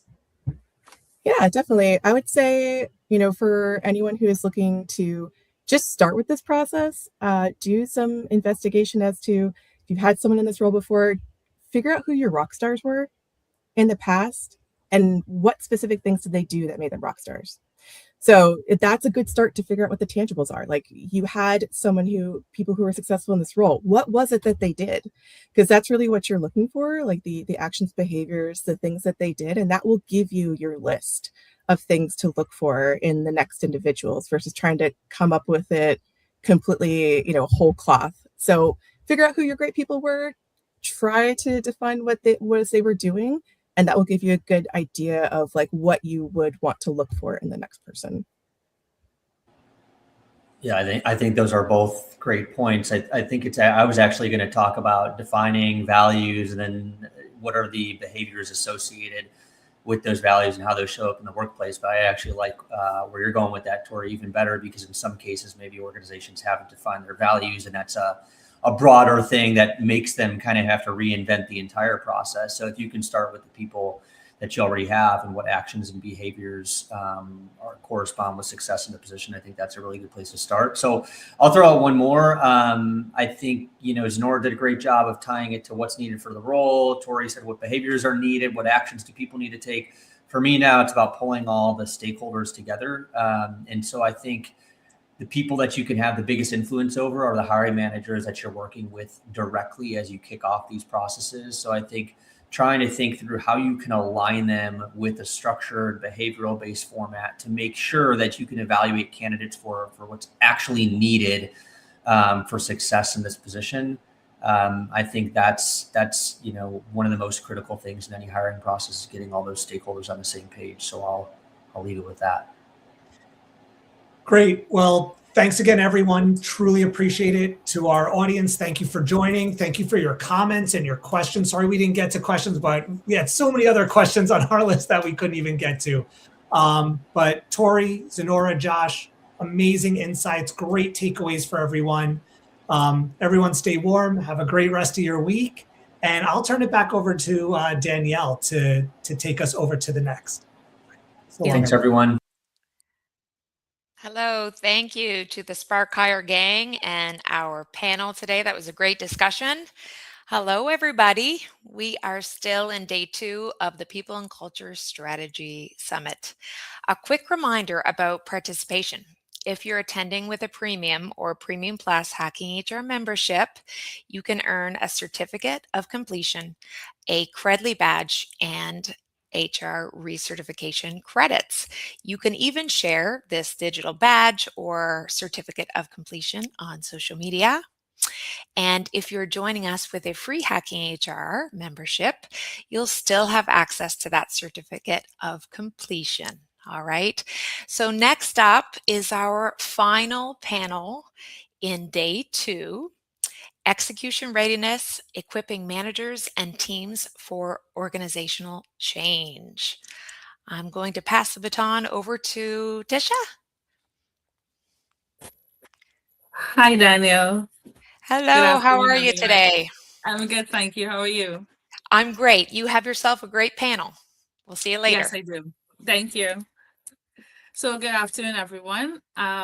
I'm Tisha Peters, and today we're going to be talking about the last session, and we're going to be talking about execution readiness, equipping managers and teams for organizational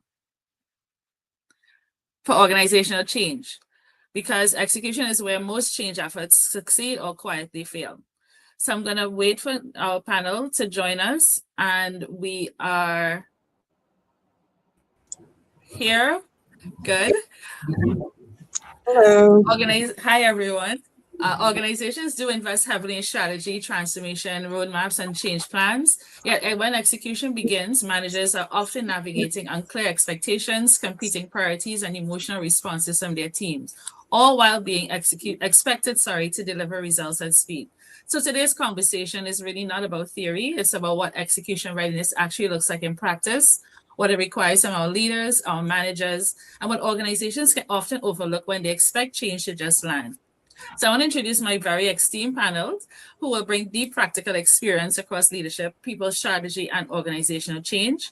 With us today, we have Dr. Kelly Gore. She's an executive coach, leadership development strategist, psychologist, and senior consultant, people insights leader for BetterUp.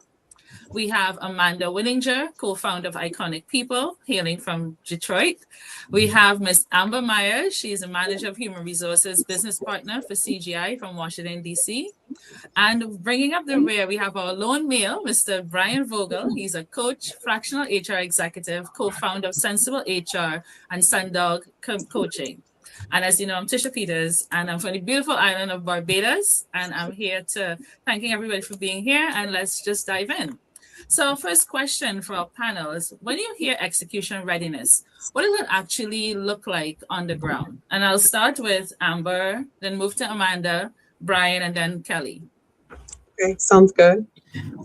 When I think of execution readiness, I believe that looks like people having a clear understanding of what's changing, what is not changing, and what's expected of them day to day. So on the ground, I believe that means managers can explain the change in their own words. Teams understand where, decisions can be made locally versus, escalated, and work is progressing without constant re-clarification. There's a concrete understanding. So the questions tend to shift from why is this happening to how do we move forward? So I feel like progress feels steady rather than chaotic. Okay, Amanda.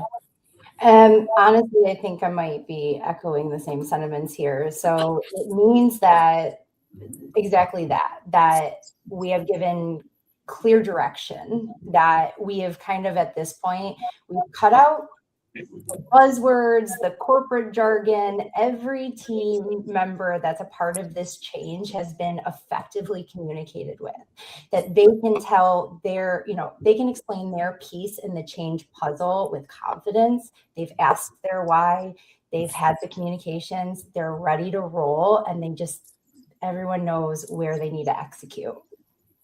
Okay. Kelly.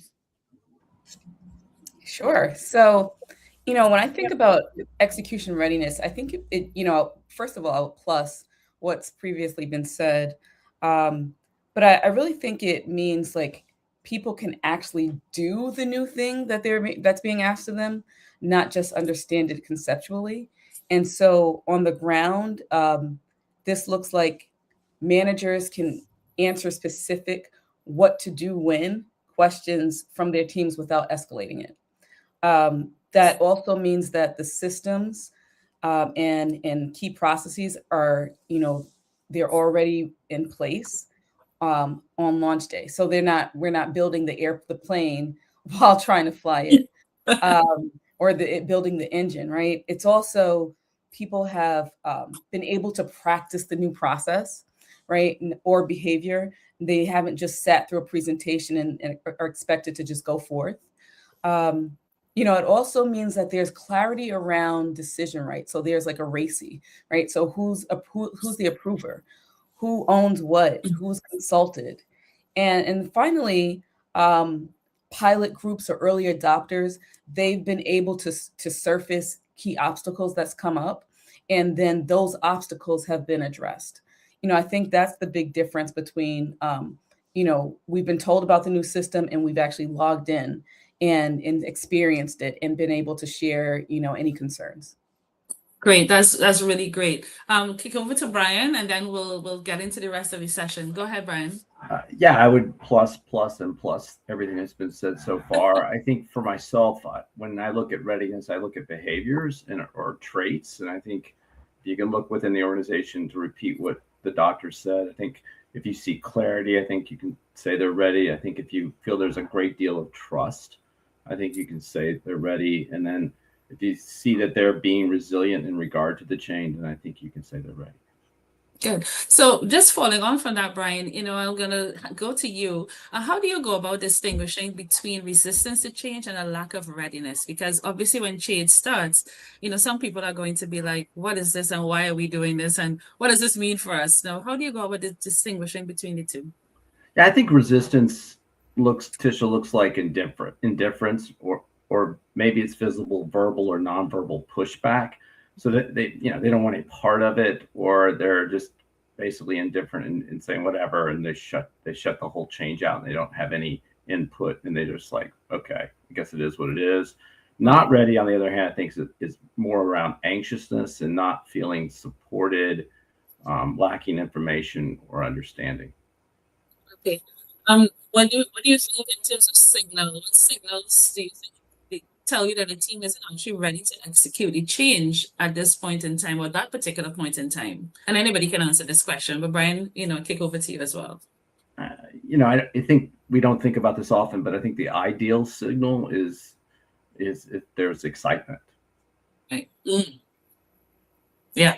Okay. Anybody else wants to weigh in on that? Yeah. I think it's being able to talk about it without a script, right? Being able to articulate the what and the why without, over leveraging a script that's always shared. Yeah. Okay. And I think that a big signal that the change isn't ready to is really digging into the questions that are being asked. If we're asking the same question over and over, even if we're rephrasing it, it's the same question. That's a signal that something is not ready to move forward on. Okay. Yeah, I agree with all of that. So I feel like the signals can be consistently escalating, upward, the same questions being asked as, Amanda just stated. Progress occurring on paper, but it's not showing in their behavior when it comes to the change. And I feel like also managers appearing confident publicly while they're actually struggling privately and, within their teams. So I just feel like in that you need additional clarity, you need additional capacity and support when it comes to the change itself. Yeah, and I think that's important as well, and you all shared some great tips and some great advice here. So from your experience, what do you think is one of the biggest barriers to execution readiness when organizations introduce change? And I hand that one, Amber, sorry, that one is for you. No, you're fine. So I think the biggest barrier to execution readiness is assuming people have the capacity to execute change without adjusting their existing workload or their existing priorities. And so what I mean by that, I feel like change is often introduced as an addition rather than like a trade-off. So they're just adding more to the plate. So managers are expected to deliver these outcomes, absorb emotional responses from their team, and maintain performance, maintain client relationships, but they're rarely given authority to pause or deprioritize certain tasks or work that they're doing. So I feel like the readiness, it tends to break down when the change increases demands without reducing expectations, elsewhere. Yeah, and that's so important because sometimes we don't always think about capacity when we're bringing on change, and you're bringing on a new system or you're making a complete change to your business model. And so the capacity of the people who are supposed to be championing the change or really driving it doesn't always come out. So I think that's a really good point, Amber. And really thanks for sharing that. How do you go about balancing? Speaking of that with capacity, how do you go about balancing psychological safety with the urgency required to execute change? Amanda, I think you could take that one. Yeah. So I think what often happens is that psychological safety and urgencies get misused as like opposites. And so psychological safety doesn't necessarily mean like comfort or like an endless processing to get on board with a change, but it does mean that people they have an understanding of what is like expected of them, and they know where the decisions live, and they trust that speaking up is not going to have a personal risk on them. And then in the same vein, when we talk about urgency, well, it doesn't mean that we're putting urgency as like the pressure for the sake of pressure, but it means that there's clarity around, what matters most and like why right now. And so where the balance I think comes from is like, excuse me, is just being very clear about being very clear about three major components of what's changing, why it's changing, and what is the definition of good, and how does that look in action. And when leaders provide that type of clarity and teams can start moving forward, they can move forward fast and stay engaged. And that really just helps with that balance and the safety and the urgency. It helps them like feel safer when the expectations are clear, the timelines are explicit, the accountability is also shared. And I think that that's what like really helps allow change to happen without burning people out.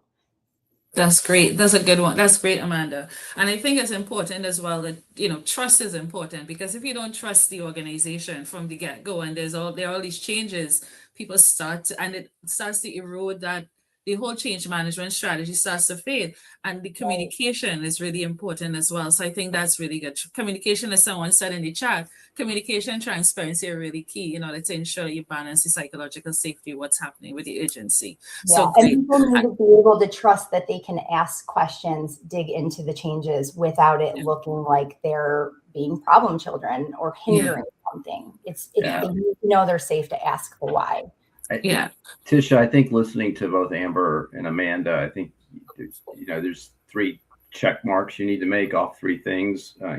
One is the capacity, two is their clarity, and three is the right communications. And if you can check those three boxes, I think you're on the way to being ready. But I think you have to look at those three C's first. Yeah. And check those boxes.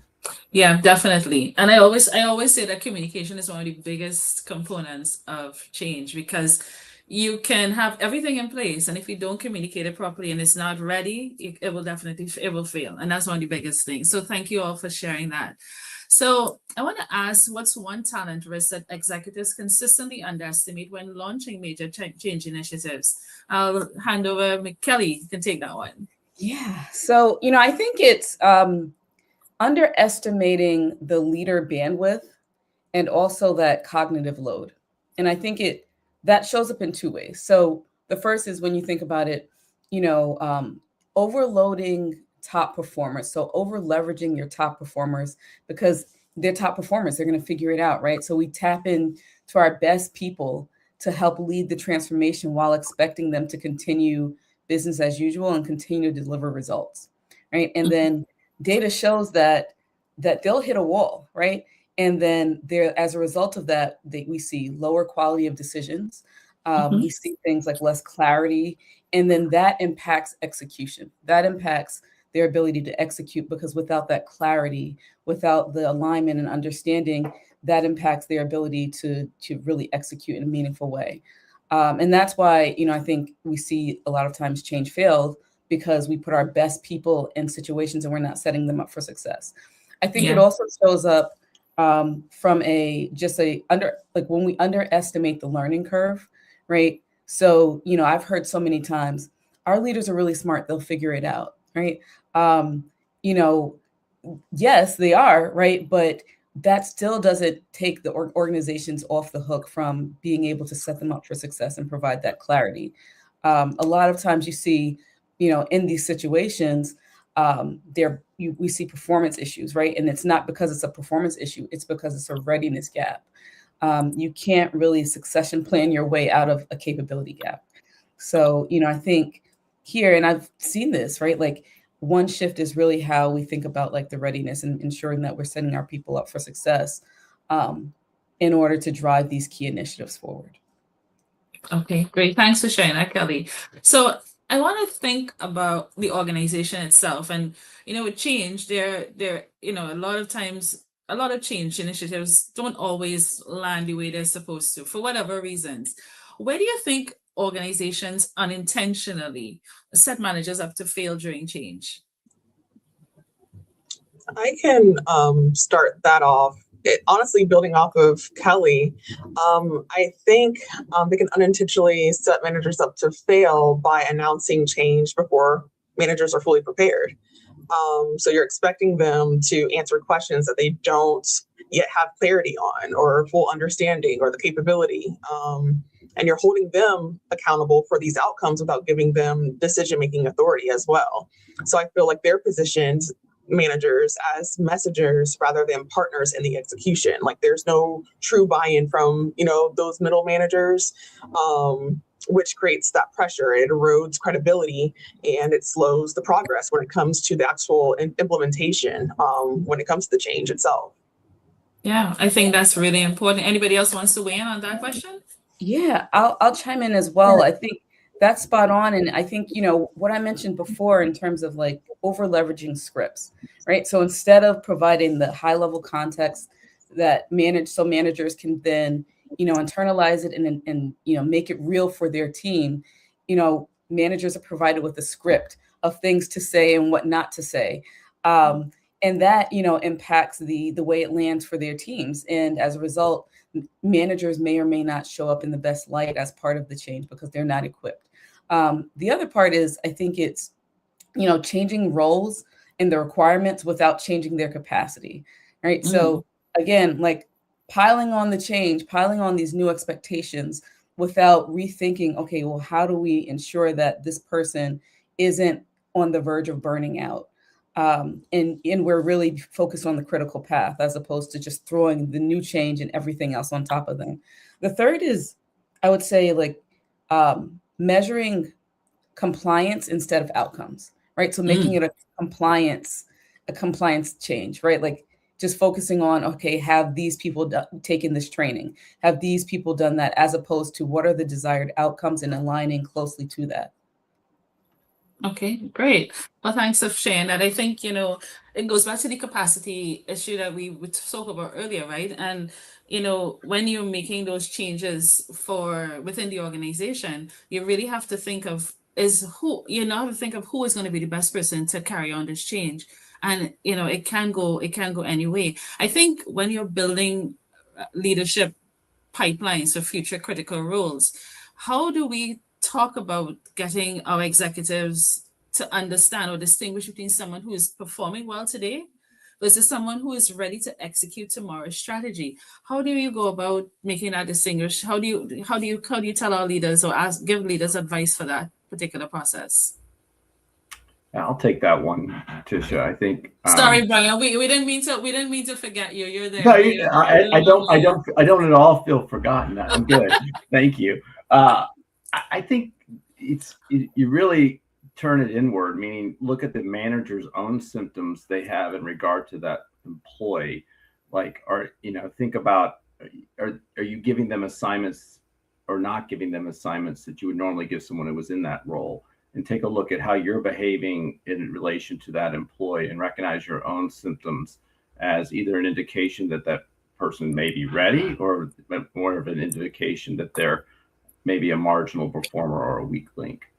But start with your own symptoms is one of the things I would say. Okay.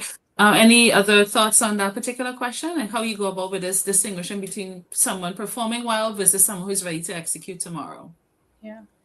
I'll add to that. I'll plus to that. I think it's asking this question. I ask this often, like, what does success look like in 3 years from now? Not today, right? So, like, really, instead of thinking about like the role as is, what does the role of the future and what are the skills of the future for that role? What does that look like? And then really aligning it to that as opposed to the right now, right? Because I think what someone that may be rocking and being a rock star in a role today, right? Those traits that make them that rock star may be very different, and that skill set may be very different than what's needed in the future. And so, if you're not aligning to like what the future state is, then you're just short-sighted and you're going to miss the mark from an execution perspective. Yeah, and I think that's important because as you say, you don't know what will happen down the road, right? And it depends on how that person handles things like ambiguity, how they learn, how they manage with initiative, and if they can make decisions without getting all the information. I mean, all of those things help you to manage change, because sometimes you're doing change and you're sometimes not necessarily the best way, but you're sometimes flying by the seat of your pants almost, and trying to figure it out as you navigate all the different requests and everything going on. So I think that's a really good question, and I would thank you for sharing that. So Brian, I want to ask you, how do managers avoid burnout when they have this fast-paced, need to be done yesterday organizational change? And I mean, anyone can also join in on this because I think it's a really good question, and we should have some good tips on it. Yeah, I think. I know it's always fast moving and it's always fast paced. And I think, there used to be a cycle of change and now that cycle is continuous. But I think the way to avoid burnout is actually to hit the pause button. And when I say hit the pause button, I'm not speaking put a halt to the change, but rather calm the mind and calm yourself. Because if you can't calm yourself and calm your mind, then you're not going to be able to lead others through the change. And that could be as simple as taking a 10-minute reset. I mean, go take a walk. Don't take your phone with you. Don't check email. Don't check text. Don't take chat. And just unplug and reset for 10 minutes. I think that's one of the easier strategies to avoid burning out as you're leading the team through change. Yeah, I agree with that. I think also it's naming, I guess, the reality of that change early, being transparent about like the timelines and acknowledging what strain may come with that without normalizing burnout or exhaustion from that change. So transparency, I think it's really important. So I feel like burnout occurs when the urgency, it never turns off, similar to like what Brian was saying, like you need that pause. So building in those small pauses, rotating intensity where you can, where possible. And I also think that protecting and incorporating some type of recovery time that helps the team sustain performance during this prolonged period of change. Yeah, great. And someone said the power of the pause. Yes, very much so. The power of the pause, it helps a lot, right? Because it can be overwhelming. You know, I've gone through change management so many times, and led teams and done changes, and sometimes it just feels like you're constantly in a state of change, and you're just like, wait, hold on. I need a minute. Let's just talk about this. Let's just dial this back a little bit, not stopping what's happening, but just taking a minute to reset and having the conversations that you need, and making sure you have a concrete plan so that when you roll it out, it's good. And also sometimes when you're doing the change, it's okay. I think it's okay to say, well, hold on, maybe we missed something, and maybe we need to just revisit some of the steps and then start again. And I think that's also important to realize as well when you need to do a reset as well. So that's great. So for everyone, if a manager does nothing else, what should they focus on to improve execution readiness? Because I think that's really important as well. Amanda, we can't.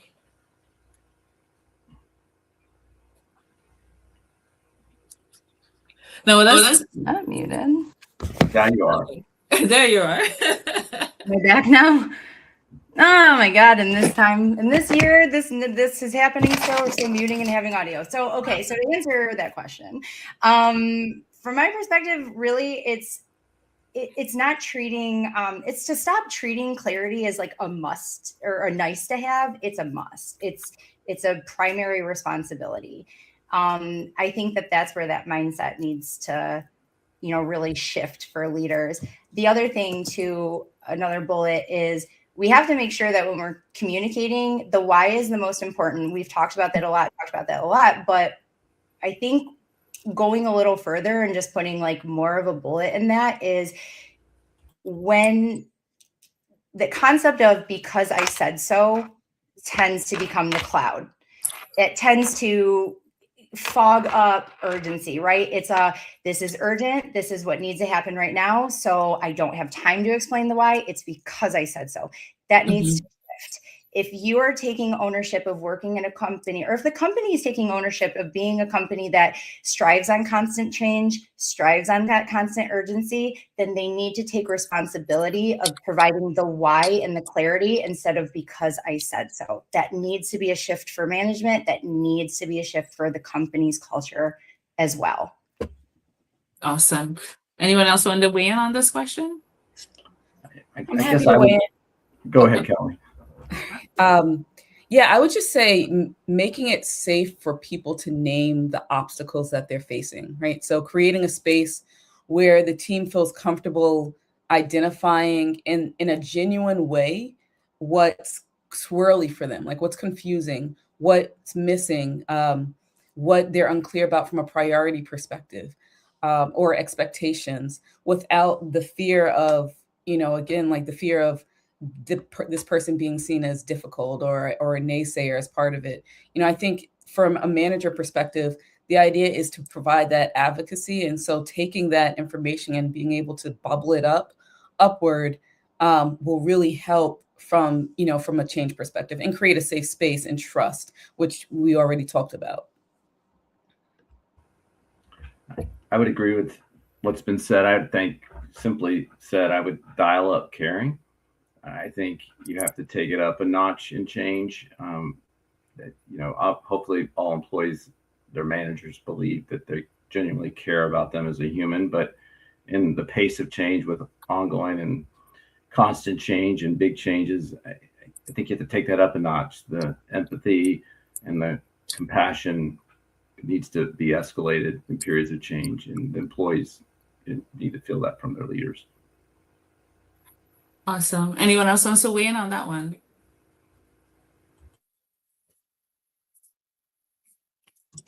I can go ahead and say something. Similar to what Amanda was saying earlier, it's just like focus on creating clarity. So I feel like managers, they just consistently translate strategy into like what matters now, what can wait, and what no longer applies. So when people understand where to focus their, time and energy, they can execute more effectively and sustainably, even in that constant change. Yeah. And I think creating a space for honest questions and answers is really important as well, because if you don't have it, if they know exactly what success is going to look like and they know that they're going to be supported, I think they will be able to champion the change a little bit better to ensure that, they can really get there. So that's really good. Thank you for sharing that. So for HR leaders, because we have a lot of we have some HR people here, what is one thing HR or even leaders should stop doing immediately in order to ensure that they have execution readiness and they're ready to manage change? Okay, can we hear me? I'm just making sure. Okay. I think that from an HR standpoint, I think that we can get hindered by surveys, meetings, and constant framework to ensure the change. And I think that what we need to stop doing is overuse of that.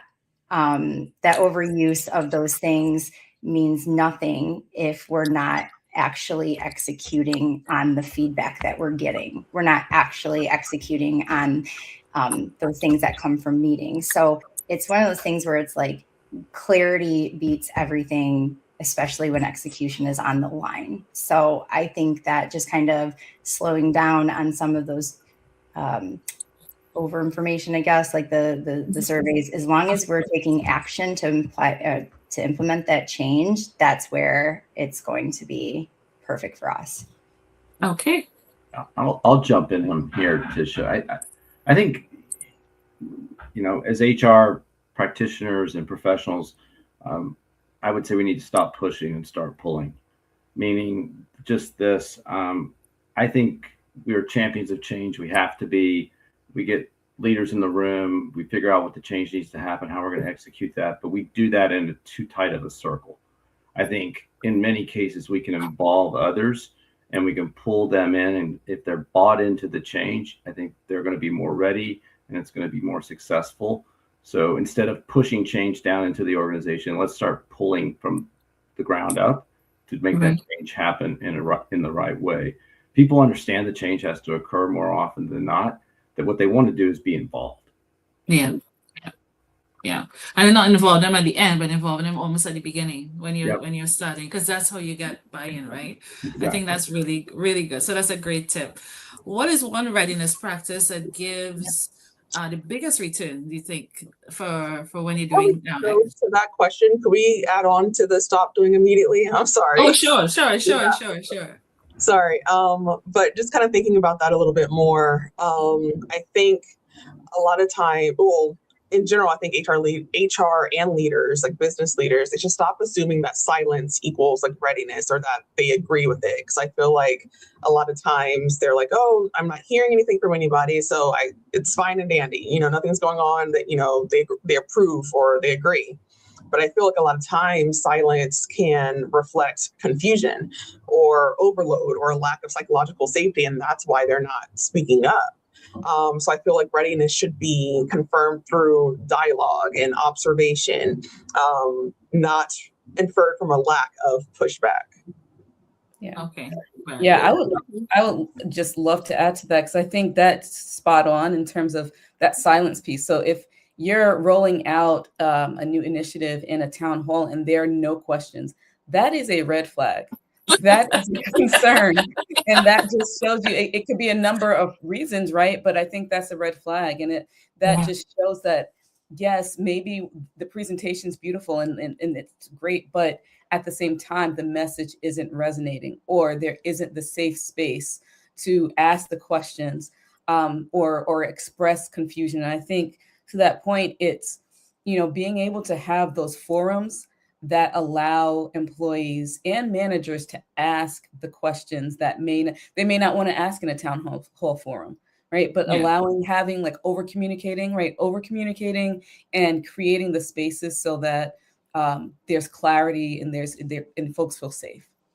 Yeah, you know, the silence is not golden, and as is the chat is all lit with all this conversation, right? Silence is a huge red flag. Silence equals fear, and it goes back to Amanda's discussion about psychological safety, because people don't feel like, if you know, you announce this big change and something is happening and nobody has anything to say, that's a big problem.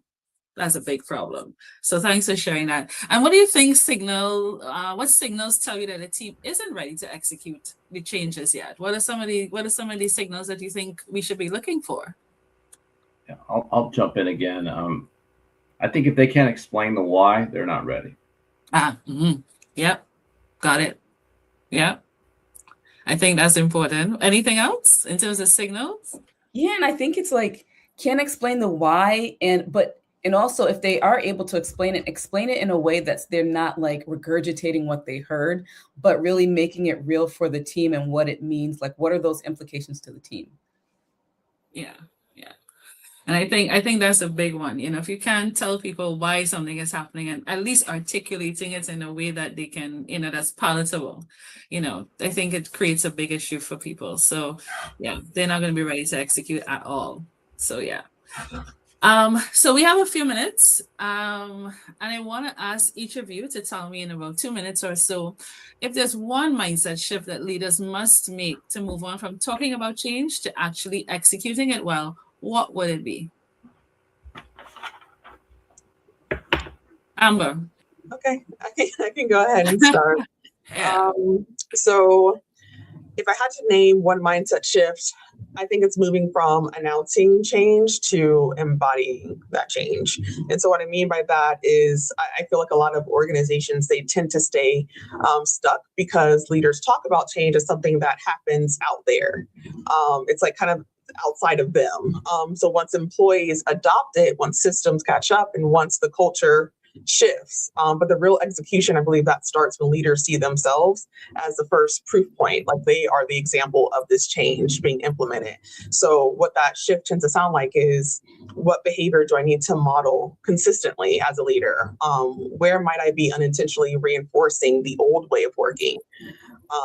How do I create the conditions, that clarity, that capacity, the psychological safety for others to follow and trust in following me as a leader? When leaders embody that actual change, I think it stops the message from becoming, it stops being a message and it becomes a lived experience. So that's when that momentum builds. That's when that trust builds. That's when folks feel safe. And that's when execution sticks. Yeah. Okay. All right. Amanda. So I think, and I'm going to take this from like a little bit higher of a level in the org, I think it's changing the mindset of who is in the role of managers, right? So from a high level, everyone's going to have a different definition of what a rock star is to them. And sometimes a rock star is the person that's putting out production and saying yes and saying yes and saying yes. But that doesn't mean that they're going to be a rock star in that management role. That doesn't mean that they were ever set up for success to lead a team through change. And they might not even have that in their toolkit to be a manager. So I think it's really from a higher level, changing your mindset of what you're looking for in a manager and having the proper tools in place to help create safety for that manager, create that space to learn, to be able to implement and be able to have hard conversations, because I've had plenty of examples where managers are put in that role because of fast scaling, and they do not know how to communicate the good, the bad, and the indifferent. Yeah. So again, training is really important as well. You would think that that's a normal thing for companies to do, seeing that we're in HR, right? Kelly, I'm saving you for last, Brian. Absolutely. And so I'm laughing because I feel like we in HR we always preach, but then it's like in HR, we always do things a little differently, right? It always shows up a little differently for the function. I think I would say it's really going for stop treating execution readiness as like a compliance problem. And I mentioned this before, but really pivoting to talk about it and think about it as a capability, right? Like, how are we thinking about it from a capability perspective? And I say the compliance problem, right? Because a lot of times you go through change management efforts and it's like, okay, that you have your master checklist. Did I send a communication? Did I have training? Did I have a town hall? But instead, pivoting and thinking about it differently, thinking about, have I built the capability? Not during launch, but what steps have I made to ensure that my people that I'm immersing in this massive change are capable to deliver? Have they been given practice, right? Like, have they been given access to, like, in a sandbox environment, what simulations are expected, right? Have they been coached? Has there been any peer learning? When they think about treating it like a muscle, like you're building a muscle as opposed to a master checklist, I think that's when we see it come to life. And Nice. it's not, I like that. Yeah, it's not perfect, right? But you're never going to get it completely right, but at least taking those steps to ensure that the people that's on the hook for driving that change, they're capable of doing so. Awesome. I love that. That's a really good analogy. Brian, over to you. Speaking about building muscle. No Yeah, offense to ladies on the team. in terms of mindset shift, I think I would say you need to change your focus. I think so often we focus on the change being hard or necessary. And I think rather you should focus on the positive or the better days ahead and why the change is a good thing. I mean, there's a reason for the change, and maybe it doesn't always turn out to be a good thing, but at the time they're identifying it to be a good thing. And that's why the change is occurring. I think the talk track, whether it's in our heads or back to our leaders, that we know change is hard. You have resiliency, it's necessary, you'll get through it. I don't know if that needs to be the focus. I think the focus needs to be more positive than, the quote I always go back to. I don't know where it came from. It's something that's been with me for years, losers see what they want to avoid, winners see what they want. And if we love that. And if we want to talk about what we want, let's talk about that and what we want out of the change, not what we want to avoid or what's hard. That's very profound. Thank you so much, Brian. You're welcome. Over the few minutes that we have left, I don't know if you want to have any additional comments before we start wrapping up. I'll give you each one tip that you want to leave with everyone. So in about 30 seconds or so, and then we'll wrap up this session for this afternoon. But this is really great. So I'll start with Brian. I'll go with you to start, and then we'll go the other way around, and then we'll wrap up. Yeah, I'm just going to rinse and repeat. I would just say it's okay to hit the pause button. Take a minute. Okay. Kelly?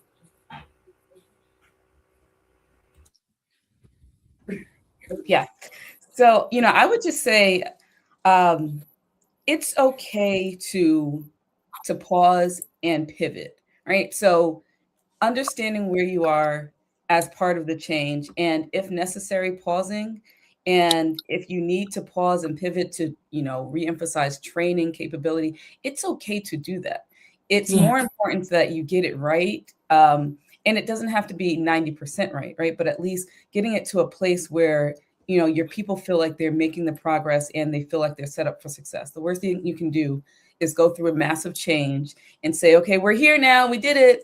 And your people feel burnt out. They didn't feel like they were safe in the process. And as a result, ultimately the long-term effect of that is, you have a demoralized workforce that isn't all in. Okay. Amanda. It's okay to fail forward. Fail forward is growth. Perfection will hinder. Failing forward is growth. Okay. Amber. I would say, I guess this is like a tip, but most organizations, I don't feel like they necessarily fail at execution. I think they fail at readiness. So I think it's, making sure that you're ready for this execution and ready for this change. I think focus on the alignment that is required for the change, the capacity that's needed, and the courage it takes to make those real trade-offs when it comes to implementing this change. Awesome. Thank you all for sharing. As we wrap up, I want to say thank you to our panelists for this conversation on real experience. I think a clear takeaway today is that execution readiness isn't about pushing harder or communicating more only. It's about clarity, capability, capacity, trust, and being honest about whether those elements are actually in place.